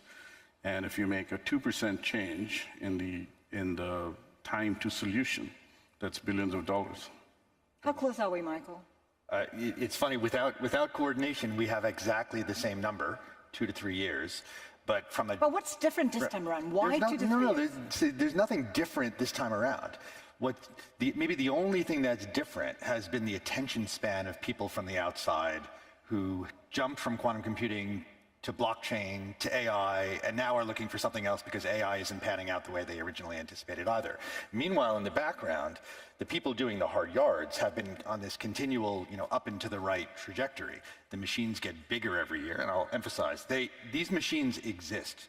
You can run quantum programs on quantum computers and get real useful answers out. Now, the trick is, they're still a little small. They're a little bit too small to beat the best supercomputer. But we're legitimately talking about comparing today's quantum computers to the world's biggest supercomputers. That's the kind of comparison we make. And it's this next couple of years as the machines get bigger and then we help them get better from our technology that we actually cross this threshold. And you as a user say, no, I'm going to choose the quantum solution instead. And you talk about it when the machines get bigger. Right now, just to put it out there, that quantum computer looks like the size of a fridge. Is that right? So yes, but I think, so when I say bigger, I don't mean More powerful? all the infrastructure. Okay, let's talk about that. Right now, it is, what, 100 qubits? Yeah, so a qubit is the information carrier, right? You should think of a qubit like a quantum transistor in a sense. But you can't just compare how many qubits to how many transistors, right? You have 10 billion transistors on a chip these days. You can't say, well, you've only got 100. It's about what that enables, what problems that enables. Now, 100 qubits, the kind of state-of-the-art average across the community, is still a little bit on the small side to deliver that advantage that we're looking for. But we think advantage only comes with around 900 to 1,000. So this is not infinitely far away. This is on the roadmaps of various teams in the next couple of years. And Michael, I think the key thing is just not how many qubits you have, but how usable they are. Mm-hmm. In classical computing, that's like saying, I give you more cores, but the cores are deterministic. If I said I give you more cores, but they're likely to fail more often, you might have a different view of how many cores you need versus usable cores you need. Our view is it's not a race to qubits, it's a race to the fidelities that are achieved so that you can trust the computation that you just did.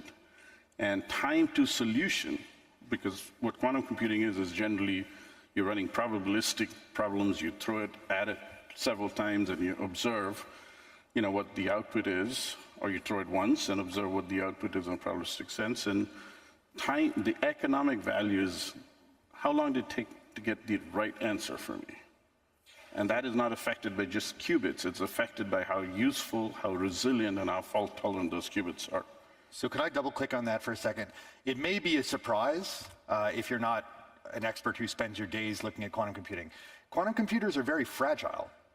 So when Roger's talking about fidelities and fault tolerance, he's really addressing the fact that a classical computer, the one in your laptop or your mobile phone, that can actually run for about 1 billion years. I'm not joking. It can run continuously for about 1 billion years and never be expected to suffer a hardware fault. A 1 turns into a 0. If it fails, it's because of software. In quantum computers, community average, it's more like 1/1000th of a second. That's about the average. So we have a lot of work to do to make the machines more stable. And this is where almost all the R&D comes in. That's what my company, Q-Control, focuses on, stabilizing the quantum computers so we can solve bigger problems. So where are we with that? It's happening right now, right? There are amazing results that are coming out all the time, solving real problems, where in the case of the commercial engagements we have with, say, IBM, our software is the difference between the quantum computer being no different than a random number generator, actually choosing randomly, or actually giving you the correct answer 100% of the time on a logistics problem that is relevant to scheduling and routing in all sorts of industries. So real problems. I agree with you, Michael, that it's a combination of hardware and getting better and smarter and smarter software that will lead to these very large-scale systems.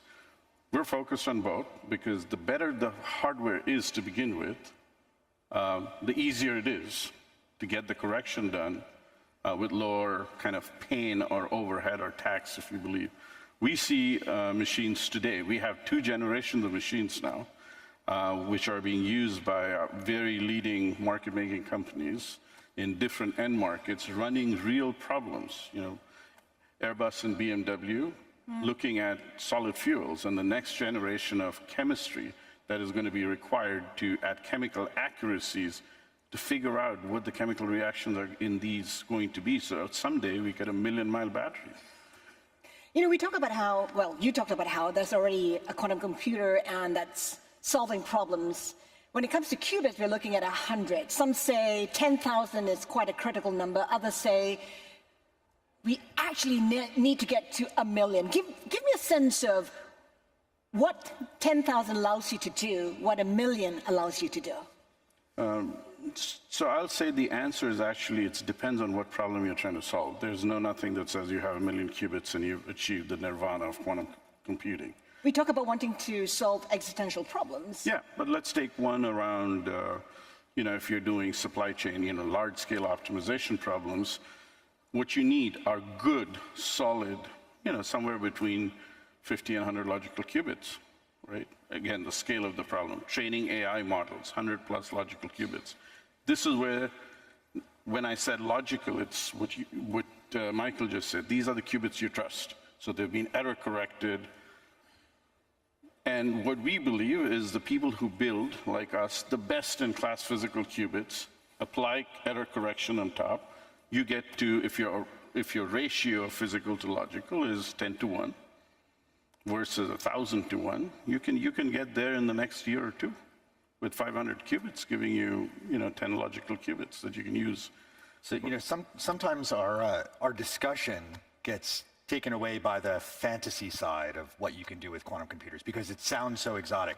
But in practice, you can actually solve important, less sexy problems that actually make the world go round. So we did a bit of work with the Australian Army, and the Australian Army works with the US military, and they do a joint military exercise that involves moving materiel on surface streets from all these different depots to the location of this exercise. It's called Talisman Sabre. That's a problem that is, there are commercial solvers out there. The Australian team will not use any commercial software because they don't trust that the results will meet their risk tolerance. So they literally have staff sergeants with pen and paper and with spreadsheets solving this problem. The issue here is that problem is amenable to quantum computers and it is underserved by conventional technologies. So if a quantum computer can give a better answer, even if you can't prove it with a math proof, if you can show me instead of telling me that it's better, then that's a real win in areas that matter, in national security, in industrial logistics, in oil field management. In all of these different industries, that threshold of when you win is close and the advantages are extreme. Before I follow up on that question, that answer, you talked about how it's clouded by fantasy. What's fantasy? What won't quantum computing be able to do? Quantum computing is not magic pudding. Right? There's an Australianism about the magic pudding that you keep eating it, it's delicious, and no matter how much you eat, it's still there. It doesn't solve everything. It doesn't fix everything. It doesn't replace all computers. It is a totally new kind of computer that complements what we already have. Just like GPUs complement CPUs. And we've seen NVIDIA become a $3 trillion company based on this admittedly niche technology that they totally dominate in the market.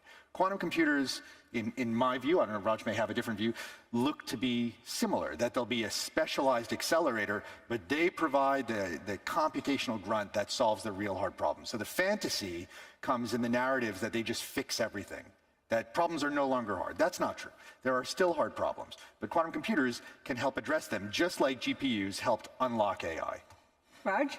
I agree. It's a hybrid infrastructure where classical and quantum are going to be used, but I want to be very clear that the quantum portion is not just about creating a faster computer to do classical methods. Quantum gives us the ability to look at physical interactions in a way, and then from that create new physical things that you couldn't have done before. Quantum computing allows you to model, for instance, carbon dioxide molecule, to then create a material that will absorb it very effectively for carbon sequestration and sustainability problems that you couldn't have done with any other tool. So I agree with you that there's a kind of feeling that quantum is just the faster computer, the fastest supercomputer that will solve everything. What it is, its beauty is, of course, it'll do some problems more effectively than classical computing, but it will allow us to do things that classical computers have never been able to do. And that is the beauty of creating more nature, right? New molecules, billions of dollars from personalized medicine, from personalized fuels and fertilizers. You never go out and get a prescription for a painkiller or an antibiotic. It generates the specific medicine for you. because it understands the chemistry, your body chemistry, and its interaction with drugs. Michael says, show, don't tell, it's hard to prove, correct? But therein lies the problem for investors. They want proof, and how do you convince them? How should they be looking at it? Because obviously, you need a lot of funding for this to get to $1 million and beyond. It's roadmap. It's not for every investor. I'll be upfront. It's for those that see large markets like generative chemistry, which is, in our estimation, north of $1 trillion market. If you look at all the end markets being served, from pharmaceuticals to chemicals in it. And then look at the milestones that say, is the technology achieving the promise that is required to get to those markets, and are those tipping points in the markets forming? That's what we are seeing today in many of these end markets, right? When we say we need X amount of a size of a machine, if you will, capacity, it's not a big bang theory, right? That when you get to that, you suddenly have something. You can show things, you can show steps along the way that are provable, demonstrable, and they are in line with solving the larger scale problem. You solve problems at different scales. So confidence building in the technology in the context of a massive market, which will be disrupted by this approach, is absolutely possible today, and we are doing it. We just closed a very significant funding round with exactly those kinds of demonstrations of key market makers on large-scale use case problems, and the progress we've been able to make from going to a dream to demonstrating solutions at a lower scale. I mean, I agree with this. I mean, the first thing is that the technology is showing consistent, very substantial gains year on year. Whether that meets the timeline that a particular investor expects for their fund, for their thesis, that's a different question. I think of it this way.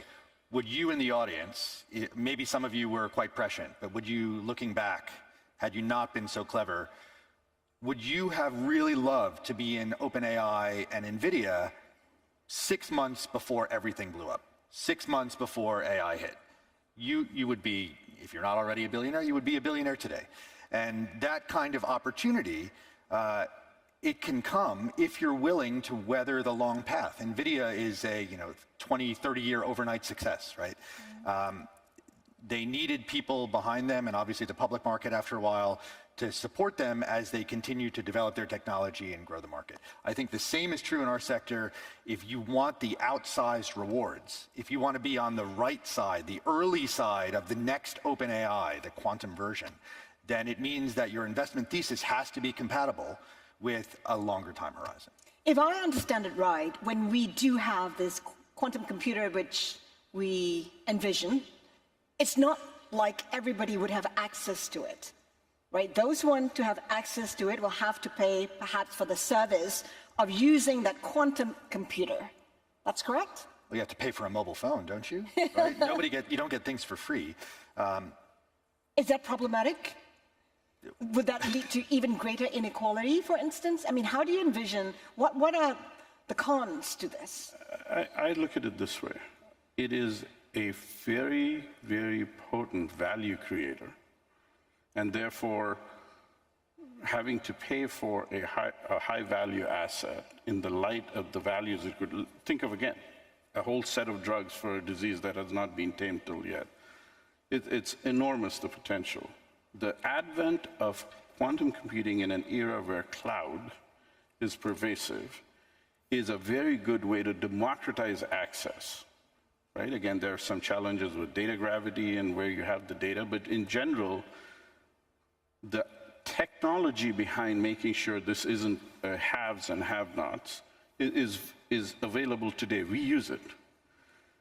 The value part of it, whether it goes to everybody or not, really depends on whether they see value in it or not, whether they can derive value from it or not. And the transformative things that we believe, and we are seeing quantum computing now starting to deliver, that is going to drive a different value equation. And we believe it once, just looking at the history of high-performance compute, for instance, that when societies are benefited at this scale from in energy transitions, to sustainability, to pharma and health, that value will be shared and will flow down to every aspect of society. Last word on this, openness and engagement are the way we do this. Our community has driven very hard on making quantum computers available to the cloud, making software tools for performance management available to everybody on the cloud. The thing that will hurt us the most, that will lead to the greatest inequality in a really negative sense, is techno-nationalism. There's a difference between having national pride and wanting to invest in assets. That's a good thing. But when it comes to closing off your assets and preventing others from engaging with them, that's where we end up with the problem in this emerging technology. Fascinating. We'll have to come back next year and assess where we are. Yes. Right? Raj, Michael, thank you so much for your thoughts today. Fascinating. Thank you.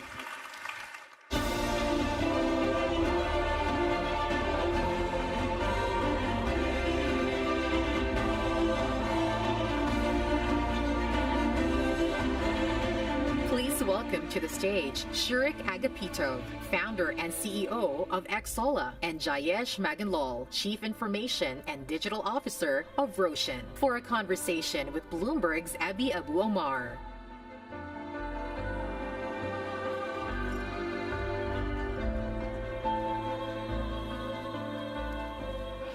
Shurik, Jayesh, thank you so much for joining me to this discussion about the metaverse, a topic I think is super exciting. But before we start, I just want to remind the audience that at some point we're going to have a poll question. Prepare your phones to answer the question. Shurik, just starting with you, I want to talk to you a little bit about Xsolla and what you're doing, what the company is doing in the metaverse. I think there's something on the microphone. Thank you. Can everyone hear me? Just nod your heads. I can see you. Cool. Shurik, just starting with you about Xsolla and what you're doing in the metaverse space. I mean, talk to me a little bit about your vision for it. What exactly is the vision when it comes to Xsolla and what you're trying to do in this ecosystem? Thank you for having me. So Xsolla is a company who creates solutions for video game commerce. If you play in Fortnite or Roblox, you might find my company name on your credit card bill. I believe the metaverse, it's a form of the future internet. And it's going to be built with video games technology on the front end and maybe blockchain technology on the back end. And it's not just the virtual environments, it's like in a real life, we have spaces, stuff, and people. So in the virtual worlds, we already have that, but in the metaverse, we're going to have the virtual environment, virtual items, and characters. In other words, the future is of the internet. What excites me the most is not the Web3, it's a Web 3D. And Jayesh, I think what Roshan is doing in this space is quite exciting. You're incorporating property sales with the metaverse in Saudi Arabia. Talk to me a little bit about how that is working out. But what are you envisioning here? So thanks for having me here today. What we have built in Roshan today essentially is a complete end-to-end sales platform that we have today, right? And to our surprise, we've seen people actually buy homes online. And this is a behavioral change. And that's a non-immersive experience. And today we're looking in adding the immersive experience because what we sell are homes that are off-plan. Visualizing them, is very difficult. Today, all you see is 2D drawings. You see spaces that are 4 meters by 4 meters, but it's very hard to imagine for an end user. So bringing the metaverse onto that gives people a full immersive experience in terms of what the walkthroughs of the communities are going to be looking like from the outside and inside the homes as well. But incorporating that with the sales journey that we've kind of built will allow people not only to render the space, understand the space that they are going to be purchasing, but also to be able to customize them. You don't like certain furnishing, you want to kind of change the floor tiles, for an example, you have all of these options within the metaverse. And being able to check that out and finish your sales journey and actually be a property owner. So that's one of the first use cases that we are looking into, but we're also looking into mini apps within the metaverse, so bringing sporting events, football, tennis, and so on and so forth within the realm. And of course, we've got other use cases that are coming up to be able to do retail transactions and stuff like that, and also customer service within the realm of metaverse. Okay, and sticking with you, first of all, I want to know when this product would come to market, and when you'll see yourself start to sell property based on people seeing it in the metaverse. So we hope to launch later this year the first MVP of the platform, and likely towards the end of the year or maybe early next year, we'll start transacting onto the platform. But nonetheless, our current digital platform already allows that to happen. So you can actually buy a Roshan home completely end-to-end on the platform. And sure, coming back to you, and I guess, a follow-up to you as well, Jayesh, but when it comes to resources and investment and money allocation, does it feel like the metaverse has taken sort of a backseat to generative AI since ChatGPT was, came to market? In my opinion, yes, definitely. And the reason being is because of the popularity and the ease of use of generative AI. It's more consumer-driven. There's a lot more interest from the public. There's a lot more interest from the investors. You see a lot more startups being born that are focusing on generative AI. But nonetheless, the metaverse is still very dominant. It's going to be there from a long-term perspective, but from a short-term perspective, yes, generative AI is definitely taking the lead for now. Sure, Rick. Imagine in the future you walking on this 3D websites, which is I call meta sites, and you can meet a non-player character. And because of the AI, those characters could be much more compelling when the, let's say, robot representative, what we today have over on the 800 number. So I believe in the future, brands going to have their brand representative, brand ambassadors in those virtual worlds, and AI is enabling that. And I believe that's going to be very compelling and deep connections, opportunity for the brands to connect with the audience. Okay, and before we get to our next question, I just want to bring the poll question to the audience now. And the question is, what would you use the metaverse for? And you have 3 options there: create an alter ego, try out extreme sports, or travel the world without moving. So I'll allow the audience some time to sort of answer that question before we bring the answers and get back to you guys. But moving on with this conversation, Shurik, sticking with you, about the widespread adoption of the metaverse. A lot of applications feel like meetings with avatars right now. I certainly tried, using a VR headset to do an exercise class. It didn't go very well, but. I mean, companies that are now trying to be innovative with gaming and entertainment, such as yours, and you mentioned Roblox in the beginning, they seem to be having trouble finding new ways to grow their platforms. So where do you think is growth going to come from? And what is the tipping point for really widespread use of this tech and wider participation in the metaverse? So today, metaverse companies, which is represented by Roblox and Fortnite, they actually, I call them virtual worlds, not the metaverse. The metaverse is the only one, it's like the internet.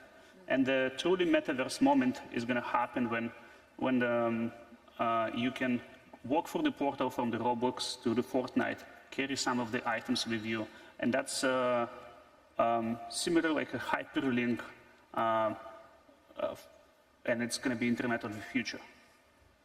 Jayesh? So I think I go back in history, right? So if you look at, a movie back in 1985, Back to the Future 2, you started seeing characters wearing virtual reality glasses, right? And here we are today, and that was supposed to be 2015. Cars flying, everybody's on the VR glasses, but nonetheless, 9 years later, we are still here today. You see Oculus, you see MetaQuest, you see Apple Vision as a product. People are using it, right? But you also see the generations of teenagers between the age of 12 and 18 who are on Roblox, who are on Fortnite. And given the fact that both are moving in parallel, so you're going to see improvements in terms of the form factor of these devices, which is going to get smaller, which is going to get faster, which is going to be more affordable, and you're going to get this generation who's been playing Fortnite, who's been playing Roblox, and the virtual world comes very naturally to them, and it feels very natural for them to be on the platform and to do things on the platform. So the intersection between the hardware and the platform coming in a couple of years or maybe the next decade is going to be a perfect intersection where the adoption is going to skyrocket. And that's in my opinion, because you have the demand, you have the devices, spatial computing is going to bring Metaverse and the virtual worlds to a whole new experience. So you're going to get widespread adoption at the point of time. I want to add, VR headset is just a subset of the metaverse, maybe tiny subset of the metaverse. The future of the metaverse, it's a connections between virtual worlds and the physical worlds. So you can easily imagine you can use digital items in the physical worlds. Think about like a coupon codes, or some loyalty points. It could be in the form of the digital items. So you can, everywhere you go right now, you're accepting the cookies. I can easily imagine in the future, every time you visit this websites or location in the physical world, you can accept the token of appreciation for your attention in the form of the digital items, which is going to unlock some benefits later on. Right, and Jayesh, coming back to you about, something that you mentioned, and certainly what it feels like, who's occupying this space right now. Your idea is, what Roshan is doing with this space is quite, it's brand new. I certainly have never heard of, a company selling property, bringing in, what the property would be envisioned into the metaverse. We're based in the Middle East, you're based in Saudi Arabia, and we spoke about this a little bit backstage. When it comes to off-plan sales and incorporating the metaverse into this, into clients purchasing them, do you think the region is quite ready for this idea? Absolutely, and I think if you look at Saudi Arabia, penetration of mobile phone usage is almost close to 100%. Right? The median age of the general population is at the age of 25 to 30 years old. So the adoption of technology is very high, and people in nature are very visual. People like visual aids. People like things that are more appealing to their eyes. So I think yes, the region is definitely ready. Right. I just want to bring back the results for the poll question to see what the audience voted on. So create an alter ego got 13%, try out extreme sport 47%, travel the world without moving 40%. Jayesh, I think we need to add buy a property and see what the audience would vote on. But what do you make of these? What do you make of these results, Shurek? I'm interested in your thoughts. Well, I'm actually not surprised. Trying extreme sport or playing the action games, that's what video games for today.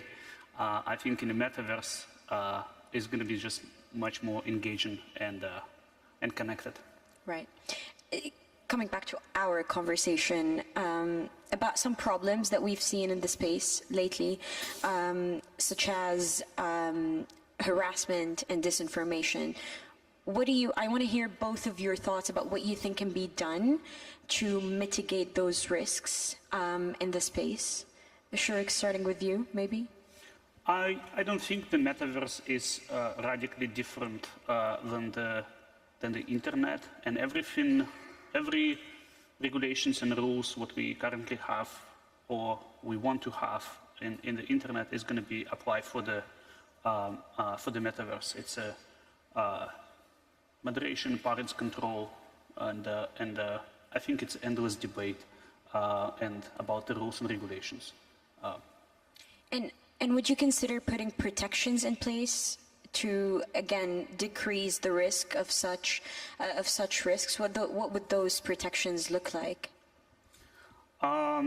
there's a complexity of the law, and when you have a multinational business, and Metaverse, I hope is going to be multinational projects similar to the internet. So with laws which regulated today's internet activities and the rules of the platforms, and it's some of the people who are doing business on internet is complaining about laws and regulations and complexity of that.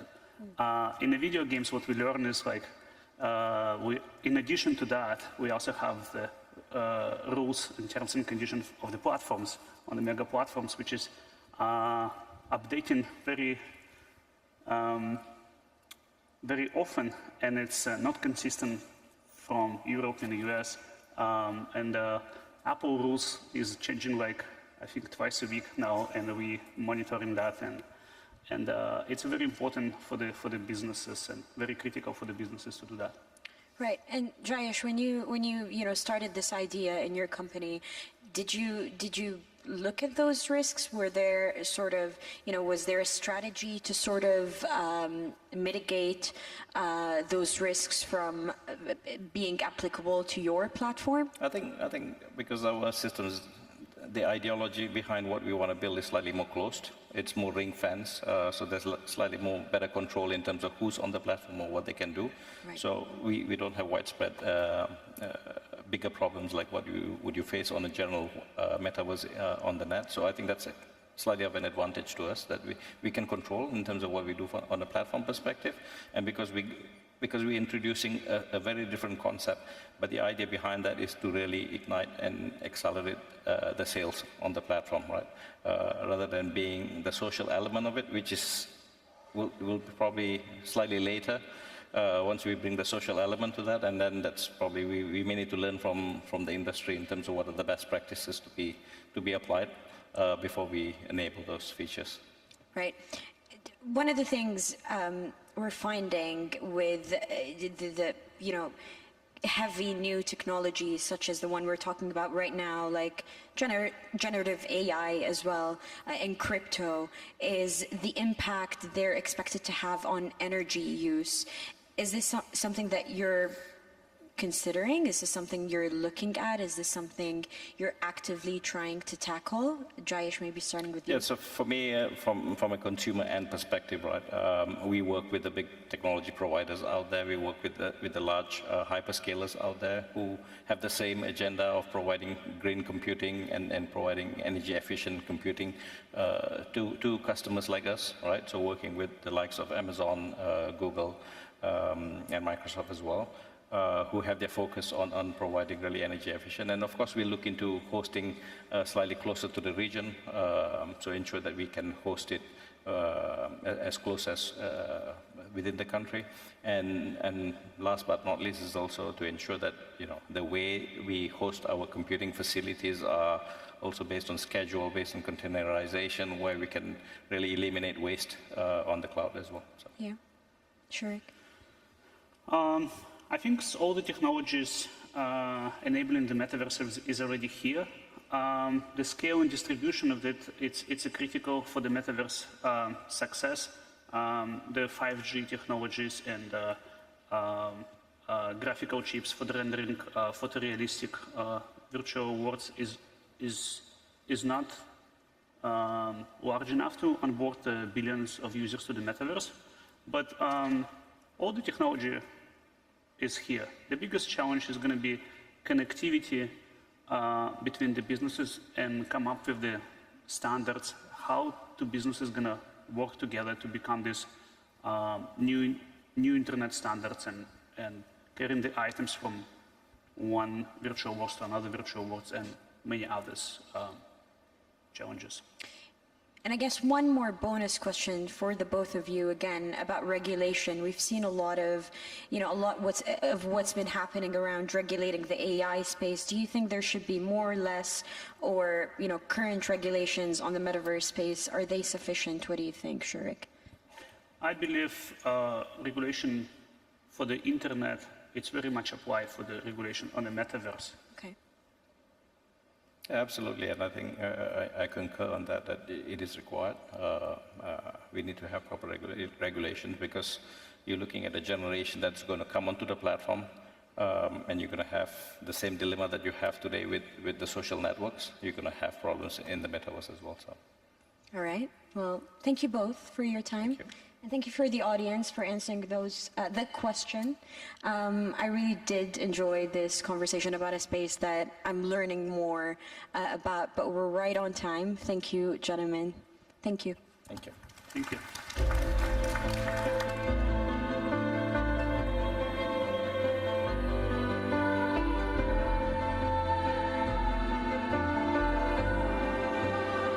Please welcome to the stage Beth Flippo, CEO of Drone Express, for a conversation with Bloomberg's Mark Miller.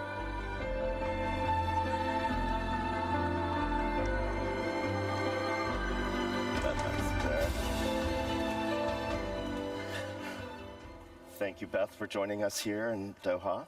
Thank you for having me.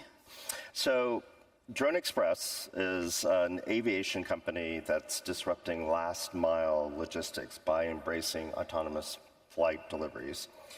Drone Express is operated in limited fashion in Ohio with the American grocery company Kroger's and a well-known pizza chain in Atlanta, I believe. Mm-hmm. You're launching a project in Winston-Salem, which is in the state of North Carolina.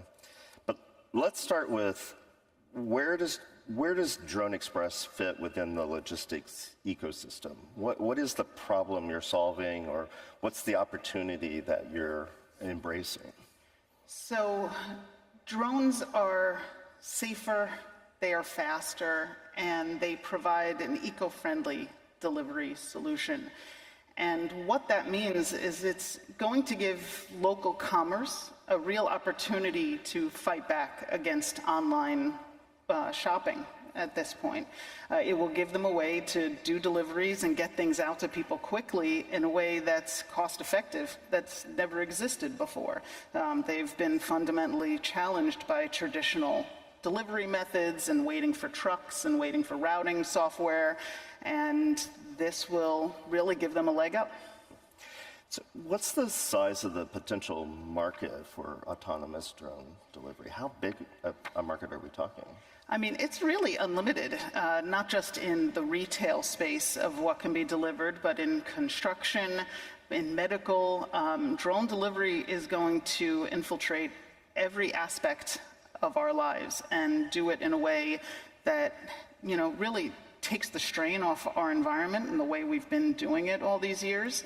And it will really be an improvement across the board. When we chatted last week about our conversation here, you mentioned something that I found really intriguing, which is what we're pushing is the autonomy economy.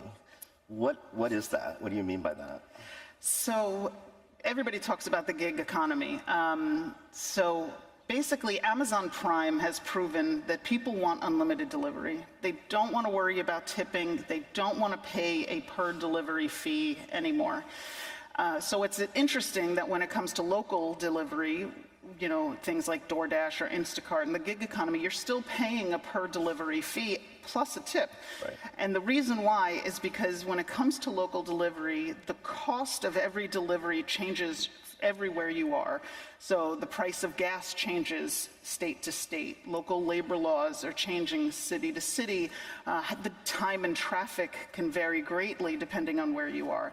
So how can you offer unlimited delivery if you don't know what those deliveries are going to cost? When it comes to drones, it is the exact same cost per delivery anywhere in the world, and it takes approximately the exact same time too. So we can offer on our marketplace unlimited delivery, just like Amazon Prime. Unlimited delivery, no minimum order quantities, and no tipping.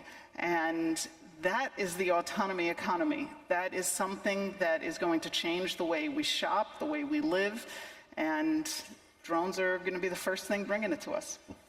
You founded the company, I believe, in 2018, and Drone Express has a really interesting origin story. I mean, I don't believe you, in the work that you were doing, you set out one day to create a drone company. You were doing something really different. We were. I was actually working at the time for a family business that my parents started called Telegrid. It was founded back in 1984, and it was a communications equipment company for the military. And I'm an engineer. I specifically work on embedded platforms, so I build mobile operating systems. And one of the things I developed was a wireless mesh network with my team at Telegrid that allowed mobile platforms in the air and on the ground to communicate together. And we put it up on our webpage thinking the military is going to love this, and instead every drone manufacturer was contacting us for this radio. And I realized that we had something here. This was unique, but we had never done anything commercially before. So I told my dad, I said, I think we have an opportunity for a commercial spin-off. And he said, that's great. Find me somebody who wants this, and I will let you create it. So Amazon had just bought Whole Foods. So they were looking to use drones for grocery. So I started there, looking at all the grocery chains, and Kroger lit up off the map, really. I was back right outside of New York City where there isn't a Kroger. It was based purely on the numbers. Within 3 miles of every Kroger, you reach 100 million people. It's a third of the US population. Right. And that was before their merger with Albertsons. So I started stalking them full time, driving my family and 4 children from New Jersey over to Cincinnati to be in the neighborhood. All of our family vacations were to Cincinnati. I hope they will forgive me one day. And were you very popular with your children at this point? You know, God bless them. They have a working mom, so I think they're used to it at this point. People were begging me to pick a smaller target. You know, my dad was saying, hey, you know, a hot dog vendor in the park, maybe anybody. But they really had the scale to be able to do this, and we started flying for them in 2021. But go back to why is the radio part so important to your business and the idea for how you're going to scale your business? So what makes this technology, the mesh, so incredible is it allows the drones to talk to each other in a local environment. They can share information, they can talk to each other about who's doing what delivery without having to go back over a cellular network and back into a cloud, which could slow it down. So our drones, and what makes them unique, is that they're hyper-utilized when it comes to delivery. So we do deliveries where one drone will be able to tell another drone, you know, this next delivery is mine, you're the closest, you're sitting on a perch where I need to be to do that delivery, you're already charged, you get up and move, I gotta be there. That kind of communication, that dance in the sky that these drones are gonna do is unlike anything that's seen today. In the gig economy right now, a human raises his hand and says, I'll take that order. He could be the farthest away. He could have accepted 3 orders already. We've all experienced it. Yep. Drones don't have any of that. They are constantly being moved and shifted and have their orders assigned to them in the most efficient way. That is where you're really going to see this kind of technology shine. So at this point, or to this point, I should say, your operations have been limited in scale, I believe, because each drone has to be monitored by a human. Why is that? So there is something called a Part 135, which is a domestic air carrier license, and it is the only in the United States. It is the only path to fly cargo for compensation in the national airspace system. It's the same certificate that American Airlines or FedEx receives. That's the only path and able to fly beyond the visual line of sight. And we're very lucky. We've been working with the FAA a very long time. And that is, without that, you are still required to have somebody on the ground monitoring the airspace. So we just recently had our Part 135 application accepted by the FAA, which was a very big deal, especially for someone of our size. Right. So we are finally able to get out there and really show what these machines can do. And you said to me backstage that having the application accepted sounds like the beginning of the process, but it's really signaling the end, because you've been working with them for years to develop very extensive procedures, training manuals, et cetera. So you said, I think, to have the final certification in a couple of months? Right. So now that the application has been accepted, that means all of the manuals have been turned in. Now it's up to the specific operation, and we're going live in Winston-Salem, North Carolina, is our first operation. And that's where we're also going to launch our marketplace, which is our app where people are going to be able to shop for things that they need and get it delivered in 15 minutes. So you said something backstage I thought was interesting too, which is, right now, if I want a toaster, I'll typically go on Amazon, of course, or Walmart, and I'll be looking up different toasters. But what your process will allow is for, a high quality, toaster store in Winston-Salem can sign up to be a part of your marketplace, right? And I can then get that in a very convenient delivery. Right. Right now, if you needed a toaster, you would go on Amazon. You'd be presented with a bunch of toasters that are not as good quality. And even though there's a Williams-Sonoma that's right down the road that has a better quality, you're not going to go drive there. You're going to sacrifice the quality for your time. This is going to allow you to have both. You're not going to have to sacrifice quality anymore. You'll be able to get exactly what you need and get it that exact same day. So I think at this point your drones can carry loads of up to 5 pounds, right, which doesn't seem like a lot. I've been to the grocery store with my sister who has 3 sons who eat a lot, and she'll cart home a huge amount of groceries. How do you solve for that then? So I'm a working mother. I don't do the Sunday delivery anymore. I shop throughout the week for what I need when I need it. And that's fitting very much into the drone delivery model, where if you need something for dinner on Tuesday, you order it on Tuesday. And right now, a lot of us are still buying huge amounts of food on Sunday and throwing them out by Thursday. Drones are going to change the way that we live, so you don't have to buy it all in advance. You can buy it as you need it, which is going to be saving you money. It's going to be less waste, less packaging in our landfills. It's going to completely change the way we live if we're able to get anything we want in 15 minutes. No guilt.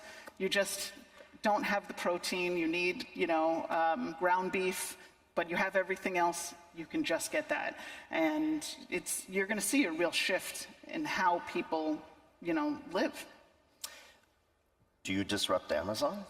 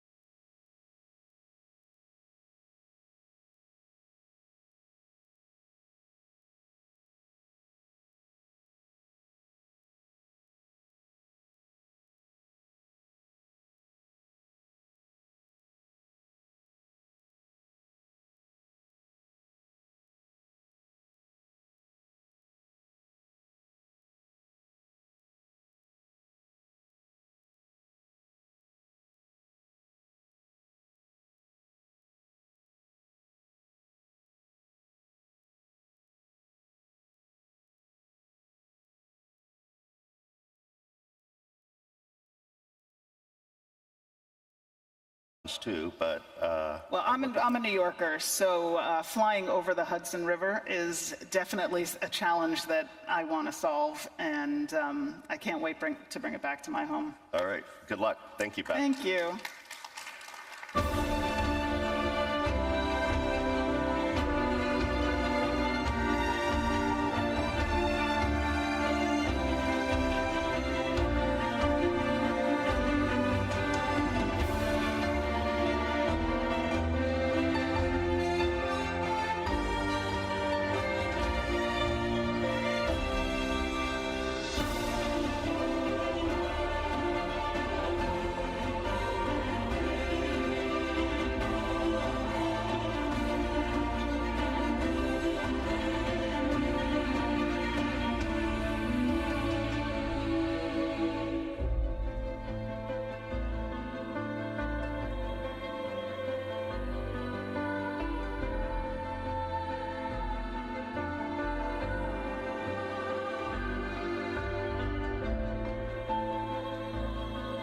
Please welcome to the stage Andre Andonian, Chair of Asia Pacific and Strategic Advisor of Flagship Pioneering, Nisa Lung, Managing Partner of Chiming Venture Partners, Samra Lezaik, Vice President and Head of the Global Health Unit of Bayer, and Dan Vadat, Founder and CEO of Fuma Therapeutics, for a conversation with Bloomberg's Bobby Ghosh.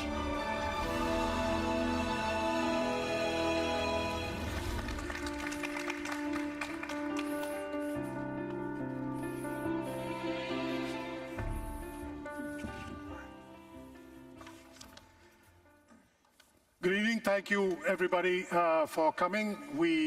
It's been a day about, the theme of the day has been innovation, and we've heard about innovation in many different areas, but I can't think of any one area where innovation and the exciting new possibilities that come with innovation touch the lives of everybody in this room, everybody outside this room, everybody everywhere in the world.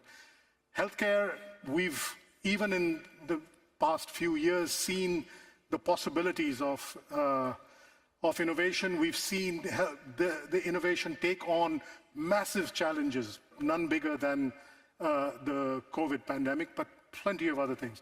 And we have an amazing panel that can unpack the possibilities and the potential of some of that innovation. Lisa, I'll start with you because you come to this from the investor's perspective. There's so much going on in so many areas within the healthcare field. As an investor, how do you make the decision how do you choose? How do you choose where, first of all, how do you know where to look, and then how do you choose where to invest? Thanks, Bobby. I think, it's I've been involved with healthcare investment for the last 18 years, and it's great to see the development we've seen in the last, 15, 20 years and so forth. At the beginning, we would be looking at potentially areas that, when we first started in China and investing in areas where there's no Medtronic, there's no Pfizer and whatnot. So how do we provide basic services and care and drugs and devices to China? And as we continue to grow in the last 10 years, we started looking at innovation from all over the world. And we think about how do we use technology? How do we use the next dimensions of life science tools and whatnot to actually help our research institutions to develop beyond? So, we're one of the early investors in AI drug discovery, starting with the investment in Schrödinger in New York. And we were also angel investor in Recursion out of Salt Lake City, and then followed by Insilico and so forth. So, what's really interesting is now we're able to use AI to identify target and use AI to develop molecular structure. And now we have drugs in phase 2 clinical in US, with a pipeline out of another 13 drugs in the pipeline, focus on unmet medical needs that previously we were not able to develop on our own. So now beyond that, we've actually started looking into, and we recently invested in a company. We're thinking, since we have so many targets coming out from AI, assets and assets. We can't continue to rely on animal studies. That would be the bottleneck. So how can we use technology to combat that? So we recently invested in a spin-off from Harvard Medical School, WIS Institute, organs on a chip. So every chip is a different organ, including liver, that would test toxicity and so forth. So we're always thinking 5, 10, 20 years from now, what do we need? And of course, this also greatly accelerates the process. If you don't have to do animal testing, there's the political dimension, there's a social dimension, there's an ecological dimension, but there's also the dimension of just blinding speed that you can achieve if you don't have to think about animals. Yes, exactly. So, you know, but of course we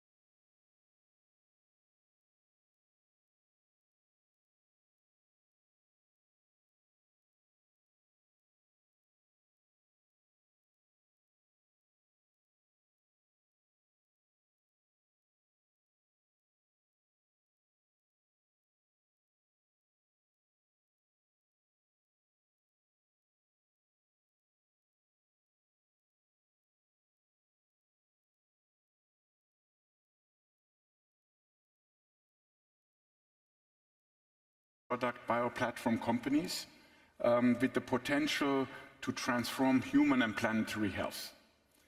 And we usually look at distant white spaces where there is nobody, so we have a competitive advantage where there is big potential, and if it works, we are basically there. We do that with a very disciplined process, and we call that emergent discovery, with so-called what-if questions. So we basically go future back and simply try to imagine a state, what if, let's say at Moderna's example, if the human can produce drugs in the body that helps, or even more specifically, if we can use mRNA platform to create miniature drug factories in the cells of the human. That was the original question of Moderna in 2010, and it was not even vaccine-based. It was in general for vaccines and therapeutics. And then basically we do iterations, because we use the Darwinian law of natural evolution, of variant generation and selection. And very quickly we see that out of every year we have 100 of these questions, about 15 of them, if they graduate to so-called protocol companies, where we continue with the experiments. And if that works, that's where a new company is found. And that is being then continued to grow and become successful. So in terms of numbers, 100 explorations, 10 to 15 proto companies per year, about 6 to 8 companies are created. Every year? Every year. And Flagship, with this approach, has created 100 billion, or depending on valuations, up to 100 billion of aggregate value, 100 companies with a committed own capital of 6.8 billion and about 28 billion from outside at the later stage that comes. And I think the important thing is we try to be very factual in the sense, so we do the killer analysis early, and even the companies in the protocol stage and early newco stage don't have a name, they have a number, just to avoid personal attachment. Yeah. And so, Dan, your company comes in the therapeutics stage, in the, for want of a better expression, you're in the middle of the science of it. You're in the middle of taking all this potential and making magic in the laboratory that we can all pin our hopes to. Talk us through a little bit about your process and the innovation that you're bringing to this sort of sequence of events: investor, company creation, and the lab. HUMA is all about accelerating adoption of digital and AI in the world of care and research. And this is really important because when you look into traditional medical work, research work, and science, it's hard to access everybody quickly. And we believe with digital and technology, you can touch everybody in a very consistent, cost-effective way. And that is why everything we do as a company, we want to be able to deliver it through a device like this, whether it is supporting you to be screened or diagnosed for cardiovascular disease, which is something that we have rolled out in the US a few months ago, and then 2 weeks ago we did it nationwide in Saudi together with our partner Bayer, to supporting a patient that goes through a complex cancer treatment and ensuring that that patient is the most optimized version of itself, obviously receiving different type of treatments, drugs, and so on. And we are more into managing the symptoms, the side effects, and keeping you really the best version of yourself as you go through this. Now, we believe with these new AI models being invented and being basically introduced to the world, we can make the care delivery almost consistent around the world. The same way that if you have a smartphone and it's some sort of internet connectivity, the poorest persons in the world to the richest persons in the world, as long as you have the device, you can have access to the same Google map, takes you from A to B exactly the same way. And we have achieved that already, obviously, in the context of map. And we think we can deliver that in the context of healthcare. And then the work that Flagship Pioneering, Nisa, and the team they're doing are really supportive of obviously enabling that vision, because we are more into the care pathway management rather than inventing the drug itself. Yes, I should have been clear about that. A laboratory no longer has to be thought of as a sort of where biology is done. Yes. Data crunching is as much, and the use of AI is as much a part of this process now than as a medical lab.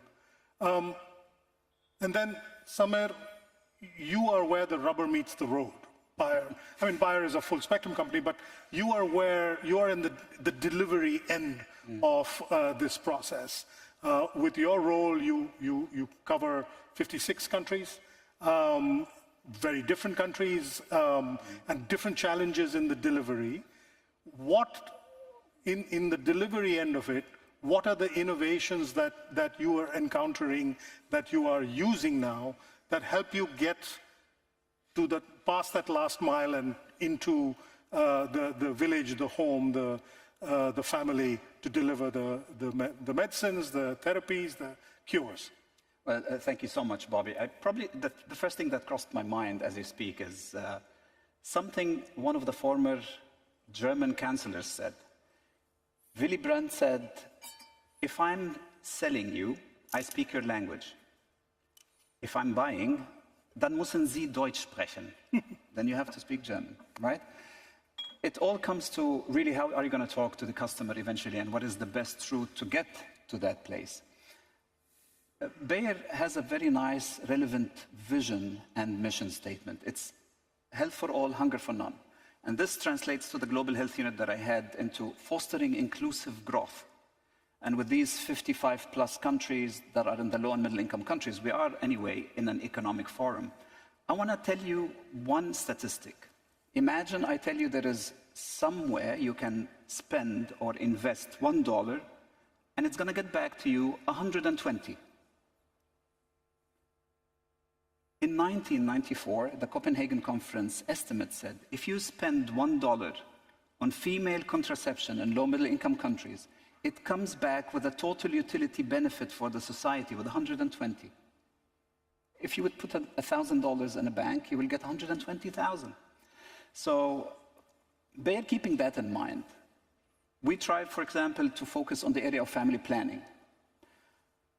Think of an example of India, a low middle income country, and there are about 450 million women in the reproductive age, where the word sex is a taboo.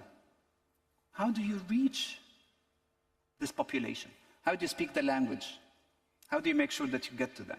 So one of the examples where you say the rubber hits the road, we have partnered with the UNFPA, United Nations Population Fund, and the Ministry of Health, and we have developed a chat bot where there will be complete, discreet communication with the young women who would need counseling, so they will be able to get unbranded education.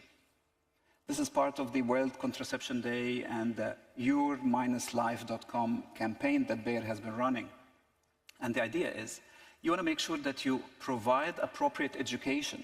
So this appropriate education transforms and translates into appropriate use of the relevant medication or prevention. If you are unable to reach this population, then they will not be able to get the information. 72% of micro-hold farmers in sub-Saharan Africa and Southeast Asia are females. Many of them get pregnant every 12 to 18 months. Yeah. If you give them the chance and empower them with the knowledge that they could get, so they would be able to control their fertility to the way they see fit, this immediately reflects on the well-being of their health, on their families, and on the economy. If the mom decides that she's going to have a child only every 3, 4, 5 years, what have you, imagine how would that be reflected into her efficiency, effectiveness, and the well-being of her current family. So this is one example, and we have a couple of more examples where we have sponsored a Ghana Heart initiative, and we were able to sponsor electronic medical record keeping, where now, for the first time, they are able to track not only the acute diseases like HIV, but then they have extended it into non-communicable diseases. And Bayer has been sponsoring this for the past 5 years with partners, NGOs like GIZ from Germany. I think, Andre, you wanted to come in. You know, somewhere what you said triggered the thought of speaking the language of your client. Yeah. You can make the analogy also speaking the language of biology and applying, for instance, AI and software to it. And Nisa mentioned the importance, because that actually has been perhaps the missing part in the years. I have have a lot of experience outside biotech, where I have seen a lot of AI and also machine learning and software being applied. Like if you look at the phone in this industry, whereas in biology, it has been obviously very difficult because the understanding of biology is more complex, more dynamic. Yes. But now with, I would say, the computational power with AI, this is changing rapidly. And we have the opportunity to understand the biology and be able to actually produce programmable code-based medicine that actually exactly has an effect there where we want to have. And you can see the more Moderna example that way, because it was the mRNA that was basically creating the protein sequence that was creating the protein. Yeah. And then there is now another example that's Generate Biomedicine that directly creates the protein. And Nisa mentioned that doesn't exist in the world, actually. These are artificial proteins with a desired function. Yeah. And this can accelerate and revolutionize the way drug development works, and the speed of it, the cost of it, everything, basically. But yes, the science is there, the technology is available. We've actually seen some real-life examples of this being delivered. one of the traditional hurdles to rapid delivery of new drugs, new treatments, is government regulation. Nisa, from your perspective, since you look at a sort of really broad view of things, are governments getting better? Are governments getting quicker?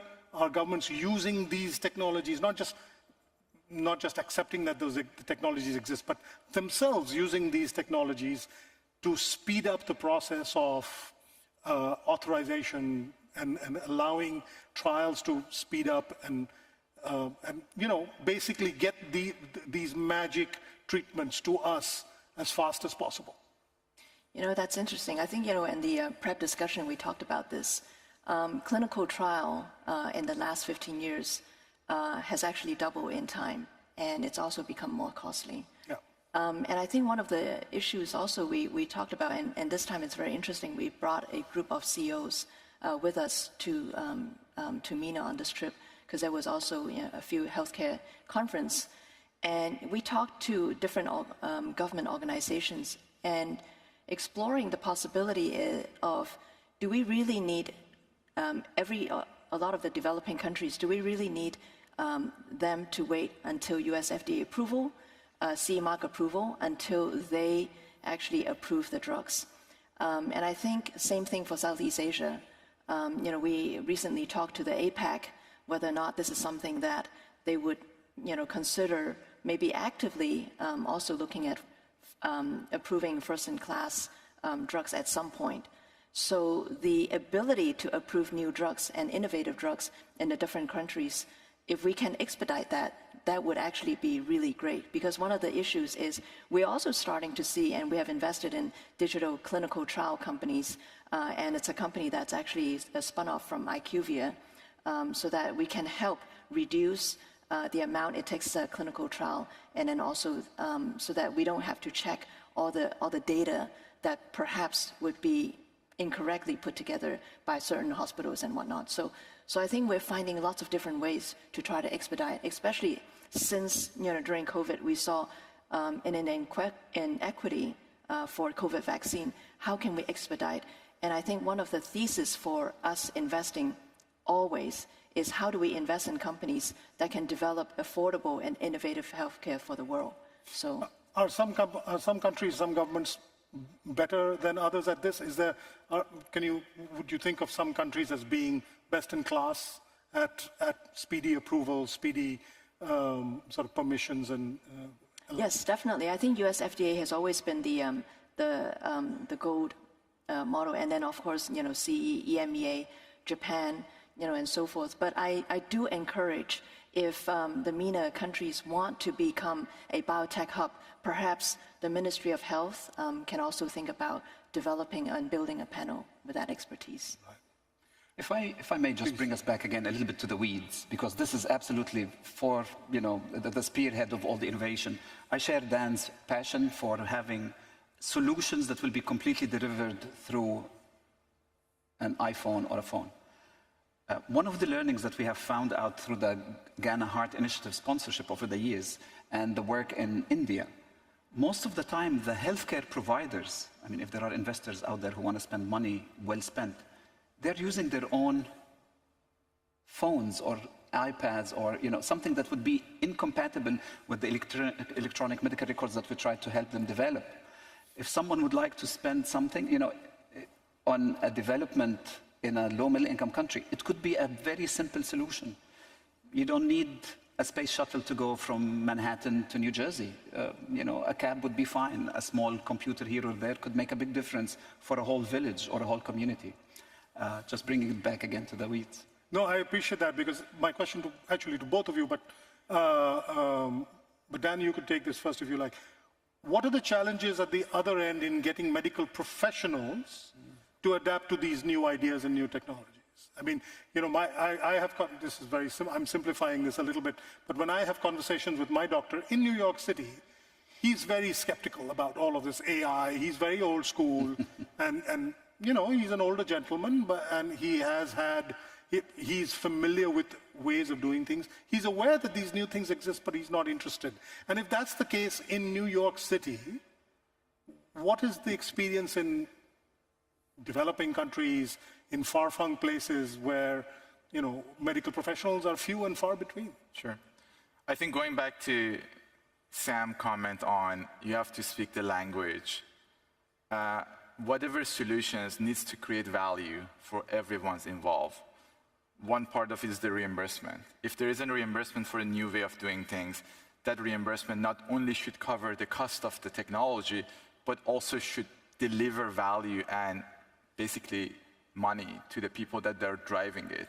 And historically, a lot of emphasis was, okay, we're going to get a reimbursement for the technology, and then doctors or nurses, they were like, we are putting time, no one pays for it. So speaking the language and having the considerations for the whole ecosystem is one part. But the most important part, and I think that is something that lots of technology companies, we all invent something and we expect people to adopt. We need to be mindful. When you enter into a regulated, conservative industry, you better to bring a technology that is 10x better. If it is like 10% better, forget it. 40% better, forget it. And that's one of the things that, as we built Huma cloud platform, which got FDA approval and so on, we started thinking that half of the healthcare cost is the labor cost, which half of that is the doctors and nurses, let's say, going with the US stats.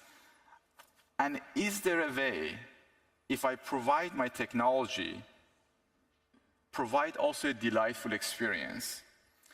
We partnered with Google 18, 19 months ago. We built new AI models based on the technologies that people now know, ChatGPT and so on, foundational model, to create a concept called 10x nurse, which is, I'm a nurse, using this technology right now, look after 200 patients.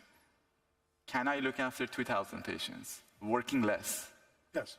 Not being bogged into all the bureaucracy, finding this data, that data, writing the report, and everything happens like this. And since we have rolled out the solutions in the US, we have seen a massive uptake. And for an experiment, one of the philosophy we have at Huma is like, if you want to test if a feature works, turn it off to see if people get pissed off. If you turn off something and then suddenly you're getting a call, what happened? That means there is something in it. So to wrap your questions, the solutions that we create and the technology to be adopted, it has to bring a massive value. And it took us 10 years to get to here. And I believe we have actually another 20 years. When I started Huma, the vision always was a 30 years vision. Right. If you want to make the world the most advanced digital-first world for care and research, that is a 30 years journey. But we could have actually gone on talking all afternoon, but the clock is flashing. We are out of time. I will encourage the audience afterwards to reach out to all of the panelists, because there's a great deal more to be said here. But I'm glad that we were able to end not just today, but this 3-day event, this 3-day forum, on such an optimistic and positive note. Ladies and gentlemen, your panel.